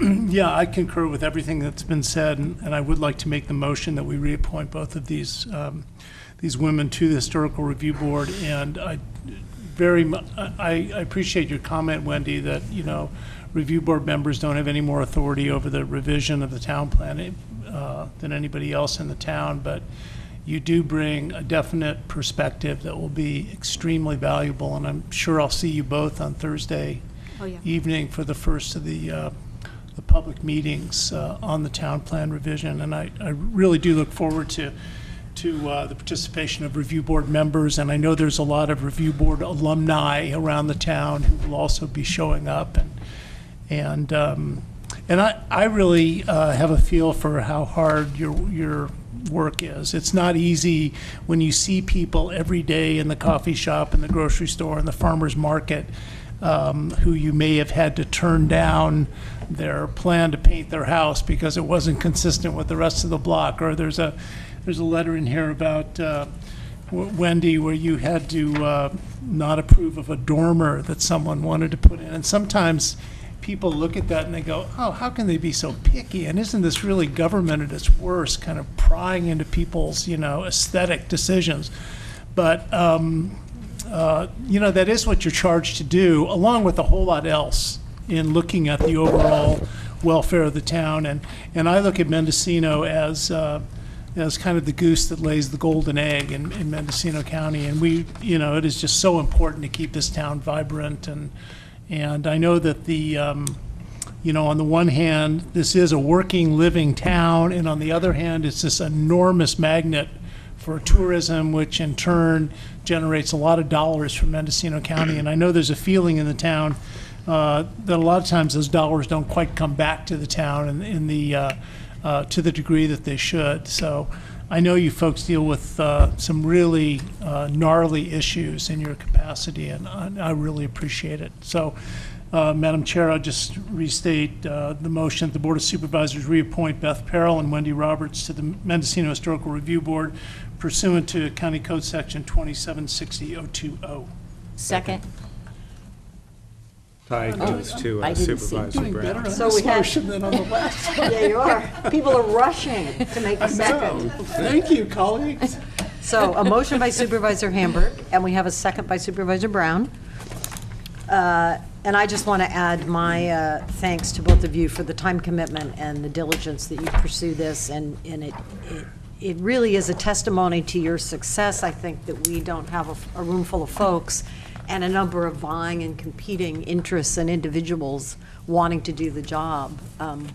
Often it's that way, that when it's being done and it's being done successfully,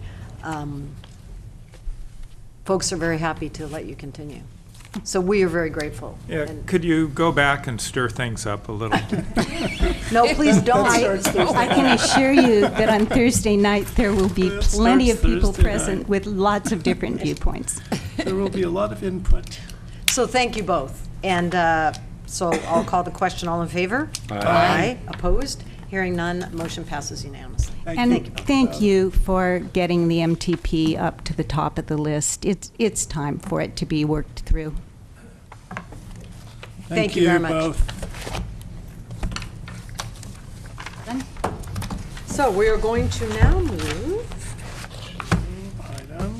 to agenda item number 8B.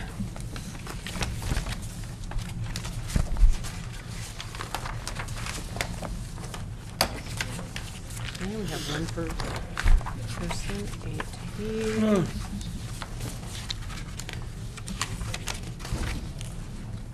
It's the first one under B. Oh, that must have been C then.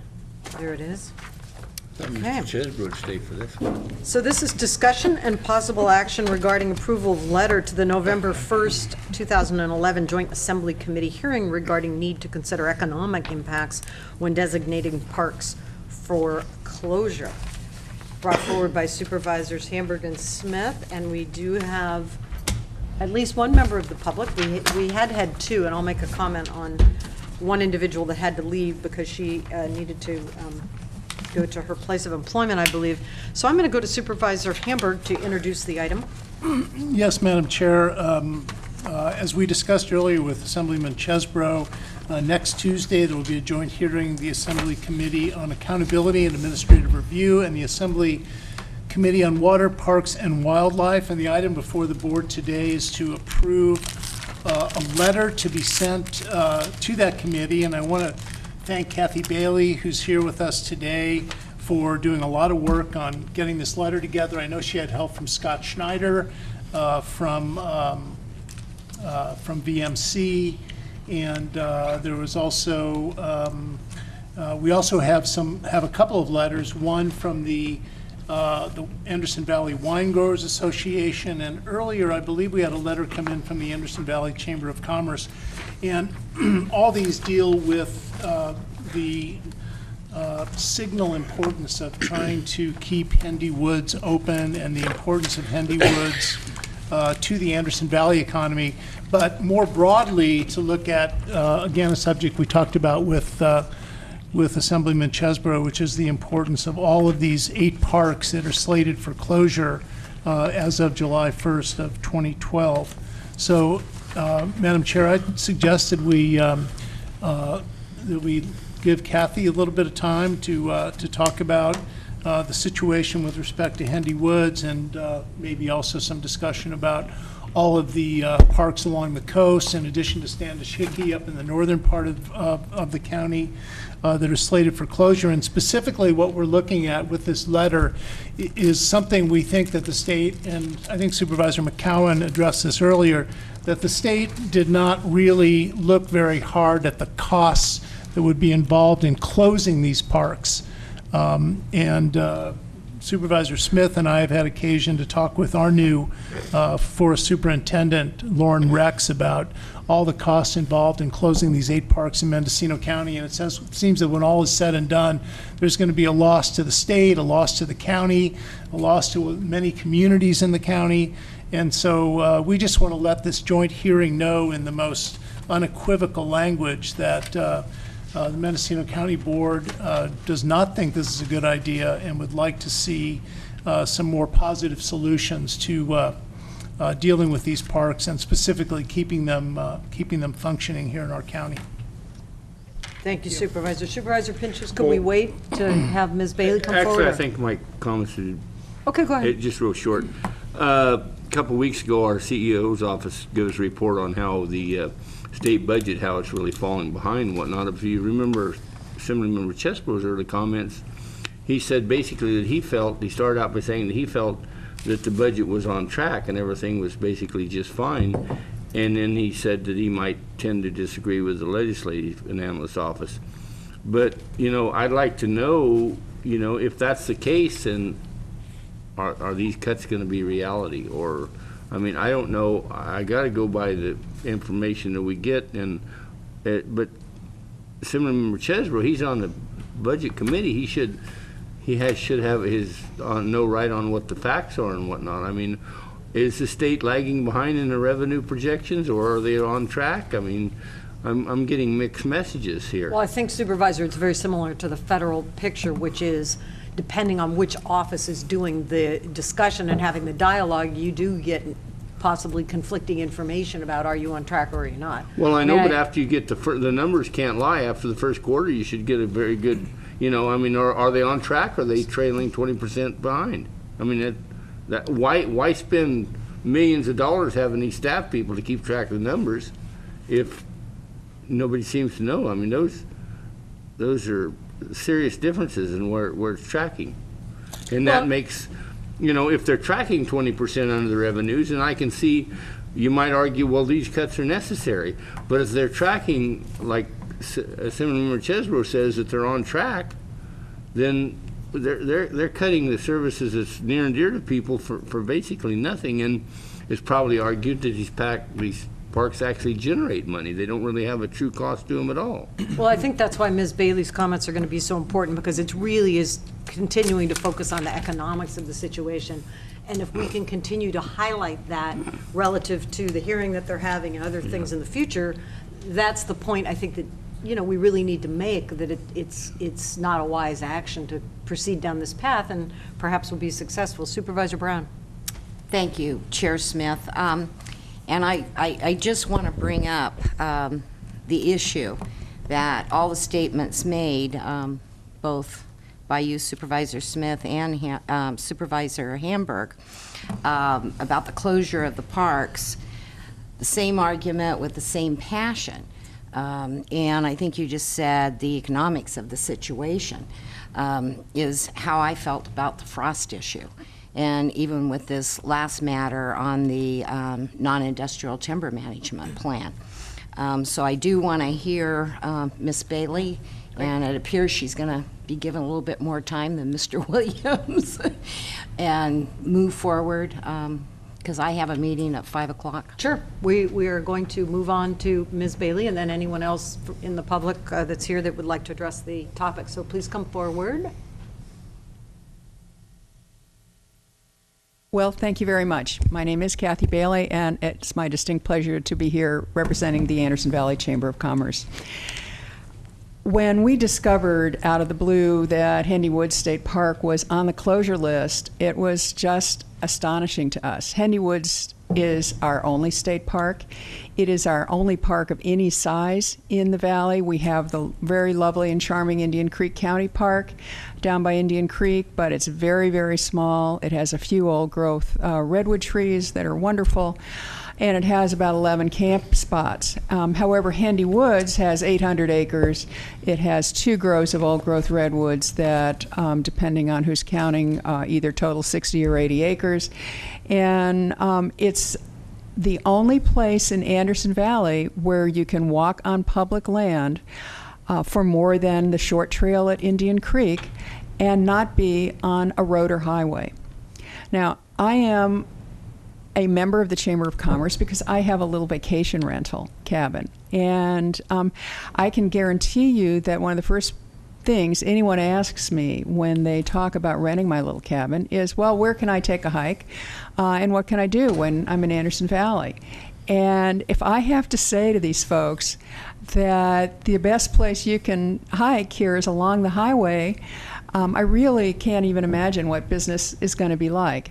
My business this year, I would say, based on an analysis I did about a month ago, is about 25% up from last year. Last year was abysmal. I do think we're crawling back. People aren't making reservations much in advance, 10 days, 12 days maybe in advance, even less. But they're feeling like, okay, I can do this today. Now, when I started looking into this for the Chamber of Commerce, one of the things that I found astonishing was the methodology that the Parks Department was required to use when they analyzed which parks to close.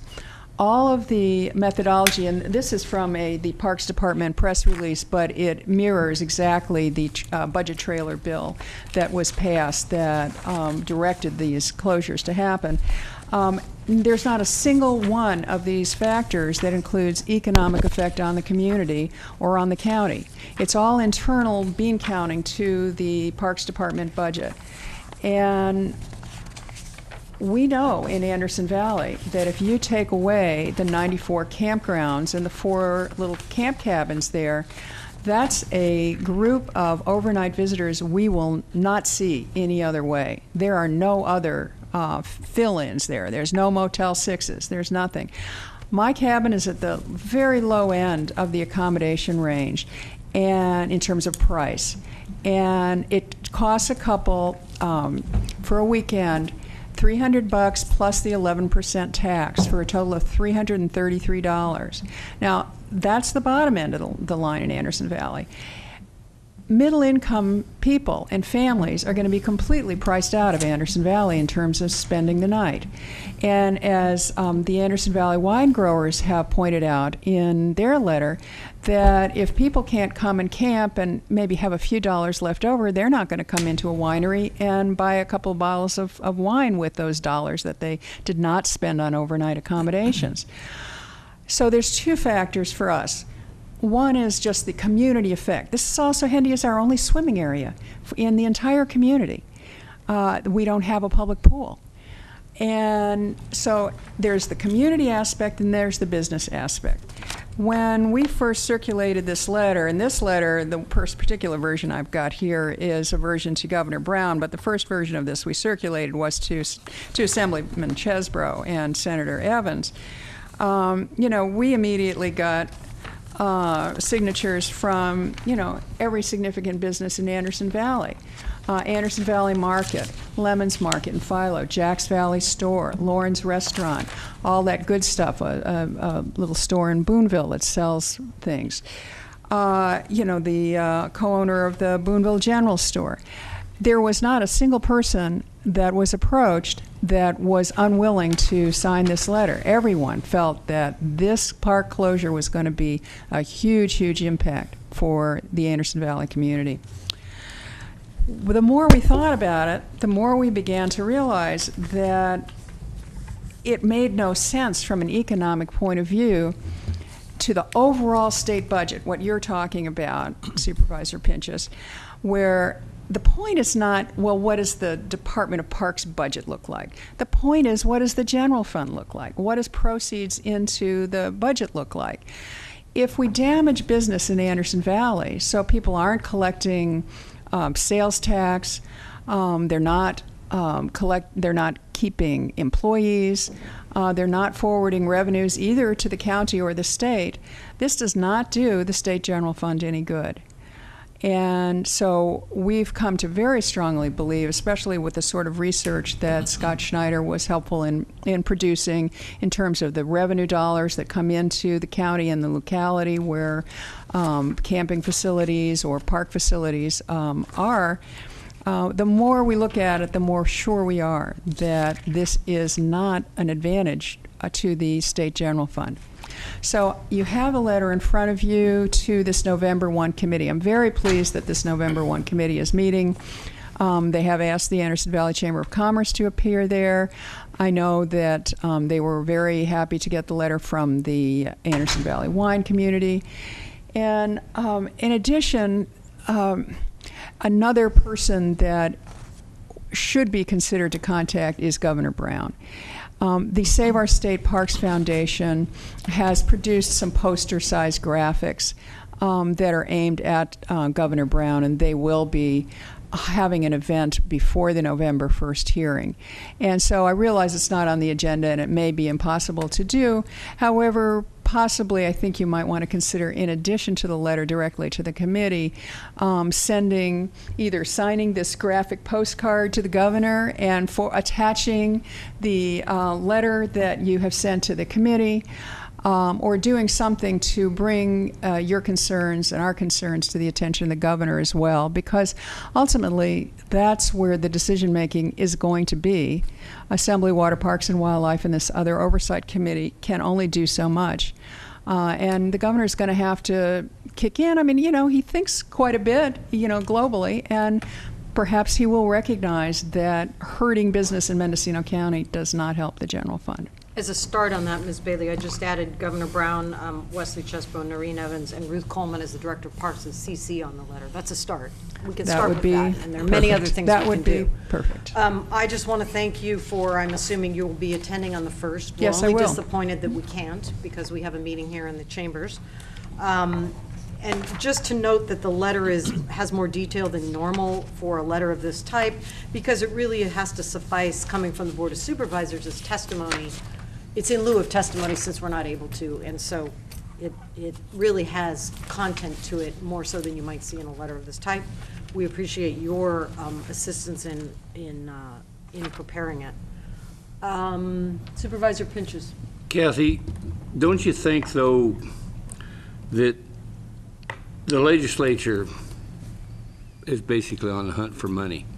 And if they threaten the people for the closure of 70 state parks, which is near and dear to almost everybody, forget about the outside of the California people that come to enjoy our parks, especially the ones on the coast, but they're near and dear to pretty much every probably voter in California. Don't you think there's a little political element here that it's kind of a, you folks better vote for tax increases or we're going to close these parks? I really think it's more they're hovering over with that threat. They're not going to come out and say that, but I think it's a strategy that they have going because, like you say, I don't think any analysis shows where it's a good idea. I remember a dozen years ago they come up with an analysis about closing the Caltrans station in Covelo, and it said it was going to cost them money, but they closed it anyway. It's kind of like, why did they close it? Because it's an out-of-the-way place, and there are not many people over there. The politics of it didn't affect many. So, but don't you think there's this political element that they're holding this 70 park closure over the heads of the voters of California? So when they come forward with tax increases, the people can say, well, yeah, if I vote for these tax increases, we're going to save our parks. So I don't know if the strategy of going after just a fiscal analysis of this is the right strategy. I have had the pleasure of spending a lot of time in Anderson Valley in the last few years, and I'm not as in touch with Sacramento as I perhaps once was. However, in service to this, I did go and make visits in the Capitol building and visited with committees and committee staffers who I had known or who were the descendants of people I knew, and they assured me that the threat to close the parks is very real. Now, whether there is this other dimension you're talking about of we must raise taxes or else, that could well be there. However, I know that the committee staffers feel that the threat to close these parks is very, very real. And they say things like, well, the politics of this is when you're cutting back money for dying AIDS patients or home health care, it's really hard to say, well, let's exempt the parks. Now, each one of these issues has their fiscal analysis, for sure. And my analysis of the park closure has been particularly close on park closure issues, and I bet many of us could go to some of those other issues, as actually Assemblyman Chesbrough referred to, is that there are other things that they're talking about doing that in the long run have bad ramifications fiscally. But I do think the park closure threat is a real threat, and I have not found anyone who has told me that, oh, don't worry about this. In fact, people are just the opposite. People are saying, you know, your Hendy Woods argument is very compelling. However, work hard on a plan B, because no matter how compelling we find it, you may need to find some private operator or some nonprofit who can in fact operate it, and we're certainly doing everything we can to identify people like that. But the problem is that comes with a cost for somebody. You know, we don't have all these nonprofits in Anderson Valley that can come forward. Wasn't there a law that just went into effect, the governor signed, that makes it easier for nonprofits to take over the AB park? 42. Yeah.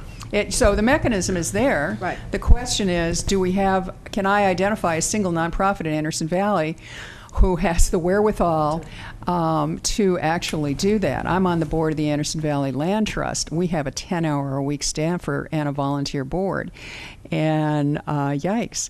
You know, and the other thing I just want to say, and this is actually just more of a fairness issue, and it's actually more for the state, but in Anderson Valley, and I'm sure in each of your districts as well, you know, we've had to fight for keeping a sheriff. We've had raised a huge amount of money to keep our, to rebuild our health center.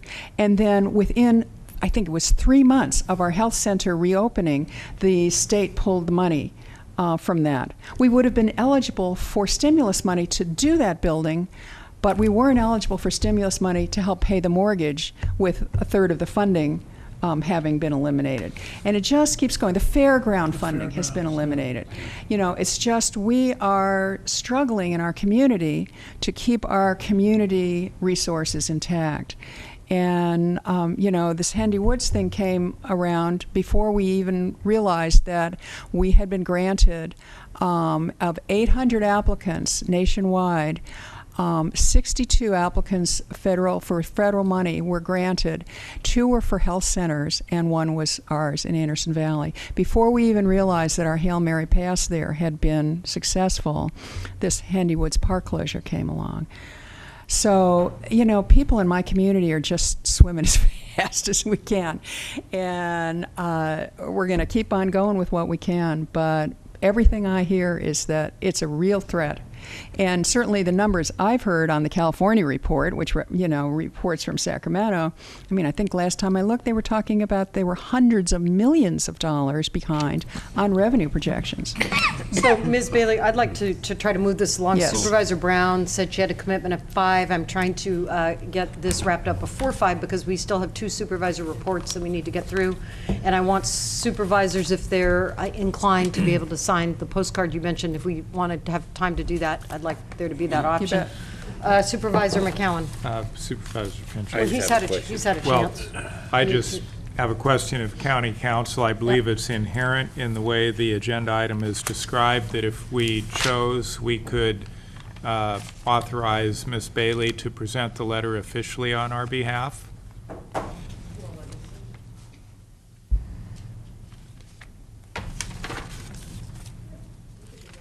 I would hope that would be incorporated into the motion. We could certainly do that, and we'll do a written copy as well with the CCs. Supervisor Pinches, and then we'll go to Supervisor Didn't Hampton. I read that someplace the fiscal analysis of this would save the state about $48 million? the park closures? Not the first year, maybe. But even if it was, let's use that. Yeah, it's actually less than that. What I don't yeah. understand is, even after the Wildlife Conservation Board has give out a lot of money in this county to a couple of large landowners for conservation easements, the Wildlife Conservation Board still has over $300 million in its funding. It's there. So you'd think that would, does it make any sense to buy more conservation easements and let our 70 parks close for a small pittance? I wonder I don't think anybody's looking at the big picture. Supervisor, you're preaching to the choir. No. So I told a participant But when you that talk about where they're going to get the money, you might say, hey, here's... Believe me, I'll keep that Take- in mind. take If there's that 10% much of money the- sitting there. take 10% of their budget It's an to argument, for sure, that we would be Okay, happy to make Bess if we Bear had to. was here before representing Piercy Fire. They're very, very involved and concerned about the Standish Hickey Park on Interior Highway 101. They're working very hard on, in a similar fashion that you are. It's included with our 8 parks, but it is managed out of the northern region, out of Eureka. She was here, she had to leave. She's very concerned when they've started to research it from the standpoint of using parks for possible evacuations, emergency situations, and that the closures, from what they've heard, could even impact the use of parks in that fashion. So another concern that hasn't been well voiced, and I told her when she had to leave that I would reference that. Supervisor Hamburg. Yes, Madam Chair, I'd like to move the recommended motion and also to authorize Kathy Bailey to hand carry a copy of the Board of Supervisors letter to the Joint Committee hearing on November 1st. And then would that include the CCs that I referenced earlier? Yes, yes. Thank you. And include the CCs that the chair Second. referenced. I'll second. Okay, and we have a second by Supervisor Pinches. That would be basically what the motion is, with the addition of Ms. Bailey hand carrying the letter as well, and then the Is it true reference that CCs. Standish Hickey has over 160 campsites? It's very large. I'm not sure of the number, but it's quite large. I've been there a lot of times, I never realized it was that big. Yes, and cyclists use it. It's on a conduit. Oh, I know, it's very it's a important. very I didn't popular realize park. that. Supervisor Brown? Yes, and the motion is made and it's been seconded. Thank you very much, Kathy. very You welcome. gave your testimony with a lot of passion. Carry that with you. Yeah. But with all due respect, parks are near and dear to my heart. I have none in the 1st District. And again, it's the economics of the situation. But as a protest to the way the frostwater issue was treated previously by the sponsors of this item, I guess I'm going to do it as a symbol. Because that particular issue and what came down and not having full support on this board hurt me very much, and it was a huge economic hit to the economy of the 1st District and this county as well. So I'll be voting no, but I wish you great respect in going and hope you manage to change some minds. Thank you. Great. Supervisor McCowan? Thank you, Madam Chair. Supervisor Brown, I understand your sentiments, and I actually share them. The so-called coastal supervisors, and I frankly don't think we have coastal supervisors. I think we have 5 county supervisors that should represent the interests of the county, and even the county supervisors under the current district configurations both border Highway 101, Yes. which is pretty far removed from the coast. So again, I think we have 5 supervisors. I think we should all be sensitive to important issues throughout the county, and certainly the impact to agriculture in the Ukiah Valley is huge. It dwarfs by several magnitudes the impact of the state parks that'll be affected by this closure in terms of the economic value it generates for the county. That said, I don't think that we should allow our internal politics send a mixed message in Sacramento on this issue, and I would hope as we move forward, because the frost issue is not going away, I would hope that the supervisors who were not supportive the last time around would reconsider the issue, really examine all of the information and everything that's been done on that issue to address the problem and to understand that you can have responsible use of water for frost protection consistent with protection of endangered salmonids, which I think is what the industry is doing. But I hope we can vote 5-0 on this issue. Thank you, Supervisor. And I was very supportive of communicating concerns on the frostwater issue. I just didn't support the letter that was in front of us. I didn't think that was the right approach. I think we should have been commenting under public comment as to the specific regulations in a technical fashion, and I stated so. And I really wish that we had had staff involvement, and I wish they had prepared a draft for us so we could have done that in a professional and focused manner relative to content of the proposed regulations. And unfortunately, Supervisor Smith? we didn't have that option. So Supervisor Brown. Supervisor McCowan just reached my heart and my good sense, I guess. Okay. But you're beginning to turn me around. So let's call for the vote. Okay, so I will not continue in that manner then. Any other comments? No, certainly not. Okay, all in favor? Aye. Aye. Opposed? Hearing none, motion passes unanimously. Well, I thank you very much. And Thank I'm you. honored that you would allow me to present your letter to the committee. Thank you so much. for doing Thank you it. very much. Thank you for all you've done on this, Can you including get that through great the article doors you with wrote. them? Can you get through the doors with them? And will you be here after we conclude very quickly our meeting? No problem. She's not here. And I apologize, in the presentation, I'm wanting to reference the person from the public that needed to leave. Was there anyone else that wanted to comment on the item? And also, seeing none. Madam Chair, Yes. Ms. Bailey, the criteria that you have, I actually hadn't seen that. Would it be possible for you to get a copy to us? I can give you this. I can reprint this out. Great, thank you. So Supervisor Brown, you had one more item under Supervisor's report. I believe that's our final item, and we do not have an additional closed session item. We will take that up next week. And I believe that covers all the business, but I'll confirm with the clerk. Is that correct? Beyond the supervisor reports, all businesses completed. Thank you. So Supervisor Brown. Thank you, Chair Smith. Broadband on our ledge ad hoc, Supervisor Hamburg and I are going to meet tomorrow morning before bringing back a draft of what we put together so far. But broadband certainly is going to have a statement, and I don't think I stated that earlier when I talked about the Potter Valley community and its broadband effort. The ledge ad hoc will be meeting tomorrow, and maybe these are some items we should also put on there, and I don't remember if Parks was part of that, the state park closures. CSAC will be holding a medical marijuana discussion on regulation, and I believe Supervisor McCowan is going to accompany County Council Nadell over to Sacramento, and I'm also going to be on the conference line because I can't go tomorrow.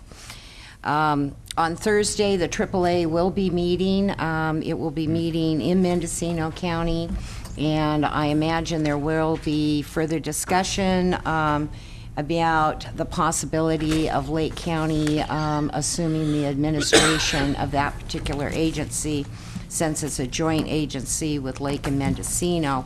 So I believe soon we'll be bringing something forward on that. The Policy Council on Children and Youth will have their meeting on Thursday. We will be discussing possible bylaw changes. I mentioned this previously, but we will have a quorum and be able to take a vote.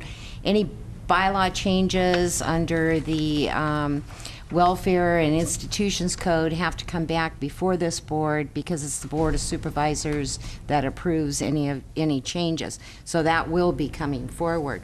And then Friday, and I think I referred to it earlier, there will be a teleconference on the criminal justice realignment by the CSAC board, and there's a number of individuals that will be joining us.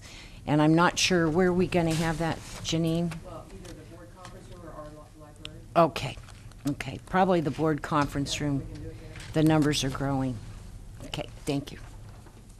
The chair just has one brief final report under supervisors' reports, and this is from the MCERA meeting, the Mendocino County Employees Retirement Association meeting of October 19th. We have received the resignation of the retirement administrator, Jim Anderson. This would be effective March 31st, 2012, with ample notice given to the association, to the board, for an active recruitment process that he will be involved with, clearly to assist us in how we're going to approach that. An ad hoc committee was set up of board members to assist in the search and bringing back relative information to the board for a decision on that. And again, that would be March 31st of 2012, so we do have a good amount of time on that, and yet we are going to initiate that process with all due haste. We received a copy of the first version of the R.V. Coons report, R.V. Coons and Associates.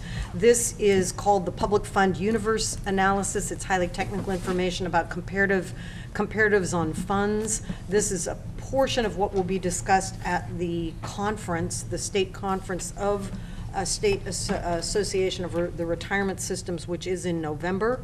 The timing of our joint meeting with the Retirement Board, the Board of Supervisors, and the Retirement Board for December is, I think, is very timely. There will be other comparatives that are not in the report we received that compares Mendocino County to other counties in the 37 Act system on the amount of funded dollars that are there to provide benefits, the comparatives on how the investments are doing, and so forth. And I asked Mr. Anderson, and I believe he will confer and work with our CEO, of bringing forward pertinent components of that to our joint meeting, because I think those are good comparatives for both boards, good discussion points, and good information for the public. So that will be coming forward in December. We also received a copy of the and passed a resolution on the corrections to employee contributions for fiscal years 09, 10, 10, 11, and 11, 12. This is part of the settlement with Buck Consultants. It's a very, very detailed document of approximately 30 pages, and it includes what's called a project charter. It details all of the events that need to occur to rectify any corrections that need to happen with respect to employee contributions and the employer, the county contributions, because that has a reciprocal, there's a reciprocal relationship there on that. And it's a very, very technical and detailed document. It talks about what needs to occur and who will be responsible for those action items. And the compensation for all parties involved is part of, again, the Buck settlement. I believe those are the highlights of the meeting. I have the full agenda if any board member would like to have a copy, and of course, it is posted up on the website. But I wanted to hit some of those highlights, and I think that I did. Okay. So with that, any comments from the public on supervisors' reports?